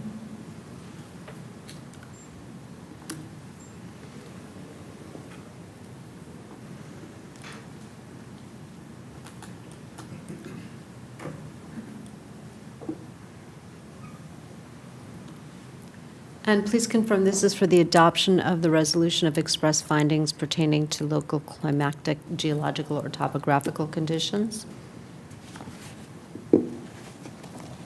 We have a motion from Mayor O'Brien, second by Councilmember Fish.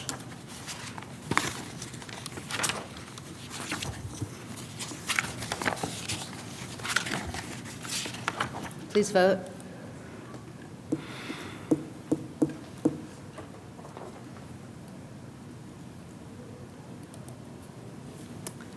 The motion passes unanimously. Okay, and then I can provide the motion for the second part, to adopt a Not resolution. what we did? I'm sorry? Is that not what we did? Oh, we did, I'm sorry. Yeah, we did the first part. Excuse me. Earlier.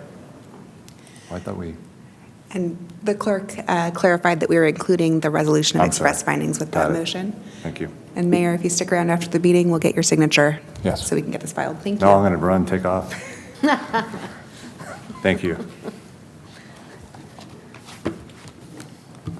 Okay. We're on to A2. Thank you, Tim and Mark. Thank you, Mark. Really appreciate Thank it. you, Tim. Thank you. What? Oh, we have special paper for it, so I'm going to have you go print it. I'm going to send it to you after I save it.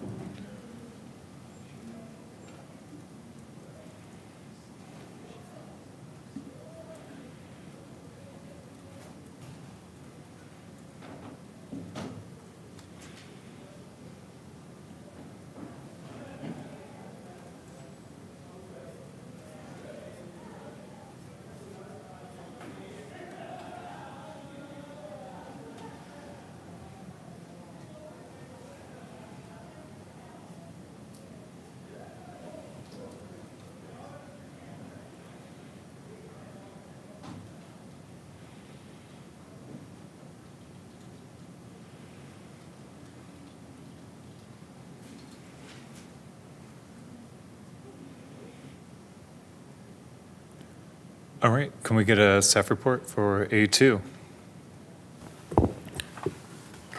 Good evening, Vice Mayor and members of the City Council. My name is Shannon Lewis, and I am the Rent Stabilization Coordinator overseeing the city's rent control and tenant protections program. Today, staff is seeking direction on an eviction moratorium and/or a pause on rent increases and/or the creation of a rental assistance program, all for people impacted by recent immigration enforcement actions. For the sake of time, we will be providing a brief presentation and we'll be available to answer any questions you may have unless council wants a full presentation. How are we feeling? Yes? Yes, please. Full presentation. Okay. Brief? Brief, sorry. Brief. Okay. All right. Brief, full, same difference. Thank you. This one too? Great. Actually, can we go back to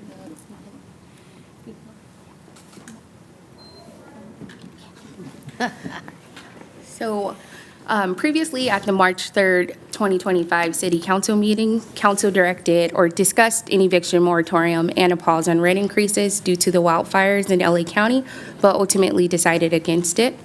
At its June 30th, 2025 special City Council meeting, Council gained consensus to agendize a discussion in direction on an eviction moratorium, a pause on rent increases, and/or a rental assistance program for people impacted by recent immigration enforcement actions. As noted, the purpose of today's discussion would be to aid individuals and families who are part of the Culver City community and who are suffering due to ongoing immigration enforcement activity in the region. Next 2 slides, please. One more. Thank you. To start, staff wanted to highlight some considerations related to an eviction moratorium or a rent increase pause. An eviction moratorium and/or pause on rent increases would need to be narrowly tailored to only apply to those impacted by federal immigration enforcement tactics to survive a legal challenge, which the city attorney's office may chime in on accordingly. And should the City Council direct staff to draft and return with an ordinance enacting a moratorium or rent increase pause, staff is seeking the following policy direction. So first would be the public policy goals of the moratorium or rent pause, the length of time for the moratorium or pause to be in effect, immigration status criteria for eligibility, income criteria, proof of eligibility either through requiring the applicant to provide third-party documentation, and repayment criteria.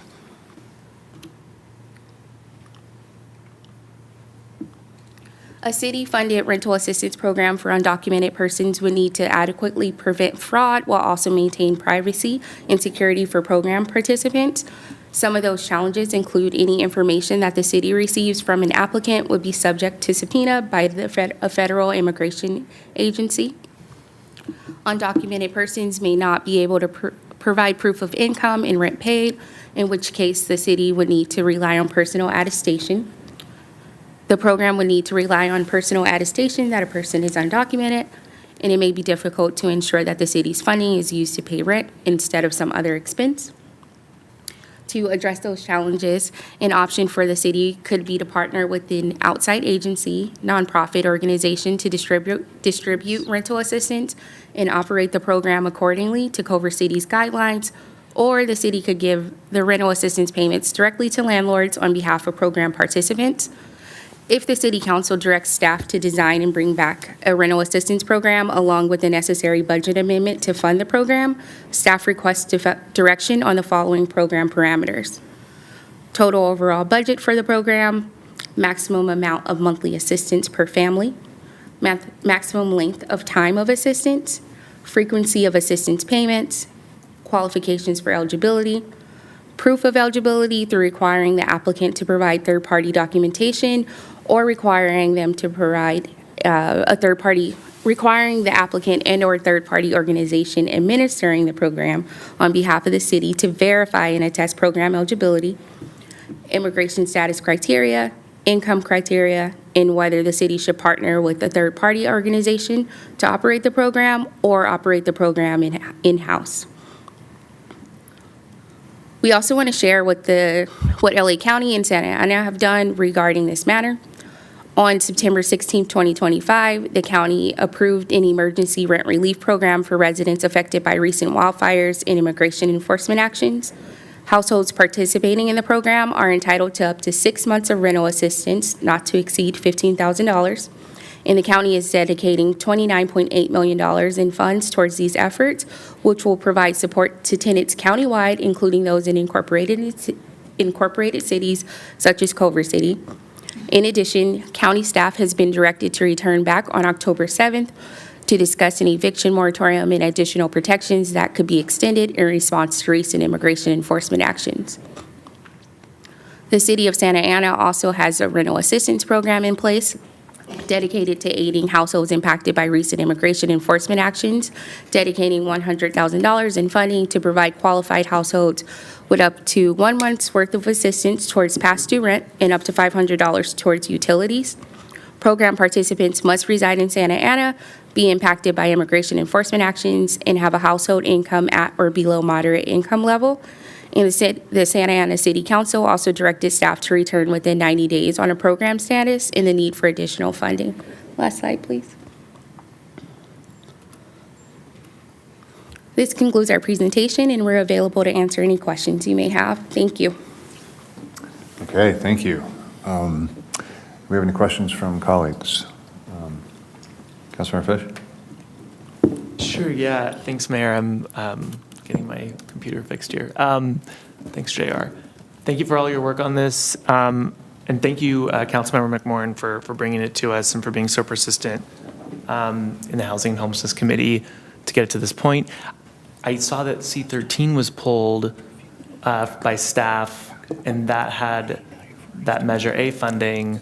So I was kind of curious, whatever you can say in open session, I was just kind of curious, like, what we know about that, because it seemed like that had direct relationship with what we're trying to accomplish here. I can address that. So we need to go back and look and see how that money was already incorporated into our current year's budget so that we can correctly guide the council on how it can be spent and if spending it has an impact on already budgeted programs and services, because it may have already been taken into account in this year's budget. Also, since the time it was put into the budget, the county has come out with guidelines about how that money must be used. Certain percentages can be used for legal assistance for renters. Certain percentages have to be used for other sorts of programs. So we need to look at that and see what the guidelines are, where we currently fall with how the money's been already allocated, and where we have some wiggle room, if any. So we weren't prepared to do that tonight. So that it's just a coincidence that that happened to come forward at the same time as this. Thank you for that explanation. That's helpful. And so I think one thing we discussed in the Housing Homelessness Subcommittee with Director Barnes and Shannon and everyone was, can we, that this idea of like the county can have their program and we can have our program, and someone could theoretically apply to and be eligible for both. Is that the case? The county's program is still being created. They are asked to come back within 90 days from that September 16th motion. And we don't know currently whether or not it prohibits tenants from being able to use a program created by Culver City as well as here. It is applicable countywide, including to incorporated cities. Got it. Thank you so much. And so what I saw was that there was a $2,500 for 6 months. That was the program being offered, right? It was 6 months, $2,500 a month, maximum, right? $15,000 maximum. Correct. Up to 6 months of assistance, no, not to exceed $15,000. Okay, and I think that was where the $2,500 came from. So theoretically, just thinking through this, if Culver City's average rent or median rent is higher than $2,500. So if we wanted to supplement, for example, just given the fact that Culver City is a higher cost of living city in LA County, we could potentially do that by, having our own program that gives a month, kind of like the Santa Ana model that you mentioned. Is that right? Is that something we could? Correct. It's up to your council to decide. I will note, Shannon and council member, that during COVID, the county guidelines for their rental assistance programs stipulated that you could only apply to one program. So if you applied to the county program, you could not also apply to the city program. Isn't that? Did I have that right? Yeah. Oh, that was during COVID. Yeah. So you talked about supplementing, which is a great idea, but if they come out with the same guidelines, a resident in Culver City wouldn't be able to apply to both programs. It would have to be county or our program. If they choose to be exclusive. Okay. I'm curious what my colleagues, especially Councilmember McMorrin, who brought the item forth. But that's helpful information. Thank you both. Appreciate it. Councilmember McMorrin? I don't have any questions at this time. Wait, are there comments from the public on this item? City Clerk? Yeah, okay. I'll wait till after comments. Thanks. Okay. Councilmember, no questions. Vice Mayor? Yeah, thank you. Do we have any data on how many notices of evictions from January to September in 2024 and 2025? And I know the notices are not actual evictions. We do have the data. I'll have to go back and pull it for you. Okay, thank you. Has anyone inquired about assistance? We have not got an increase for this. Great.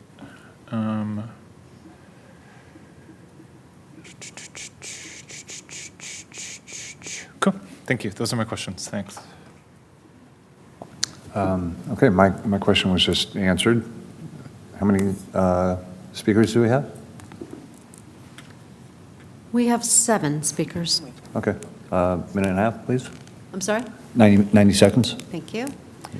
Okay, I'm going to call Joseph Ramos, followed by Leah Pressman, Melissa Sanders, Marcy Bond, Ron Ostrin, Ben Parnas, and then Meg Sullivan. So the first speaker is Joseph Ramos. Hold on one second. Let me set you up.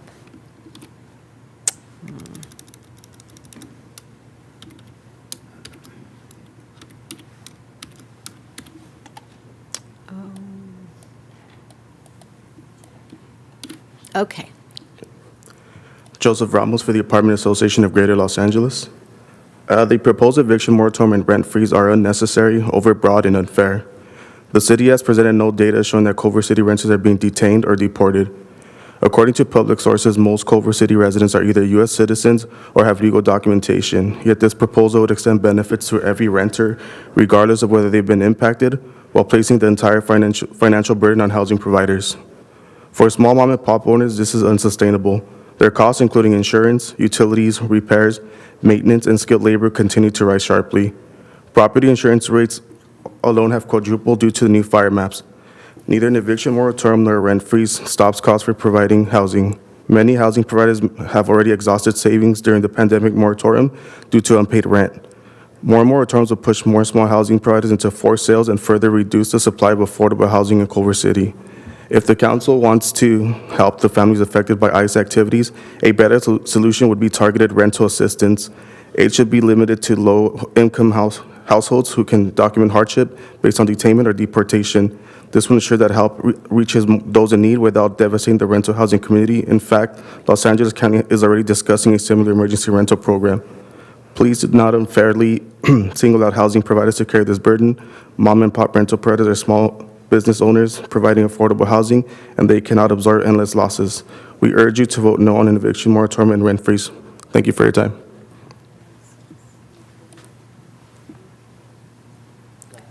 Next, we're going to call Leah Pressman, and she will be followed by Melissa Sanders. I'm doing double duty right now, so give me a moment.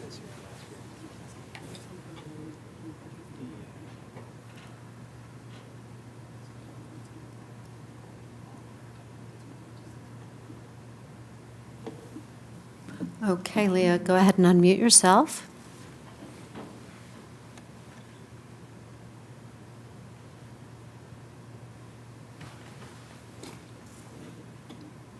Leah?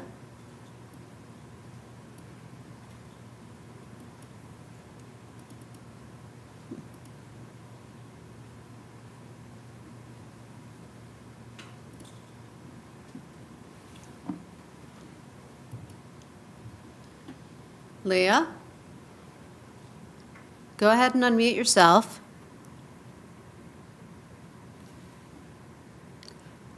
You might be having issues. So I'm going to move on to Melissa Sanders.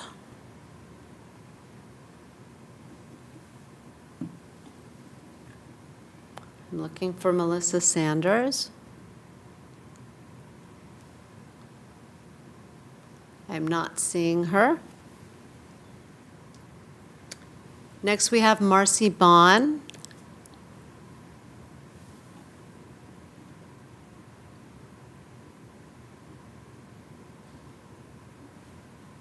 I am not seeing Marcy Bond either.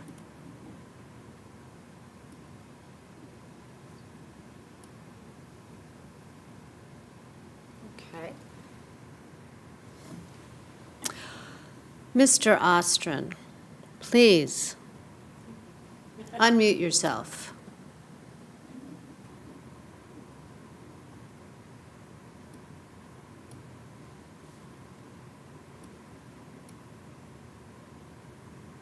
Hi, can you hear me now? Yes, we can. Thank you. Thank you. Well, this is nice. Third time's a charm. I've stayed up past midnight to talk on this. This is a solution looking for a problem that probably does not exist. And the solution is going to hurt the people more than if you did nothing. This is busy work. I'm supposed to get an extra minute. Yeah, I see. Was donated to me. I don't see that. Thank There you. Okay, first off, I don't think there's a problem. If there's a problem, it's related to not being able to afford the rent, which I don't think you can protect in a moratorium. There's a recent case, Darby Development Company versus United States, which indicated it might be a significant regulatory taking concerning CDC's COVID-era eviction moratorium, and that the prevention of the ability to evict would constitute a physical taking of the property. So since the County of LA is already instituting something, it makes no sense for you to spend the valuable time of the staff, your own valuable time, and the treasurer of the Culver City to attempt to craft a incredibly complex legislation from the hip, which is irresponsible and probably impossible. And I think this is a pattern or trend of this council treating everything as an urgency or an emergency, but not taking the time to find out the facts or the information necessary to make informed decisions. We've already used a substantial amount of our treasure on a housing project, and that's how you decided to spend your money for housing. And to engage in trying to attempt to create a regulatory process that is so complex, it's like trying to thread a needle, and the staff will burn up valuable time. In addition, you will create more attention to the population you're trying to protect. And that's not a smart thing to do in this political climate. We don't need ICE coming down on us because you're making progressive hand-waving that hurts the people you're trying to help. Please stop it. Thank you. Your time has expired. Thank you.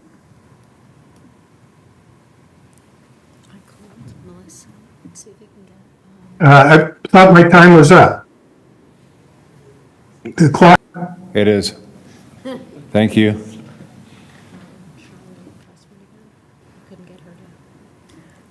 Calling Leah Pressman.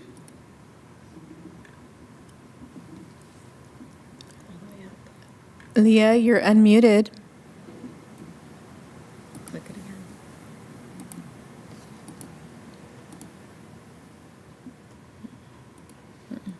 again. Nothing. Okay. We tried Marcy Bond. Ben Parnas. I do not see Ben in Zoom nor in the chambers. And then Meg Sullivan, with 1 minute, seated by Steve Rowe.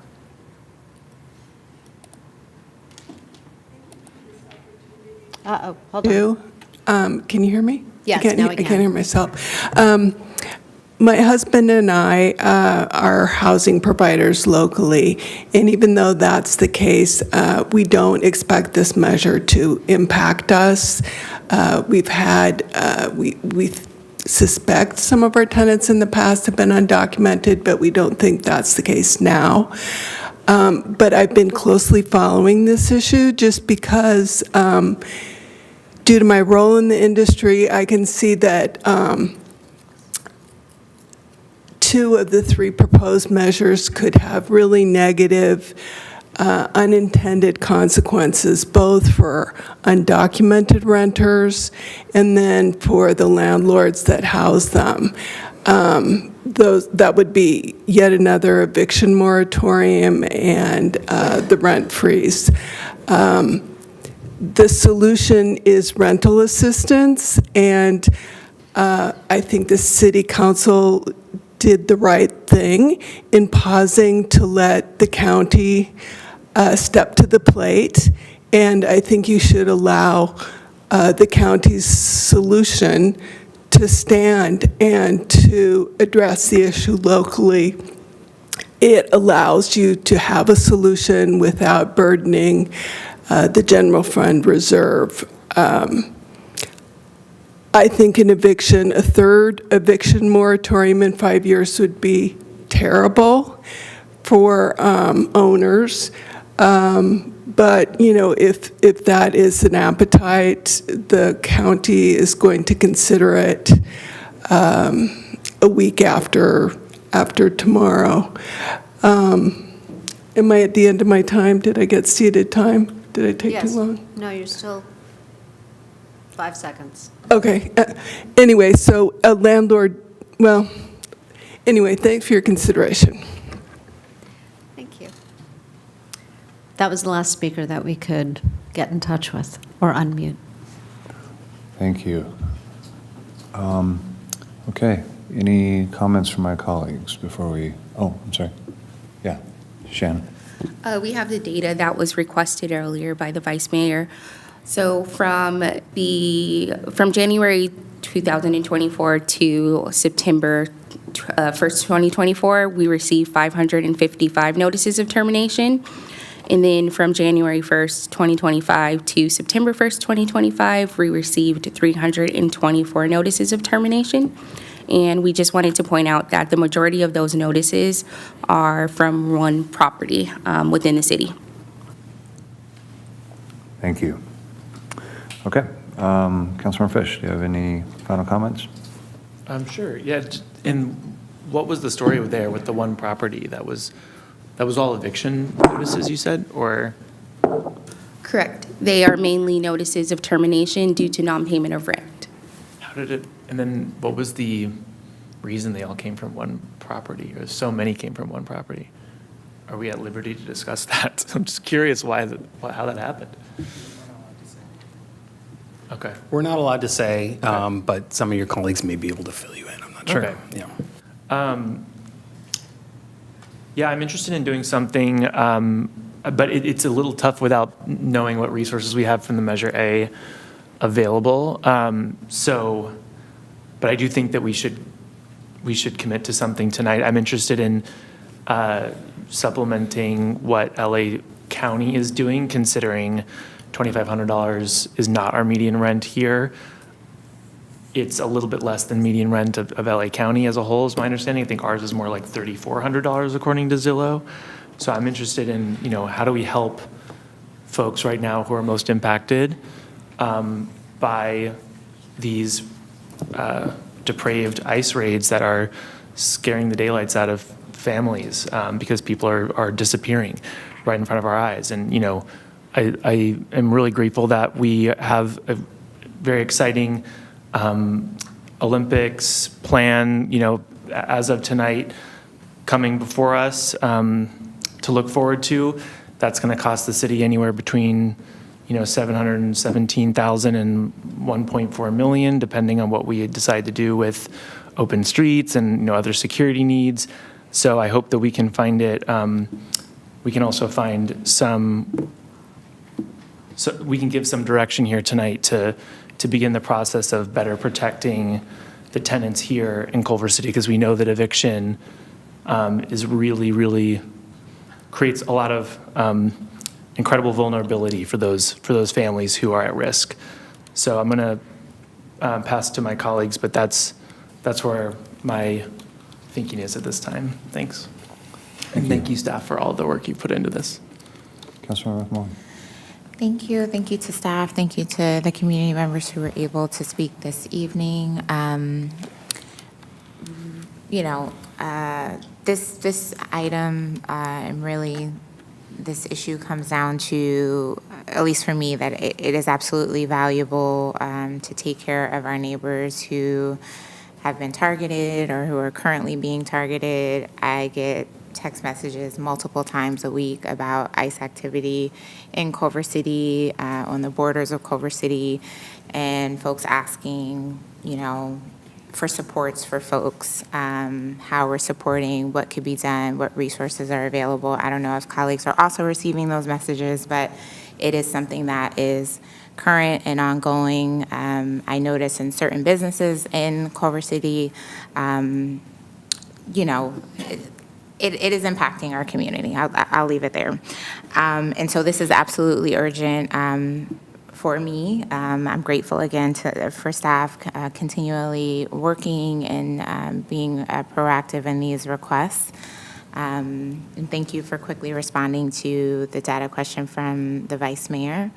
I did want to ask around, because I think a question was raised around how many, I think the Vice Mayor asked how many inquiries has the team received on this issue, and it was stated that none at this time, but how many inquiries does the team typically get around housing and issues on a month-to-month basis? Directly, I guess. I would have to pull that data to be able to tell you how many we get, but I can tell you what they typically are regarding, if that's helpful to you. I'm just curious, like, how people interact with your office, and I think there's a lot of hesitancy right now. It looks like Director Barnes might have a response. I don't know. She just stood up. Maybe not. But there seems to be a lot of sensitivity around contact with government sites at this time. So I was curious around the typical approaches to the office, and if there are ways that, folks don't have to come in person and still have questions answered, et cetera. So that was what that question was getting to. So typically for our regular... Director Barnes, I don't know if you're on the mic. So typically for our regular housing programs, especially our Section 8 rental assistance program, that's where we see the majority of requests for assistance. And that can range anywhere from 2 to 5 a day. And those come in via email, in person, mainly in person. The next set of requests for assistance are folks who are unhoused, who will directly come into our office seeking, either immediate placement for interim housing or for long-term assistance. Now, with regards to folks who are impacted by immigration enforcement activities, we have seen none, but we know the reality of that population. They are not likely to seek us out right now because they do not know. We're a governmental agency. We have a big old seal, and that is terrifying to some folks. We reached out to our partner agencies, and they are experiencing the same thing. We spoke with the school district. We spoke with St. Joseph Center, Upward Bound House, to understand how this population is being impacted. And none of them have any numbers because you have essentially a group of folks who've gone underground, who were always underground, but they're really underground now. So it's hard for us to ascertain the magnitude, but you are correct. Councilmember McMorrin, most folks either come in and email or walk through the door, and I don't think we're going to see that scenario here. Thank you for clarifying, Director Barnes. I did want to ask, I know that we had set aside, and this might be for Assistant City Manager Mays, but we had set aside some resources for legal support and food and other supports. Not too long ago, we had set aside some monies for that. I'm wondering if there's any, I know it's not time yet for that to come back, but if that could potentially be a source for folks to receive, a flyer, or, if you're having housing and, whatever, like if that could be a particular outreach, given that was what that, that money was around or intended to support. So just curious about how that's going and if that could potentially be a space for additional outreach and or support. Yeah, absolutely. I think you're not on the mic either. Absolutely. I'm sure our partners there would love to get the word out about that. I don't have statistics for you. We don't have a report yet back from how that's going with the YMCA, which is one of the two organizations we've been able to get an agreement with at this point. We're still working to establish contact with the other organization. We had contact, but then we sort of lost contact with them. They haven't been returning our calls. I don't know if they're overwhelmed with work or something, but if we're not able to get in touch with them soon, we're going to have to probably come back to you and see if you want to give to some other organization. Which one is this? The legal organization. So the Y we gave the money to, but the other organization, IMDEV, yeah, has not been returning my calls or emails. Okay, I'll see if you could forward me one of those, I can see if I can help. Absolutely, that'd be helpful. Okay, that was separate. Okay, so potentially that could be a source. Okay, thank you so much. I appreciate that and that update. That's helpful. So I would be curious if there's amenability at this time to set aside probably a small amount, like maybe $50,000 for now, for a rental assistance program for now. Obviously, this would likely have to, go along and with working with the partnership organization that was indicated in the staff report. I'm wondering if, as opposed to on the list on staff report, page 6, with proof of eligibility, I know there is a question around, having folks' information be traceable or, subpoenaed or whatever. Is it possible that we could just have like a signed statement saying that they saw their eligibility and they can attest that it met whatever qualifications that we were looking for, versus having a copy of that? Or is that something that would not be permissible for our rules if we did all of the, the narrow tailoring that is necessary for this particular time, and if we implemented a 6-month or a finite time period for the assistance? And I don't know if I'm being clear about what I'm suggesting, but let me know if I'm not. I think that is one of the options under number 6 on page 6. So we had 2 options for proof of eligibility. One is providing third-party documentation, and then the second one was requiring the applicant or third-party organization to verify and attest program eligibility. So I think what you're suggesting is to have the third-party organization just attest, review it, but not gather the info. Yeah, there was something here about the third party potentially also being open to that vulnerability. So that's what I was trying to get to, just like making sure someone reviews it, verifies it, but doesn't make a copy, so we can make sure that that's above board. And again, we could include some language if there's no one that comes and seeks information after outreach with the food distribution and or the legal support, then it just reverts back to wherever the money was before. And, we move forward, but it's not like ICE is not in our community. It's not like there's not active harm happening right now. And so knowing that even just Sunday there was an incident with ICE in our community. So knowing that there's ongoing harm and folks in our community are impacted, I don't see the harm in making the funds available, creating and implementing this narrow tailoring that has been suggested here, this limited time period, starting with the smallest amount that is indicated. Of course, we want to have a report back and the eligibility be attested by potentially MDEF, if we're able to get that together, or another, the immigrant defender group that had been selected prior. And again, if we're unable to make contact with them, I'd say by the next council meeting, we might want to, or before, whenever if we're unable to get that arranged by the next council meeting, we should move on to another partner.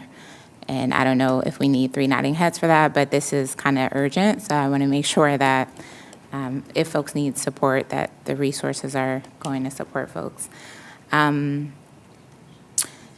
So that's sort of where I am right now. Obviously, we do still want to look I'd be open to, as Councilmember Fish indicated, supplementing, because we do know that cost of housing is more expensive in Culver City versus the wider county. So want to be sensitive to that as well. But we're kind of, this is an unprecedented time.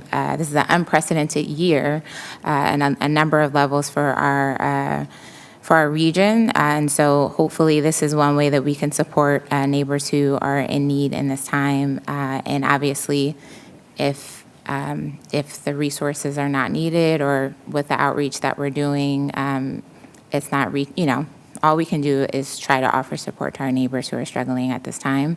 And again, if the money is not used, then after the 6 months, it would just revert back. So hopefully we can include some language for that. That would allow for the support to be available if needed, and then if not, no harm. Councilmember, I could add a friendly addition to that idea, which I really appreciate, the $50,000 idea. So we have this Measure A item, and I know staff is going back, it sounds like, to try to understand what of those funds have already been potentially designated for something, right? It looks like 40% of those Measure A funds, $102,843 of the RPHP funds, can be used to support emergency rental and flexible financial assistance. Is that a category where you think where there's a suspicion that has already been allocated to something? Is that one of those categories, or or not? I don't know. Okay. Yeah. So my just addition to what the council member is saying is maybe when we do find out how much money is in that pot, we could add it because it's for the explicit purpose of rental assistance. So I wonder if we can sort of have a baseline of $50K, but if we can add the $102,843 from Measure A that is specific for this purpose, whatever of that has not been already used or designated, is that something that we could decide to do? I think it's a policy decision. I'm not sure if you could do it here tonight because there's no budget attached to this, but there are, a number of different policy decisions that need to be made around a program like this. And so You're just looking for general direction. Well, we think it would be a good idea, unless you want to defer all these policy decisions to staff and have us come back with something and make our best guess as to what people might like. And this is assuming there's support on the council for this program, because we haven't heard that yet. But you could defer it to the Housing and Homelessness Subcommittee to go over with a fine-tooth comb, make suggestions for all these different policy choices, like who are we going to give it to, under what circumstances, how do they, who qualifies, how much are they going to get, for how long, all those sorts of policy decisions, which I think are some of which Shannon put up on the screen earlier, are going to go into the program. So we either need your direction to just, use our best judgment and come up with something, or if you guys want to play more of an active role in deciding those policy decisions, then I think we would ask for this to be delegated to the Housing and Homelessness Subcommittee. Thank you for that. I think what I heard was the population being, what I heard from the council member was the population being folks who are at risk of immigration enforcement activity, and defining that and using a nonprofit to help us identify those folks. Am I getting that right? And to me, I'm aligned with that vision, because I think that's what's happening in our backyard. So if you need more specific direction than that, happy to figure out what else we need to decide. But I do just want to uplift that, because that's what I heard, and I think that's, to me, the important thing here is to keep people housed during a time when they're extremely vulnerable. So and then the measure A is just money that's specifically marked for this purpose. So I don't even think we can spend it on something else. It looks like, correct me if I'm mistaken, it looks like it's specifically for this reason, and we're getting it from the county to do this. So if we have it and we haven't spent it, it would be great to apply it to this program. Councilman, we just don't know where this money's been allocated. Right. We need to confirm that. It's an if. Yeah. So, and just as a point of clarification, is the Housing and Homelessness Subcommittee meeting soon? The next meeting is a special meeting on October 7th, and then the next regular meeting is the 12th of November. Would this be able to be added to the special meeting? We can. Okay. All right, well, it would be helpful to have their insight. I mean, I think, I especially in light of everything, I'm more amenable, to being broad in terms of, the Culver City, obviously resident, because this is for rental assistance in Culver City. So, but I think the key piece is the verification or attestation piece with the nonprofit provider, whoever that is going to be. I would likely be the, the legal support, because that may, if there's a touch point there, or perhaps the YMCA folks. I don't know who feels comfortable doing this, so I would rely on staff as to setting up, and I don't know if that would be an MOU, that would formally have to come together to lay that out. But again, really want to be cautious about collecting information, and would they have to procedurally be a pass-through to go to the individual? Is that how it would have to go procedurally? I think we could just do a simple funding agreement like we did with the YMCA, where we give it to them, and then in the funding agreement, there's certain requirements for how they disperse it, and then they have to give us a report afterwards. I mean, that's basically what we did with the YMCA. Okay, great. So we have a model there that's helpful. Thanks so much. Yeah, I'd love for it to go to the, and if there's agreement, obviously, for that to go there for insight. I think there should be an income criteria. I don't know what the county is looking at. I think last time we talked about 80%, but again, I'm open to that. So that's sort of where I'm falling right now, just looking at the general guidelines on pages 6 and 7 of the staff report. But I'm hopeful that we can move on this, just again, trying to reduce harm to communities that are under a lot of stress right now. So was there a question from staff, or you good? Okay, thank you. Thank you so much. Councilman Rivera. Thank you. Thank you for the report. I got a question in terms of all the evictions that you said. How many do we have a total of, like, what of those have been cured, what have been taken care of, or we just have notice of eviction, but we don't know if any of them were taken care of, right? That's correct. We only collect notices of termination prior to them going to court. And we don't have access to the court's data around eviction outcomes. Okay. So, all right, so we have no idea really truly how many people have been evicted, right? That's correct. Okay, thank you. And then from the BOS, what they have, $30 million, I think that was, they approved. And anybody in Culver City who has issues with immigration, whatnot, would be able to tap into those funds, right? Correct. As it currently stands, the motion is applicable to incorporated cities. Okay. All right, thank you so much. I have no other questions, Mayor. I think, as we move forward, we talk about a council that wants to support small businesses. And if you look at most of our mom and pop landlords, those are small businesses. We need to try to support them as much as we do everybody else. Pardon me for my voice. I'll keep it, I can't talk anymore, but there are no other questions. Vice Mayor Puza.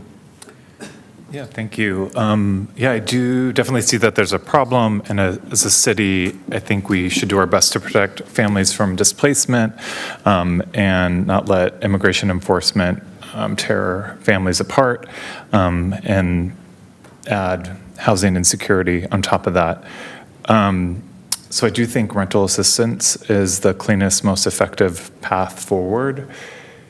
But did I hear you say that we have to wait to see if the county policy can work in tandem if we create a separate policy?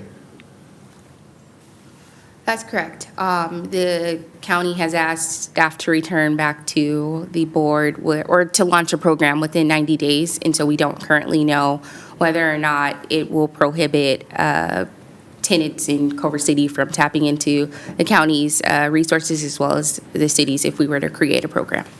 Okay. And then I'm also wondering if we can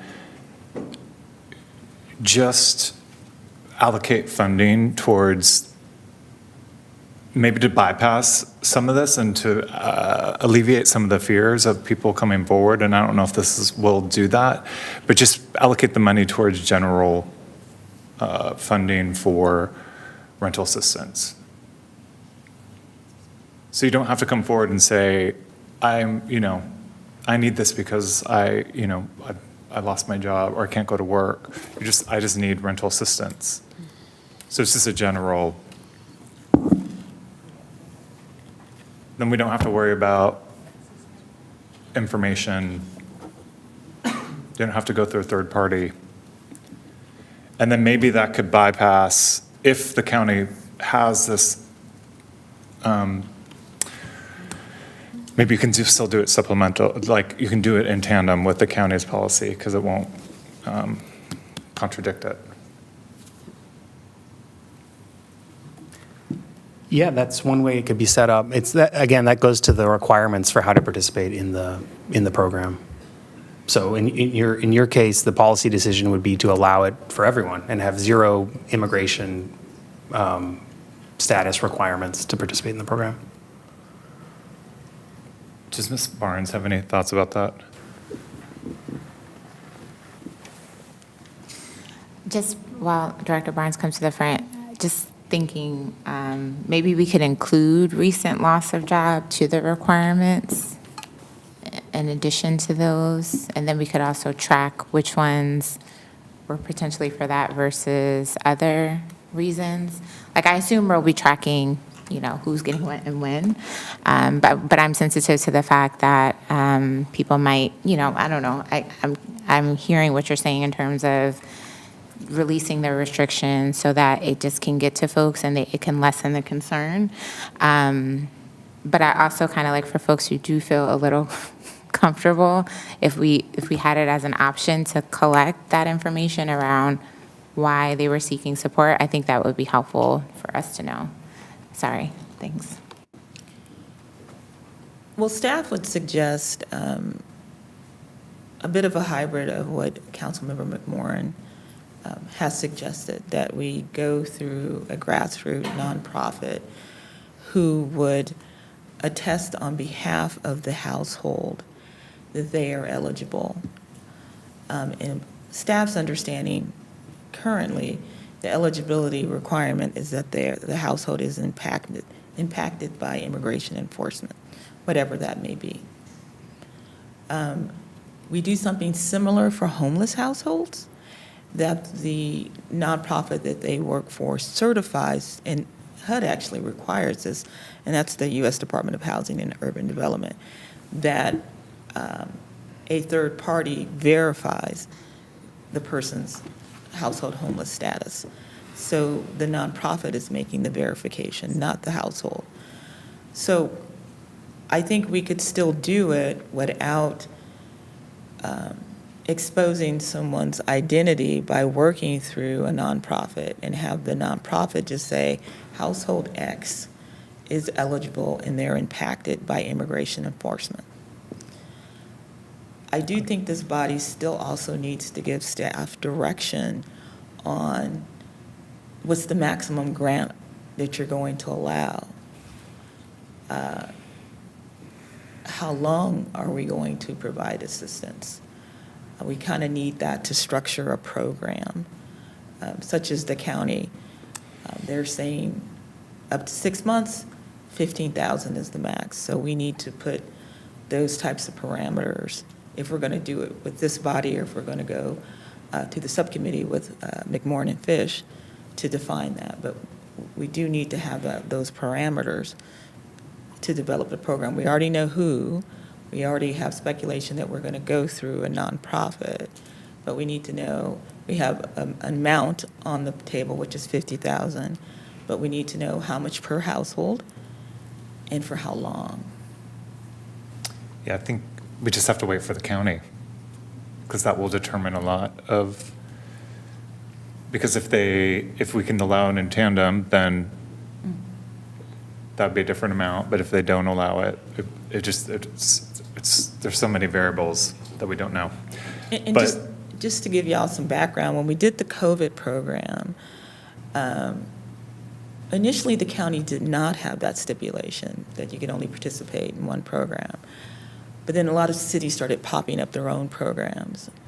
And so the county, I think, was saying, well, you know what? We're going to let these cities handle it themselves. And a lot of the folks elected to participate in our program because you may recall we had two parts. There's a 3-month catch-up grant, and then we also gave 1 year of rental assistance. So the folks, you would prefer 1 year of rental assistance versus, just $5,000. So the county enacted that kind of after they had created their program. And we have no clue at this time, because the county is still structuring their program, if they're going to put that stipulation that you can only participate in one program. even if we did 1,000 for 6 months, and we're only doing 50,000, that's 9 people. Yeah.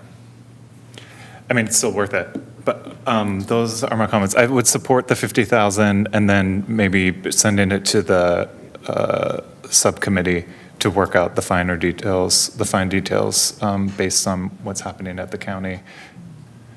Thank you, Mayor. Okay, thank you. Director Barnes, I forget, are we currently carrying a rental assistance program at all? We were with the RDA money, right? Yeah, so of course, we have our Section 8 program, which is a whole different thing in itself, and that waiting list is closed, and we're tapped out with our current tenant-based participants, plus our allotment of 42 Project 8 vouchers to the Jubilee project.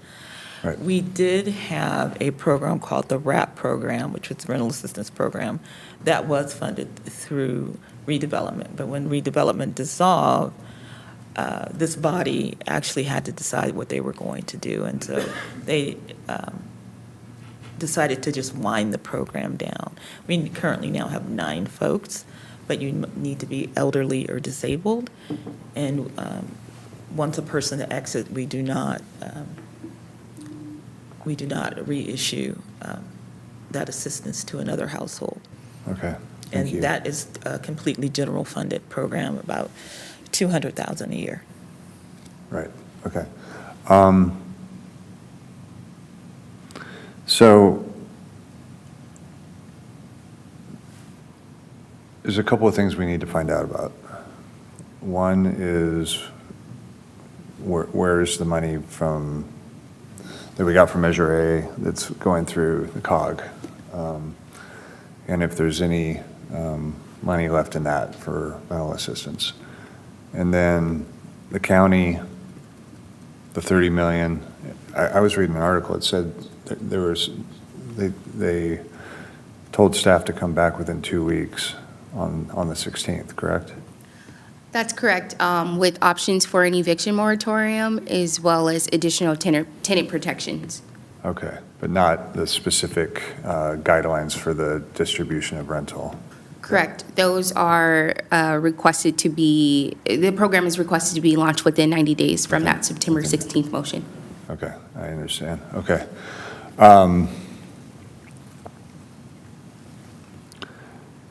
You know, and Councilmember Rivera brought up small businesses and that our mom and pop landlords are those. And rental assistance does help the landlords because it keeps their tenants in their apartments. I too am conscious of our budget. I'm open to this smaller number. I'd like to know what the story is with the COG money. I will not go over, I won't vote for over 50,000. And I'm wondering as well, as Councilmember McMorrin said, you know, having it held and, you know, if it's not used, then we return it back. So a mechanism in which there's controls. I'm a little concerned, like, I don't know if we've distributed the money to the legal aid fund or not, but if they're not returning calls, so I just want to make sure that we, you know, it's as needed, it is, you know, and so that we don't give the money away and it is misspent. So it sounds like it needs to go back.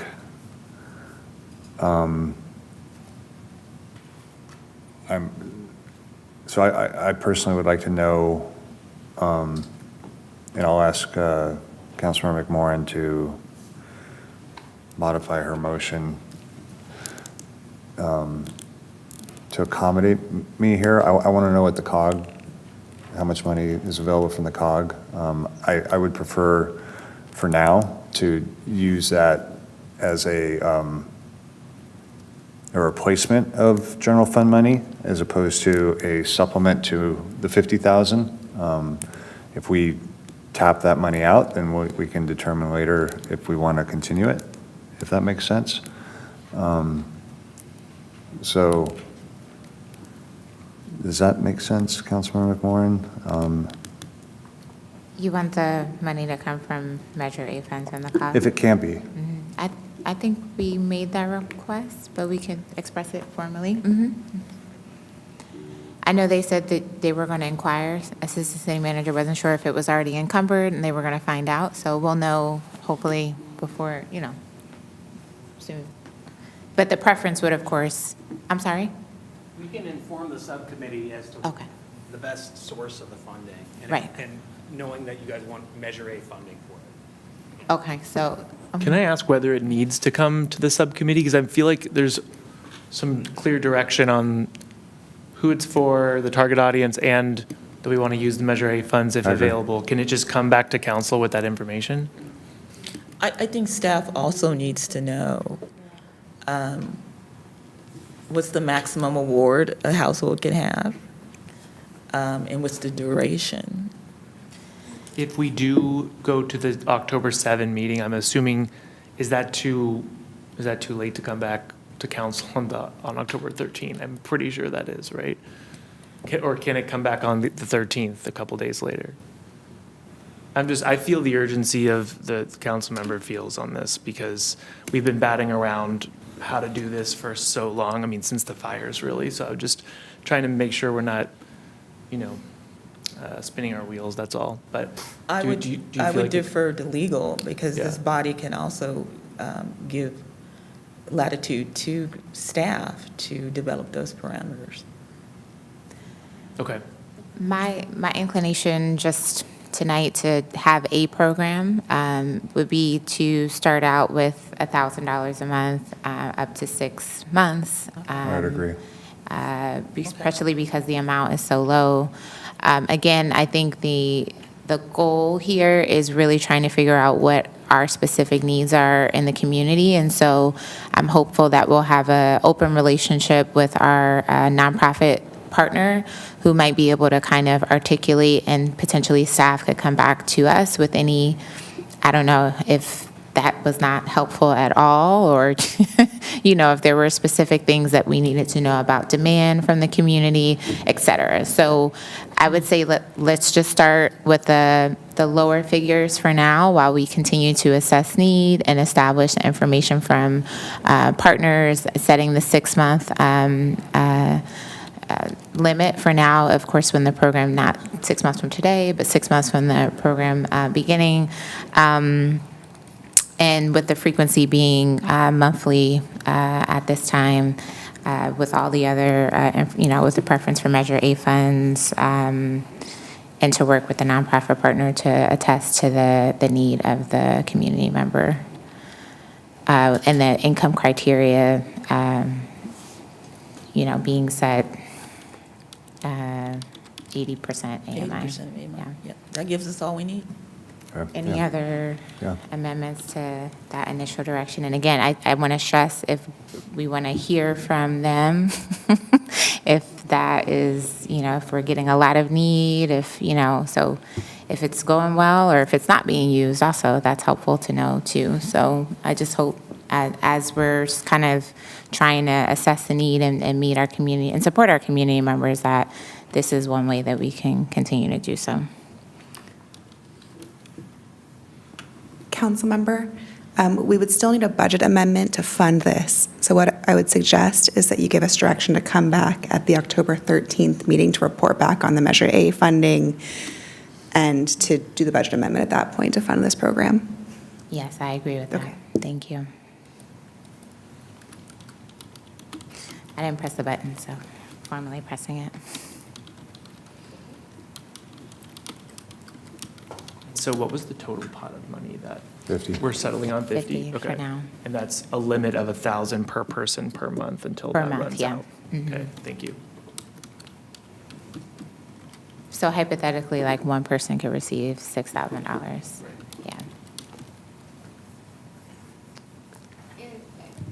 May I ask a clarifying question on that? Sure. Is it per person or per household? Like, can multiple people in a household receive $1,000? I would say for now, per person. Yeah, or should it be, because the issue I would have, or maybe they could let us know if that was coming up as an issue, because sometimes I feel like a part of the reason or part of the concern is that we know our average rent is much higher than $1,000 per month. I don't know if anyone is renting anything in Culver City for $1,000 a month. So that's why, my hope would, if it was a couple, 2,000, obviously not children. Oh, I was going to ask, I hate to sound like a bureaucrat. Are we speaking of persons 18 and over? Yeah, no, I would, okay. I'm talking about adults. And you 18 are and up. correct. There are, especially with the population we are targeting, there may be several families in a household. So I understand your point. There may be two separate adult households in one household. I want to be sensitive Sharing to a that home. because I know Yeah. that is something that happens. So That is true. So again, we're kind of building the plane as we fly it. If if there's something that is flagged, if something is abnormal, obviously 15 people, that is something that should be flagged, right? That's unreasonable, so let's build in some guardrails as feels right. I think 2 is absolutely fine, but right now we don't even know if there's any, so we're kind of, the goal is to get relief and support out to folks who need it. Sometimes I feel like we again, we want to be prudent. We want to make sure there's accountability and transparency, and we also want to make sure that we're helping folks. So hopefully some guardrails could be put in place there. But yeah, I do want to be sensitive to the multiple families in one household. That is something that does happen. So And maybe if staff has a recommendation on that too, knowing that reality for some of our neighbors on that particular issue in terms of. No, I think your observation is quite correct. We often encounter 2 to 3 households in a household. And we noticed this during the fire, which was really sad. Mm-hmm. The owner would have applied, but then the renter was left out because FEMA would only take 1 application per household. So the owner applied, any of the tenants were left out. Yeah. So by doing it this way, I think is correct, in that you capture households with several families in one household. Yeah. Mayor? Yeah. Just a quick question.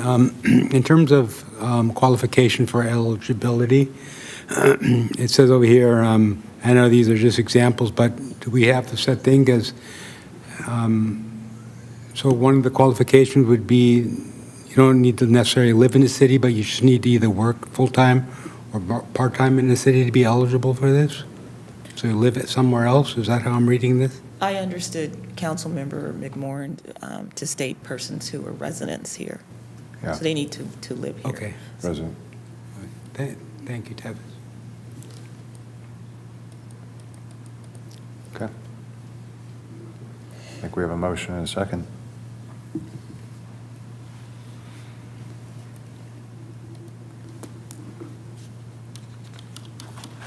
We have a motion from Councilmember McMorrin and a second from Vice Mayor Puza. And for clarification of the record, do you want to read back what you have? Yeah. Okay, so what I have is $50,000 for 6 months to assess need at $1,000 per person, 18 and over. And they will receive monthly support, again, at $1,000 a month. We'll work within a nonprofit agency to determine need, 80% AMI for income eligibility, and they must be a Culver City resident. Also, the source, we prioritize Measure A funds over general fund. And can we bring back the Measure A, like when we find that information, in case we can use that funding, because it looks like it's earmarked? It looks like it's earmarked with potentially $102,000. So we might even be able to expand the program. Can we just bring back that information at the earliest possible moment? Yes. Okay, thank you. Great. Appreciate it. Please vote. All members have voted.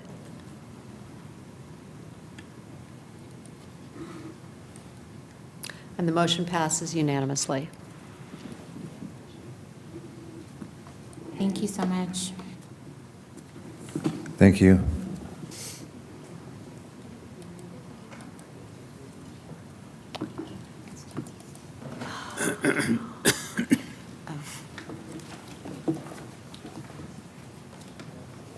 Oops.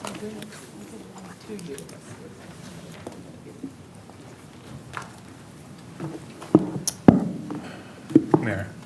Yeah. I have to recuse myself from this action item due to a possible financial conflict.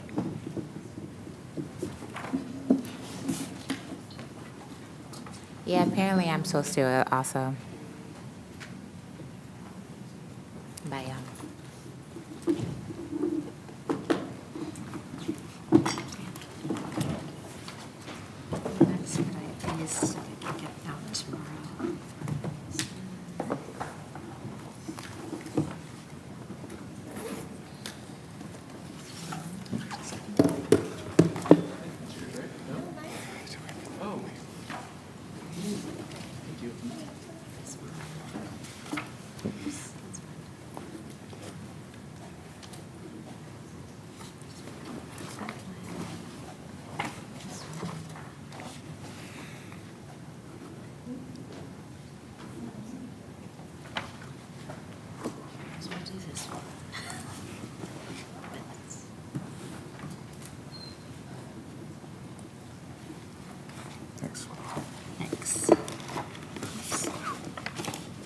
Oh, Mr. Munzer. I'm back. You're back, and you're bad. Sorry to interrupt. I just want to flag for me and Councilmember McMorrin, our screens are still, they've been off for a long time. I don't know if there's any tech support coming. Yes, we have. Okay, great, thank you. I'm sorry? We're testing. Yeah, mine's we're off, working mine's with off too. IT. His is off as well. Yeah. Yeah. Yeah.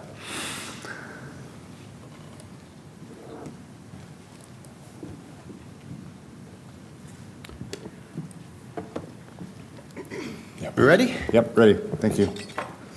Hello again. Good evening, or good morning, indeed. Mark Munzer, Planning and Development Director. I'm joined this evening in person by our Associate Planner, Lauren Wren. I did want to mention, I normally would cede to Troy Evangelo, our Advanced Planning Manager, but he is at the California State Planning Conference, where the city won its 5th award for our General Plan 2045. We won the Daniel Burnham Award, Award of Merit. It's again our 5th award that we've won. And they also presented to a sold-out session, as I understand it today at the conference, for our session titled Lights, Camera, Housing, an ode to our location. And so your work, Council, Planning Commission staff, is being recognized regionally, statewide, and nationally. So thank you. Tonight, thank you, Lauren. Also, we are joined by our consultant team, Studio 111, specifically Shruti Shankar, who will be giving part of the staff presentation tonight.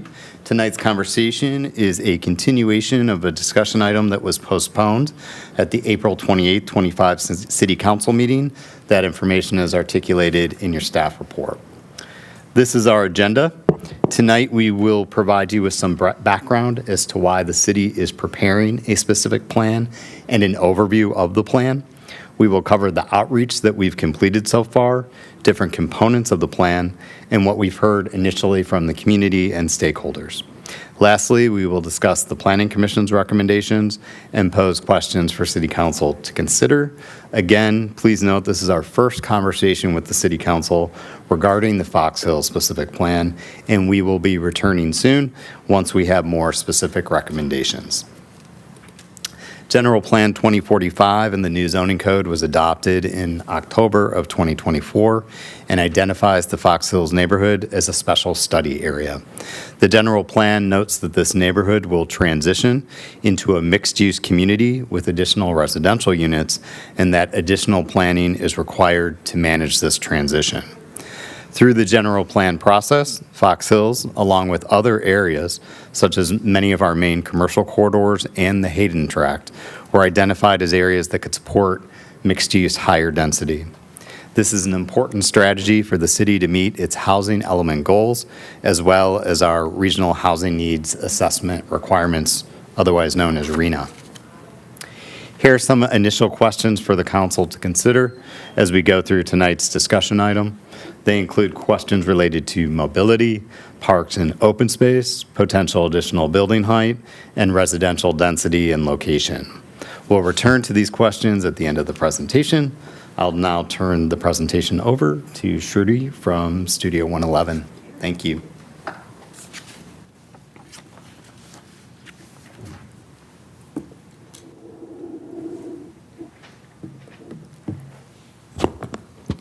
Thank you, and thank you, council members, for the opportunity to present to you today. I'm Shruti Shankar, Urban Design Director at Studio 111. You may remember some of the content of this presentation from back when we shared this at the April 28th meeting, so I'll do a quick recap, and we'll go through this at a high level. So the specific plan area for Fox Hills is just south of Slauson Avenue, between Sepulveda and the city boundary. It's already a great neighborhood today, with lots of people that live and work here. And the purpose of the specific plan will be to guide future growth and help shape the neighborhood to be a thriving place in the future.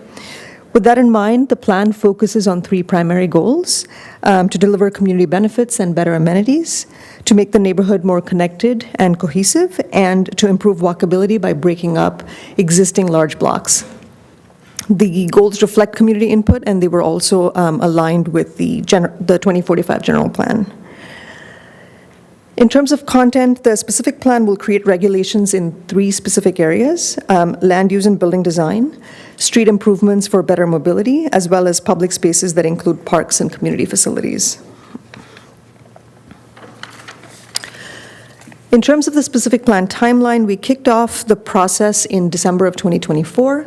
Since then, we've documented existing conditions, we've gotten early community feedback and opinions on different concepts, and your input today will help us define a preferred vision that we can share with the community this fall. We are still targeting an adoption of the plan in the spring of 2026. In terms of outreach, we've used a variety of outreach methods to engage the community thus far. We had an in-person community workshop back in the spring. We've had a virtual open house resource that's been available to the community as well. We've also had several pop-ups at city events through the spring and the fall, as well as online surveys and stakeholder calls. So we've had broad participation at large, and we continue to hear feedback from residents, businesses, and property owners on key issues related to the planning area. I will briefly recap the community feedback we've heard on various topics so far. So starting with buildings and land use, the general plan, as Director Mark mentioned, does specify high-density mixed use for the Fox Hills neighborhood, with densities ranging from 85 dwelling units per acre to 100 dwelling units per acre. The feedback from the community on land use thus far has been mixed. There are many residents who favor densities much lower than what's been adopted in the general plan. In particular, that's the sentiment for new development that's close to existing residential within the neighborhood or close to the Fox Hills Park. Concerns about densities mostly relate to overdevelopment and concerns about height that could impact existing character, as well as concerns around increased traffic, pollution, and inadequate parking. At the same time, we've also heard support from the community, from property owners and residents, for higher densities that can specifically support affordable housing. We've also heard broad support for more food and dining options, as well as more retail and locally serving neighborhood destinations. In terms of mobility and streets, the mobility section of the specific plan will build on ongoing efforts like the Safer Fox Hills plan, as well as proposed transit improvements across the city. The map to the right on the screen shows a concept for potential locations of a new pedestrian network, a system of paseos that could be made a requirement through the specific plan and help break down large blocks to create a more pedestrian walkable district. We've heard broad community support for these types of pedestrian improvements, especially improvements that create better connectivity and provide better safety. And we've also heard a lot of support for more greening and landscape strategies related to mobility. And then parks and amenities, the plan will also look at opportunities for new public spaces such as trails, upgraded parks, and more gathering areas. In particular, we heard a lot of community support for gathering spaces like a community center. Another important open space consideration was preservation of existing mature trees in the neighborhood, which give the area a lot of green character and livability today.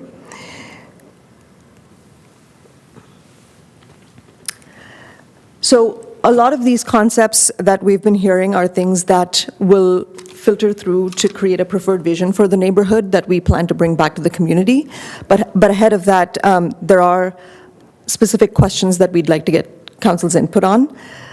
Several of the same questions we did also share with Planning Commission back at their April 9th meeting when we presented to them. And the commissioners were generally supportive of the project's efforts to date and in support of general plan densities that have been adopted, particularly with the focus on provision of more affordable housing. They also supported ideas to break down large blocks through a network of paseos and supported strategies that can improve walkability and make the neighborhood more livable. The commissioners also agreed with the need for a community center, more parking options for Fox Hills Park, as well as improvements to the existing transit center. So with that, we'd like to return to the question slide we introduced earlier on and get the council's direction on some of these key topics that will help us shape a vision concept. Thank you. That concludes our presentation. Thank you. Sorry, great. Ms. Farrell, do we have any public comments? Mayor, we had 5 sign up. I've signed up. I think, yeah, let's hear those before we ask questions, and we'll combine comments and questions at the same time. And I will call the list of names. Marcy Bond, Judy Sherman, Deborah Wallace, Travis Morgan, and Michelle Playford. I do not see Marcy Bond online. We will move on to Judy Sherman.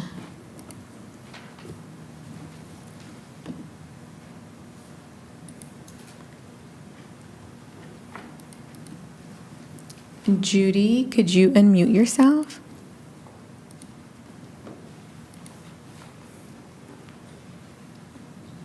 How much time?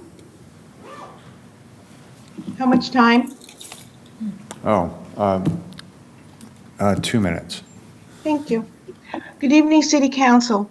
One of the main reasons this plan was proposed by the city and its consultants was to address the density that will be created if all the proposed housing is built, which they surely want to see in Fox Hills. Thus far, there are almost 3,000 units proposed by 5 developers.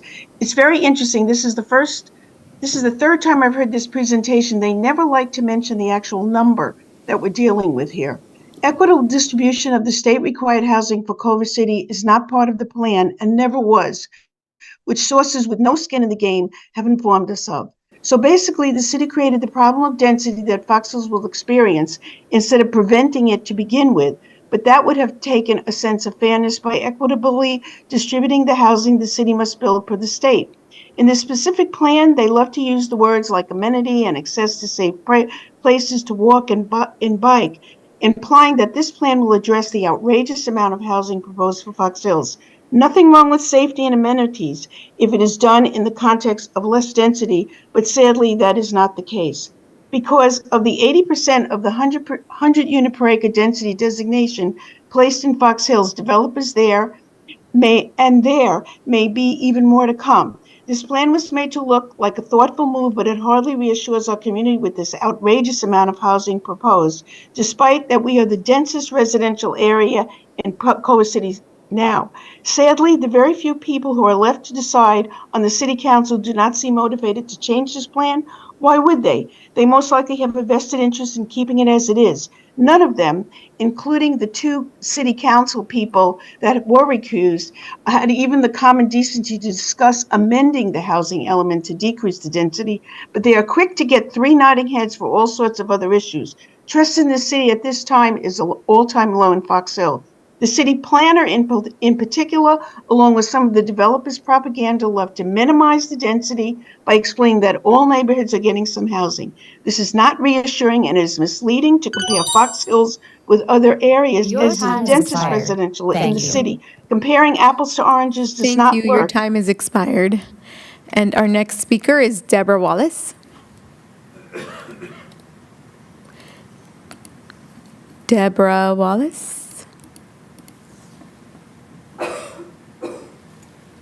Can you hear me? Yes, go ahead. I'm deeply concerned about the city's plan to concentrate all new affordable housing, or most of it, in Fox Hills. It's just a bad planning decision, and it's profoundly unfair.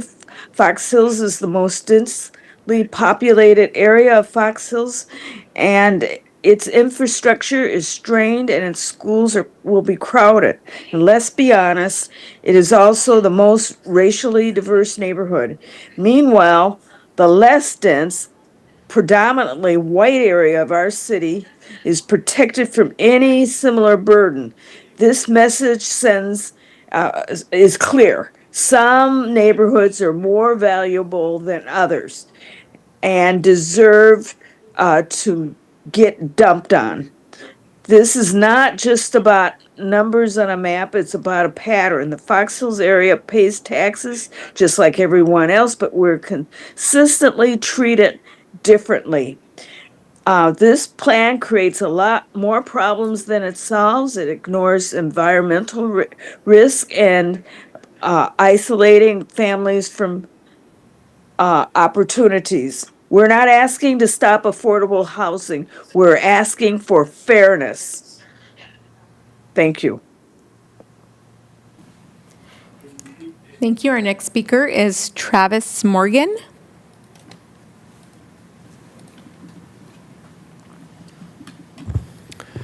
Thank you, team.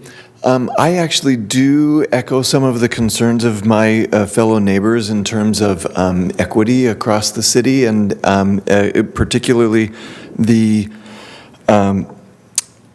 requirement from the state of California for affirmatively furthering fair housing, that we have a state requirement that we should reverse patterns of segregation. And I do have concerns about that. Particularly, I'd hope to see a direct equity as the Hayden Tract plan comes to the city. I do also have concerns about the nearly forced recusals of our two members, one of whom is a renter and the other owns one unit inside of an enormous parcel. Neither one of these even own a single parcel in Fox Hills. It seems like that their financial conflicts are very minimal, and the potential upside to them is extremely minimal on this plan. I actually do agree with the 3 goals that are listed in the plan, and I think that they're fantastic. I would encourage a 4th goal, which would be a transit-oriented district around the Culver City Transit Center, which is currently in the parking lot of the mall. A great opportunity. Metro, this is part of the Sepulveda corridor that Metro is planning, likely for a subway line that goes all the way from the valley to LAX. And one of the proposed stations for that is at the Culver City Transit Center. I believe a transit-oriented district could encourage Metro to go in that alignment versus competing alignments in that. And we have strong support for a community center. I'd love to see the proposed parcels for that actually zoned for a community center, which would make the acquisition of those parcels much easier down the line. Thank you. Your time has expired. Thank you. And lastly, we have Michelle Playford. And I do not see Michelle on Zoom nor in the chambers. That was our last speaker. Okay, great. Thank you. Thank you to the speakers. Councilmember Fish, do you have any thoughts? Thank you. Thanks for preparing this discussion and all the ideas that and all the engagement that you've done in the community. It's really great to see, and I'm encouraged by how much participation you've already gotten. I do have a couple questions for staff, probably, actually. The debt, I do empathize with comments about, the amount of density that was put in that neighborhood as opposed to others, and that's why I've, been vocal about supporting state measures like SB 79, which we endorsed and is now on the governor's desk, which are helping to sort of right some of those wrongs and share some of that housing burden more equitably across the city. How does this specific plan, what's the relationship between the density that's defined in this specific plan and what goes into, say, the housing element? Either, my understanding is the next one, the one that is coming up in 2029, is that right? So can you explain, can you help us understand, like, when this specific plan comes out and if it defines density in a specific way, does that inform how the housing element is drafted in a couple of years from now?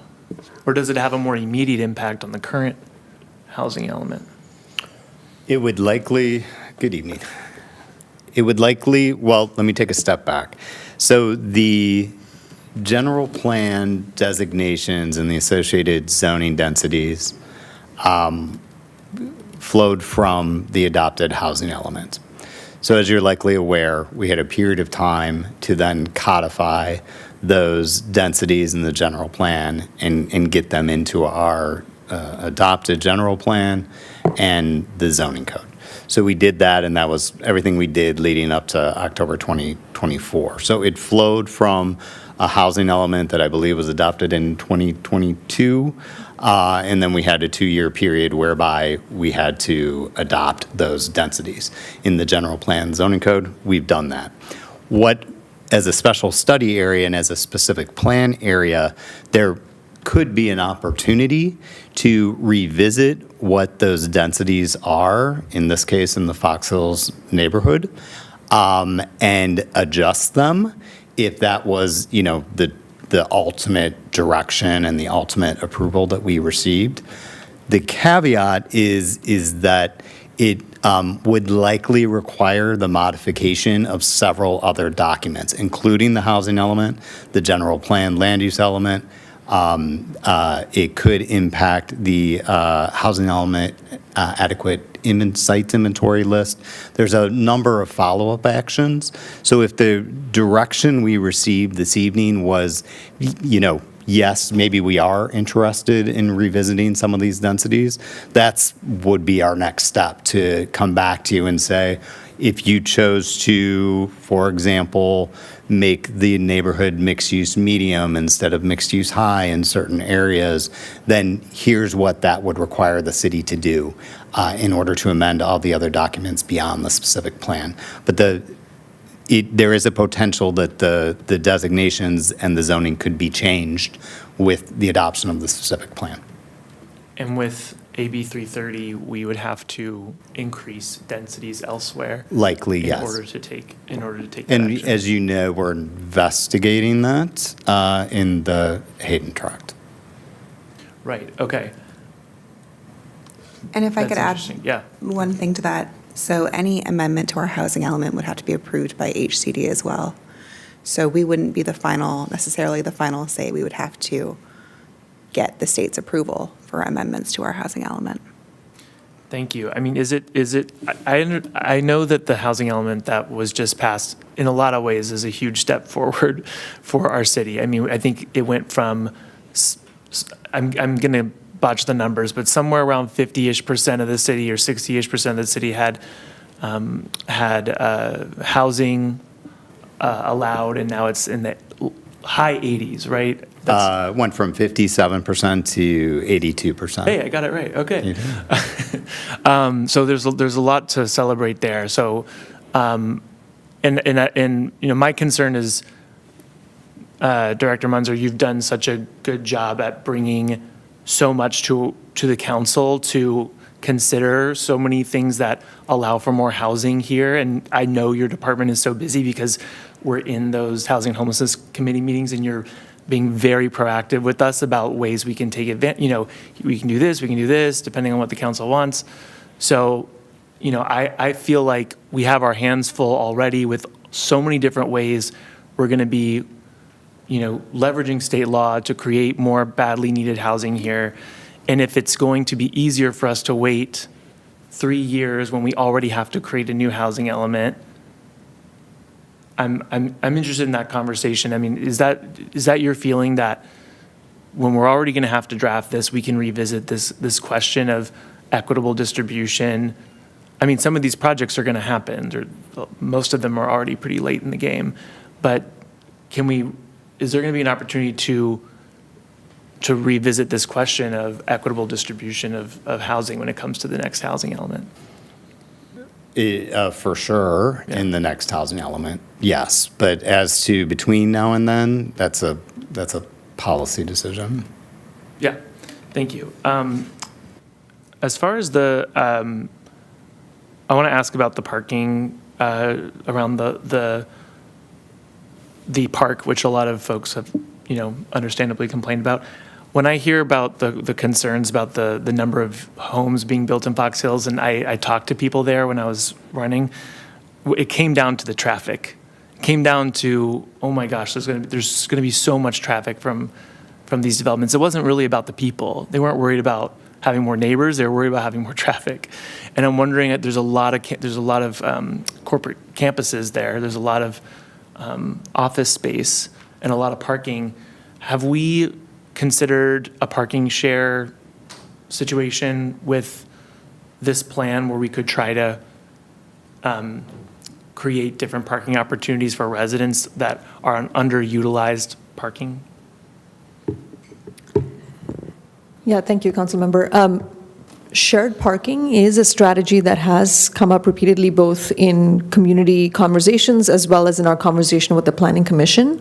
I think there are a few different ways to think about that. I mean, typically, when there are uses that are complementary, that don't need the parking at the same time, it makes for a very good, a very good way to pair those uses to share that parking resource. So to some degree, office uses and residential could do that. To some degree, any new commercial uses and residential could do that as well. So those are things we can study in more detail. I would be really interested in that. I think it would benefit the Fox Hills community who seems, I hear about parking all the time. And I also, when I'm there, I see so many empty spaces from these office parks. So I would love to see that incorporated into this plan as sort of like a North Star. I'm curious what my colleagues think about that. And then, I loved the support for paseos, and really, really love the idea of developing, as Mr. Morgan said, the Fox Hills Transit Center, because it really is underutilized space. It is like the confluence of 4 very important bus lines, the most riders in Culver City bus, like the 6 bus and the 4 and the 3, I think all converge there. The SoFi Express now converges there, and it's like a parking lot.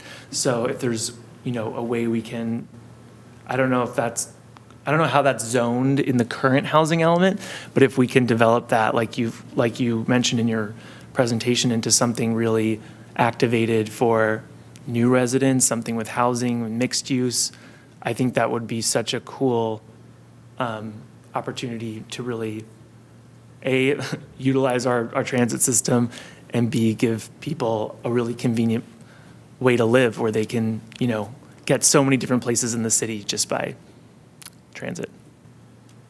I don't know if that's already a focus, but I would love to see it, to really see that fleshed out, that plan for the transit center fleshed out with, TOD and mixed use and things like that. Those were my comments. And then just speed limits. I mean, when we talk about paseos, and making it walkable, I would love to see some elements of, reduced speed limits. If we can create almost like in Barcelona, there's the super blocks, things that really enhance walkability, where we slow the cars down and it becomes much more, friendly to pedestrians and people, given the fact that it's all mixed use now and it's going to, continue to develop that way. Those are my thoughts, colleagues. Looking forward to yours as well. Thank you so much for all your hard work on this. Thank you for the feedback. Thank you, Mayor. I agree with Travis's thoughts on the transit station. Question, is it possible to revisit sort of the issues of density that some of the residents have up there and take a look what that looks like if we maybe decrease some of the density? Yes. So I'd partially addressed that before, but if that was, the consensus that you wanted staff to investigate reduced densities, then that's, we'd take a look at that and what all of those ramifications are on the city and all of our adopted documents, and as Christina mentioned, with HCD. All right, thank you. I just wanted to sort of reiterate that for some of the speakers that were listening, because it's really not that easy. It's not just saying, well, we're going to take care of one and we'll put it someplace else without HUD's, HUD's blessings. I'm sorry for my voice. I don't really have anything else, ma'am. I'm losing my voice altogether. Okay. Yeah, thank you. I really like everything I saw up there in terms of what the Planning Commission recommended. And what Mr. Morgan shared with the TOD. Do we have to designate it officially as a TOD, or is it by definition because of all the We have transit another that's there? TOD area, so it'd be like an overlay district, probably. Okay. All right, I like the idea of exploring that. And then regarding the community center, do we, if we, and with the idea of breaking up blocks and paseos and all that, there's opportunities potentially if there's willing sellers around that Uplander area to, there's a desire to increase park space, add parking for the park, and have a community center. Acquiring one of those 4 properties would be ideal. Would we have to zone, what's the zoning implications for something like that? I'm going to defer to the city attorney on this one if it involves potential acquisition. So we would have to look,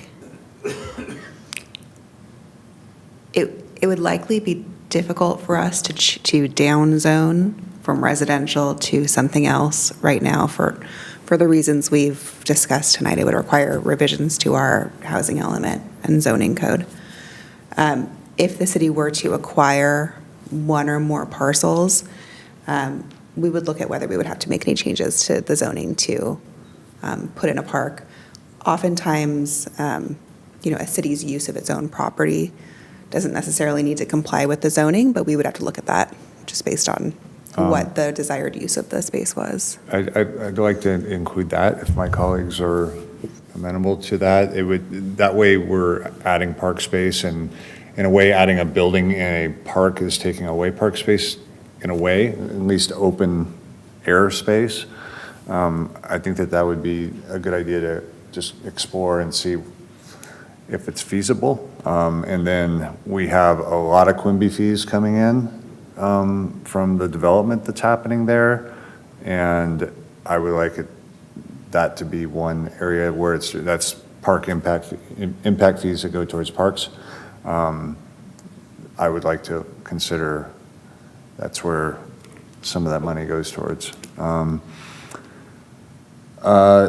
just like I was just driving down Overland Boulevard to work. It was nice to go to work today. And this wall of new developments between Venice and the Rose. They're 5-6-story buildings, and there's not a lot of green space. It's straight up. And I think I know I've seen all of the developments that are in the pipeline in Fox Hills, and I'm pretty sure none of them are like that. They have paseos, they have green space. They're more welcoming and open to the community, which I really appreciate.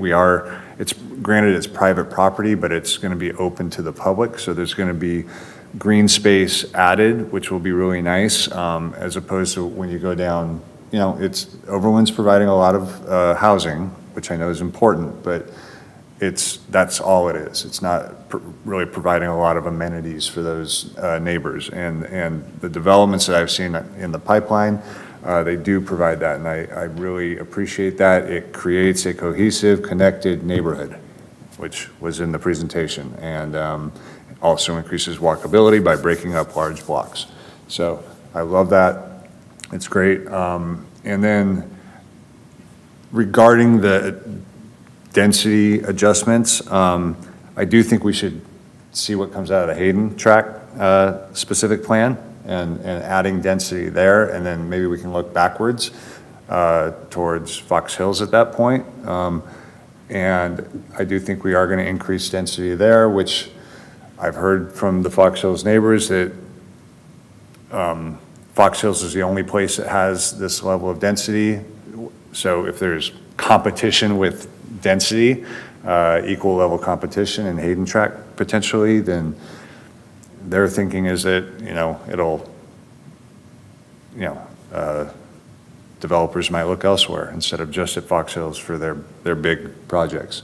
So let's see how that plays out. And I think that's all I have, unless anyone wants to add anything else. I do want to also, just amplify what Mr. Munzer said. The housing element was approved in 2022. That's 3 councils ago, before I was here, and we've had to kind of chase that number to get to where we're at. So it's been the work of 3 different councils to get to where we are with our density numbers. Mayor, real quickly, just one point I wanted to highlight that was in the questions. There is an area that's identified that's not, it's presently limited by the zoning code to 56 feet in height, but it is not applicable to the 1990 ballot initiative that totally restricts building height to 56 feet. It's highlighted in the staff report, so it's an area largely around Uplander and Bristol. And I'm guessing with the concerns about density, but we just wanted to flag that part of the discussion. We had talked about, possibly in the interest of like hospitality or hotel uses that have revenue impacts to the positive revenue impacts to the city. Not sure it's going to necessarily work in those areas, but it is an opportunity. You'll remember the council approved hotel and hospitality land use study that is about to get underway. So if we had some just kind of initial thoughts on, we'd maybe be open to that. We're not here to define a height number, but there is an area there that is not restricted by the ballot initiative. It is, thank you. So anywhere that doesn't show the white dot pattern across it, that area is all limited by the referendum or the initiative. So it's the areas in dark, the maroon, basically around Bristol Parkway, and I believe that's Hannum to the north. And then, I know it's hard to see here, but then we have some pipeline projects that are outlined there in orange, such as the 5757 Uplander project, which is a very large project I believe the mayor been referring to in terms of publicly accessible private space. So, seeking some initial thoughts on that. Can you repeat that? Sorry, can So you repeat what the ordinance the is? maroon without the white. Correct. Is not subject to the. Correct.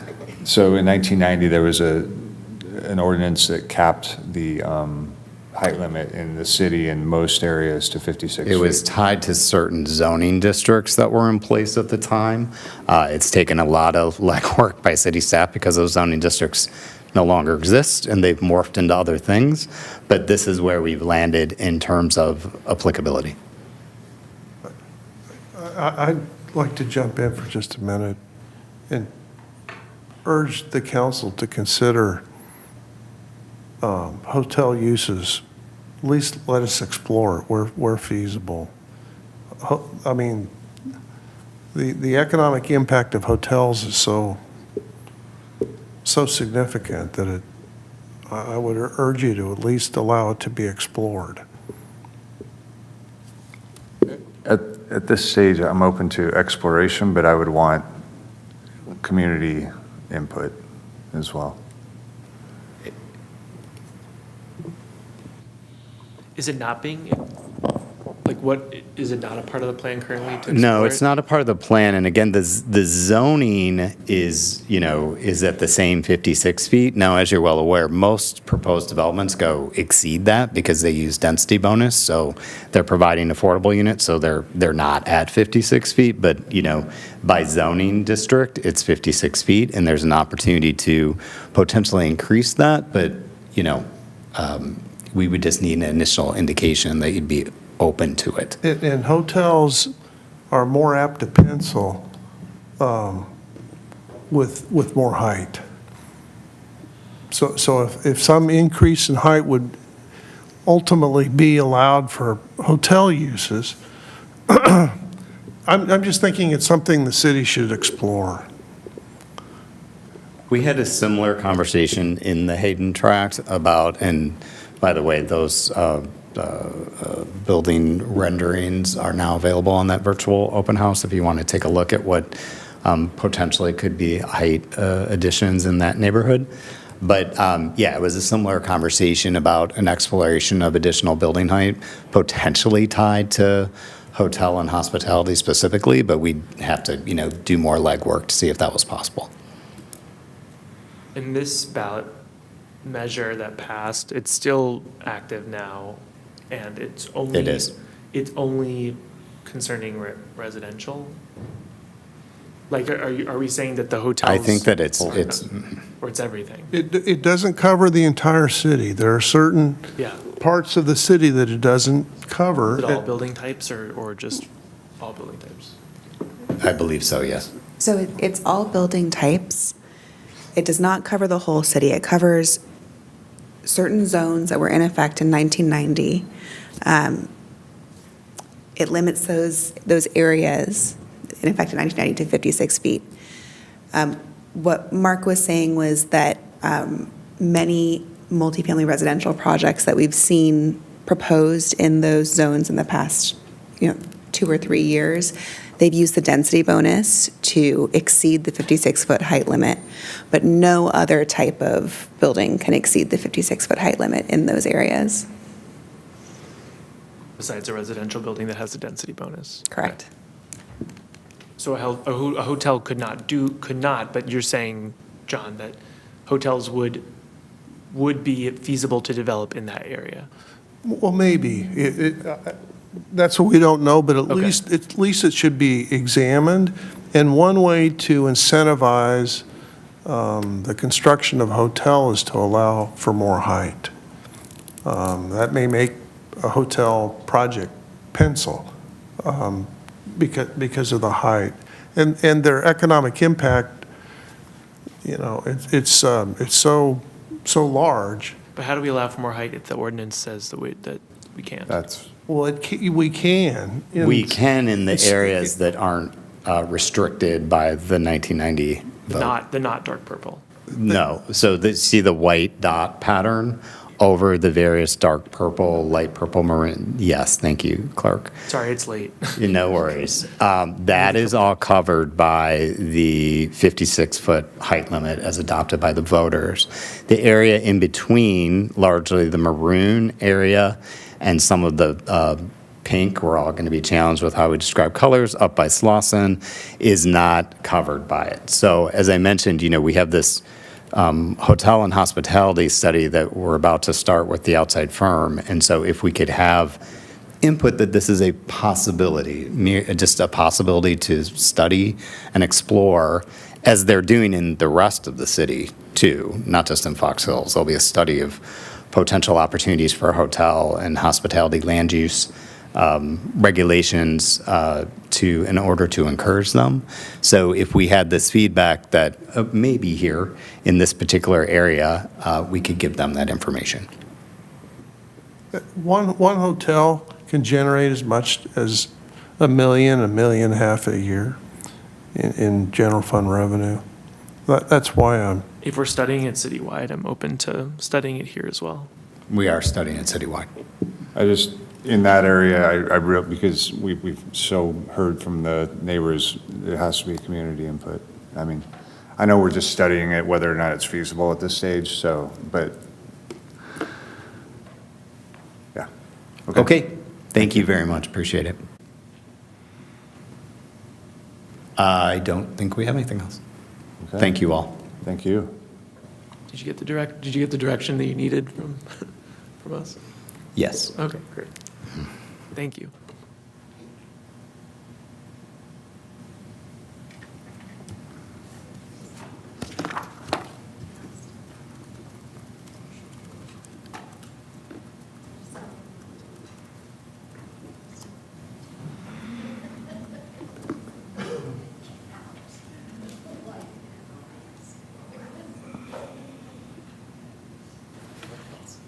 All right.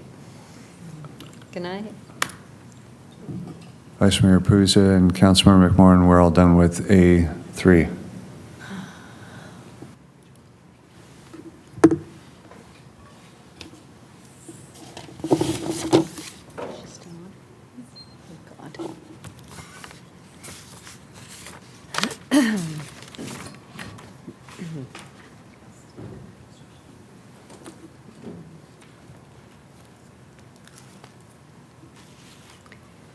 And I apologize, we were unable to find solutions to fix the monitors tonight, but we're contacting the company. They've already been contacted, and we'll hopefully get them up and running again soon.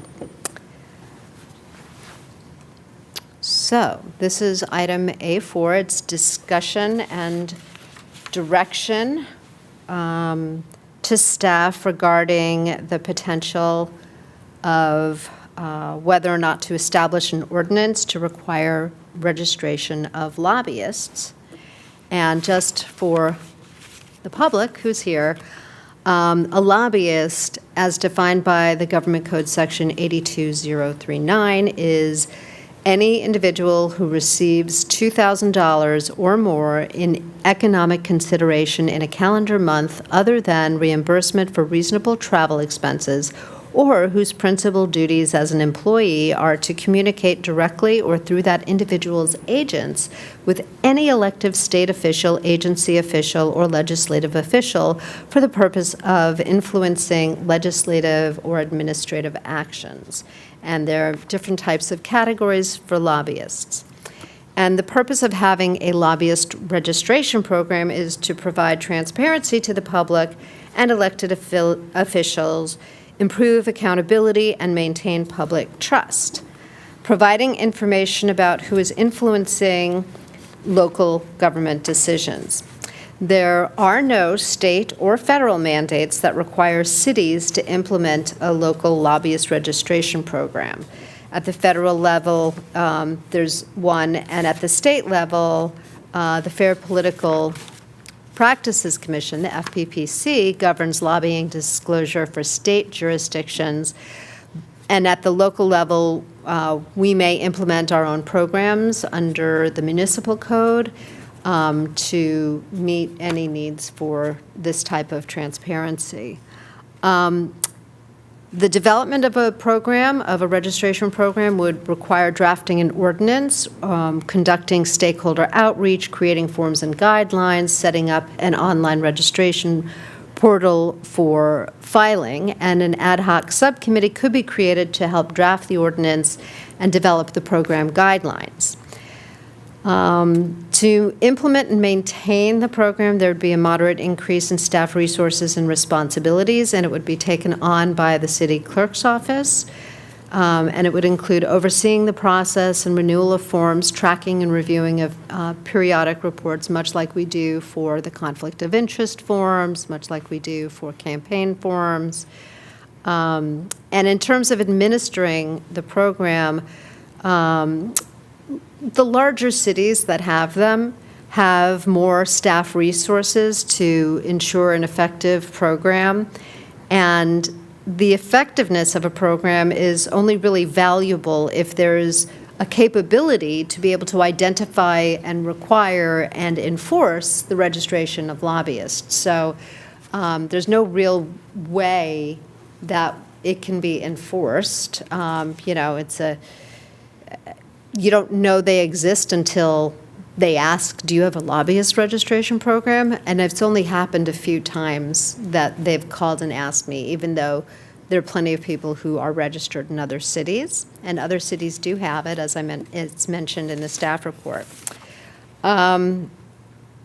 So basically, there's a couple decisions to be made. One is whether or not you would like for staff to research and return with additional items for discussion, potential costs, the staffing needs, in order to determine whether to establish an ordinance to require registration of lobbyists, and if desired, to create an ad hoc lobbyist registration subcommittee to work with staff to develop program guidelines and the content of potential ordinance, and then appoint 2 council members there too. Tiana Allen, who wrote this report, who's at a training but is online, is here if you have any questions for her or myself. And we look forward to your feedback. Okay, great. How many speakers do we have? 3, I think. We don't know who's here. Okay, let's go ahead and do speakers first. I think we should call Janine Wisnowski-Stalin Okay. because she's here. Well,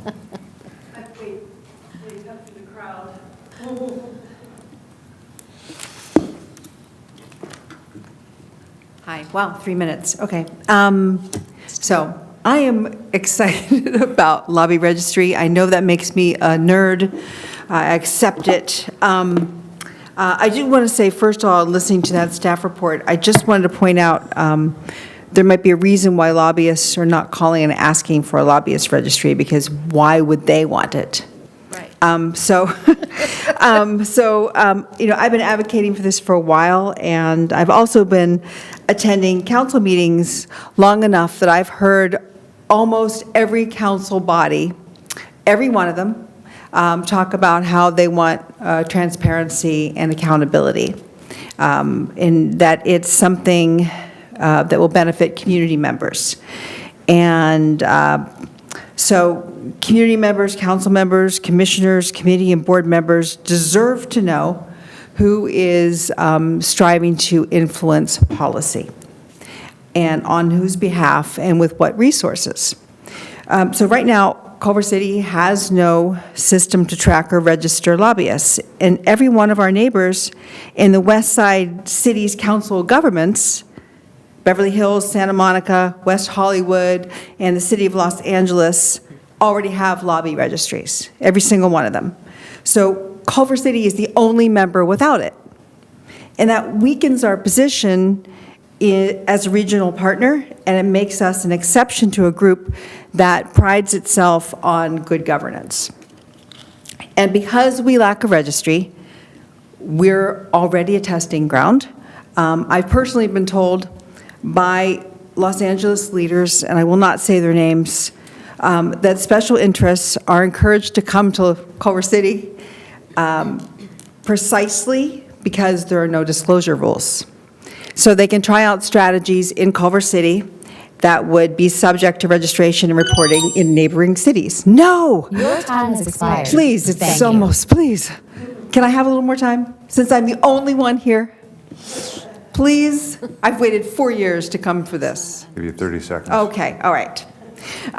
Council members may agree with the mission of those groups at the moment who come here, but tides can always turn, and a registry is one way we can protect the future by ensuring no matter who is in office or what the issue, the public always has the right to know who is trying to influence their government. So every city has a registry. It's time Culver City stopped being the exception. And if lobbyists are already here, the least we can do is have them sign in at the front door. Thank you. Thank you. We also had Melissa Sanders and Marcy Bond signed up, but I don't think they're here anymore. Nope, they're not online. Okay, thank you. But Tiana is. And Tiana, thank you, Tiana, for staying up. Questions and comments from colleagues? Councilmember Fish? Thanks, Mayor. And thank you, Ms. Wisnowski-Stalen, for staying up with us and sharing this initiative that you've been passionate about. And I actually agree. I think it's a really worthwhile cause for us to get in line with our neighboring cities, and it would encourage transparency for those who are employed. I want to make sure, of course, that it doesn't punish more, grassroots organizations or anything like that. I don't think that's the intent either. But I really am interested in how we can craft something that just encourages more transparency among those that, meet with the council or spend a lot of time. I also know this is one of the reasons why our governance subcommittee was so important to create, and I'm really grateful that we did that on this council. So Councilmember McMorrin and I have been working on that subcommittee with staff, and we've started on some election reform as well, because part of ensuring transparency around big money spending and lobbying in Culver City, I think also needs to be focused on elections, because we had $410,000 by my last count spent just in this previous election. There was almost $600,000 spent in the one before that by mostly really, really big money interests. I mean, I have the whole spreadsheet in front of me, there was BizFed, there's Hackman Capital, there's IDS Real Estate, there's, Carson Limited Partners, Apartment Association. And right now with Culver City, we don't have a lot of transparency around who funds a lot of the political advertising, right? We have, someone gets a mailer and it says one thing, it says Onward Culver City, and that sounds like, hey, that sounds kind of like another organization.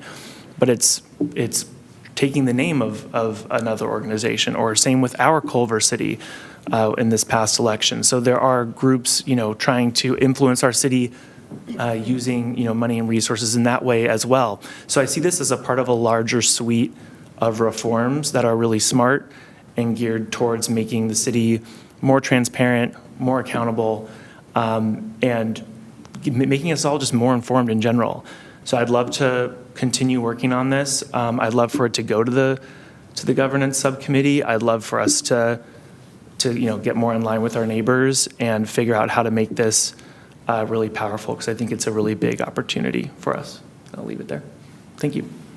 Thank you. Councilmember Moore. Thank you. Thanks to our speaker. Thanks to Tiana and the city clerk team for doing the hard work to get this item before us today.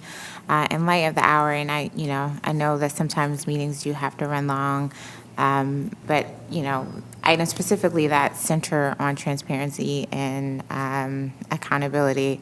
It'd be great to have these a little earlier in the night, just in case there was more curiosity or potential community input. So just kind of want to lift that up as a missed opportunity, just due to scheduling, and it's impossible to get all the things that we need on the calendar at a reasonable hour. I would love for this item to be sent to governance, just echoing what Councilmember Fish has lifted up, particularly because it is an open meeting. It would allow for people to come potentially at a time that's not 1:18 in the morning to share their input and to just have a little bit more of a community process around this and continue to get input around this issue in conjunction with other opportunities to ensure for more transparency and accountability in our community. So I'll sort of leave it there, see what colleagues have an appetite for, but definitely want to ensure that we are moving in alignment with our neighboring cities and making sure that our city is more transparent and accountable to everyone. Thank you. Thank you. Councilmember Rivera. Thank you, Mayor. Thank you, Ms. Wisnowski-Stalen, for being so passionate about this and bringing it forward over and over again. Appreciate it. I'm ready to move forward with this, Mayor. I'm probably with the recommendation. Okay. Thank you. Vice Mayor Puza. Yeah, thank you for the public comment. Thanks to Tiana for staying up this late. I think lobbyist registration is about public trust. Residents deserve to know who's attempting to influence our public decisions. And I think this type of registration system will help clarify those relationships and ensure that the same rules apply to everyone. So I would support sending this to the governance subcommittee. Then they can look at potential costs, staff impacts, enforcement needs, cost recovery options, and look at it in the totality that Councilmember Fish was speaking about. Thank you, Mayor. Great, thank you. I just put in a motion for this, and I'm good with sending it to the governance subcommittee. We'd also, just some recommendations. I think it's obvious we should look at our West Side COG cities and what they're doing.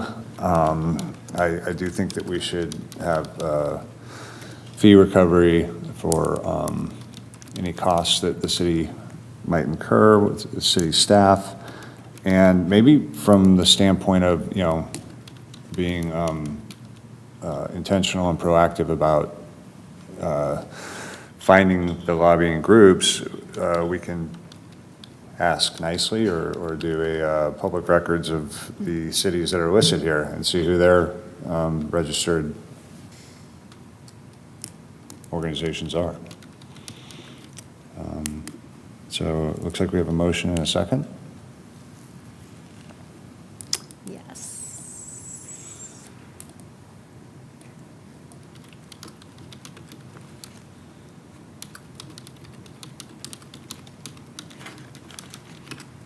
Okay.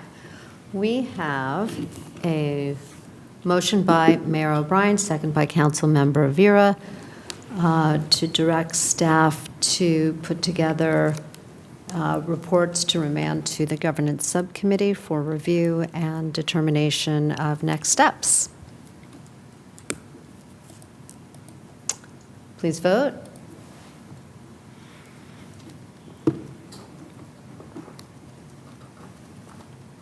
All members have voted, and that motion passes unanimously. Thank you. Welcome. Oh, and I do just want to mention, Ms. Wisnowski-Stalin did say that there had been some time ago a discussion of lobbying, and I looked it up, and it was in 1993 that they talked about it, but nothing ever went further. So I don't know what happened, but there was never anything done except the discussion of it. So it's been a long time. Long time. 32 years. So we are up to public comments, items not on the agenda, and we have one speaker, and it's Denise Neal.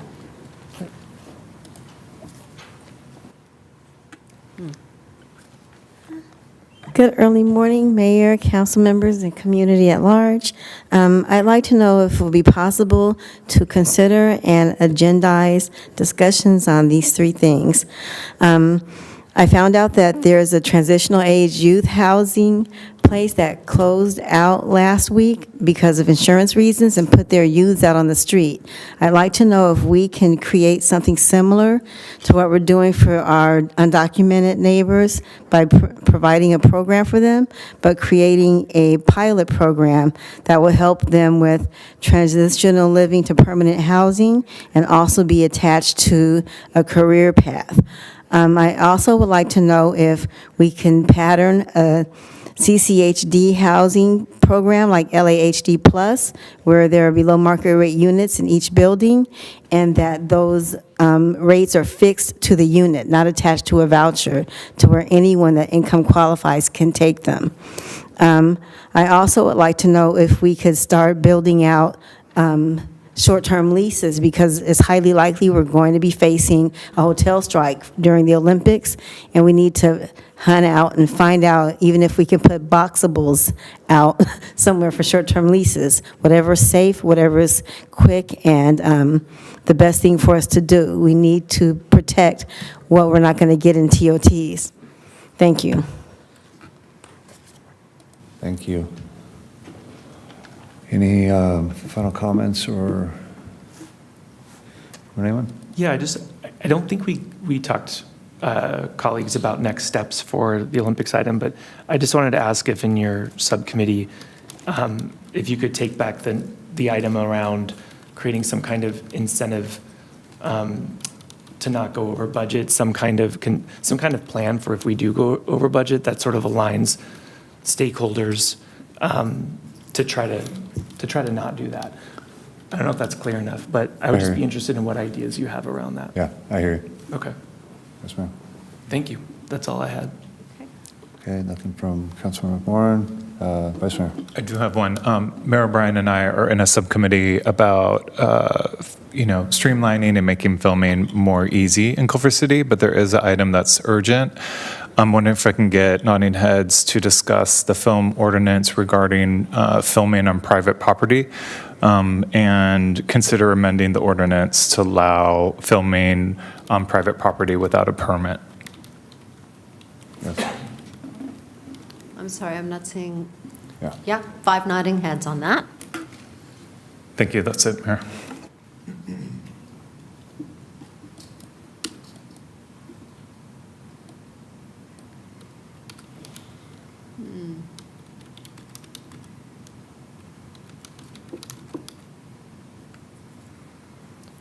Okay. All good? Are we ready to adjourn? Yeah, I just motion to adjourn. All right. The motion by Mayor O'Brien, second by Councilmember Vera to adjourn. Please record your vote now. All members have approved. The time is 1:26. And we are adjourned. Thank you. Good night, everyone. Thanks, everyone.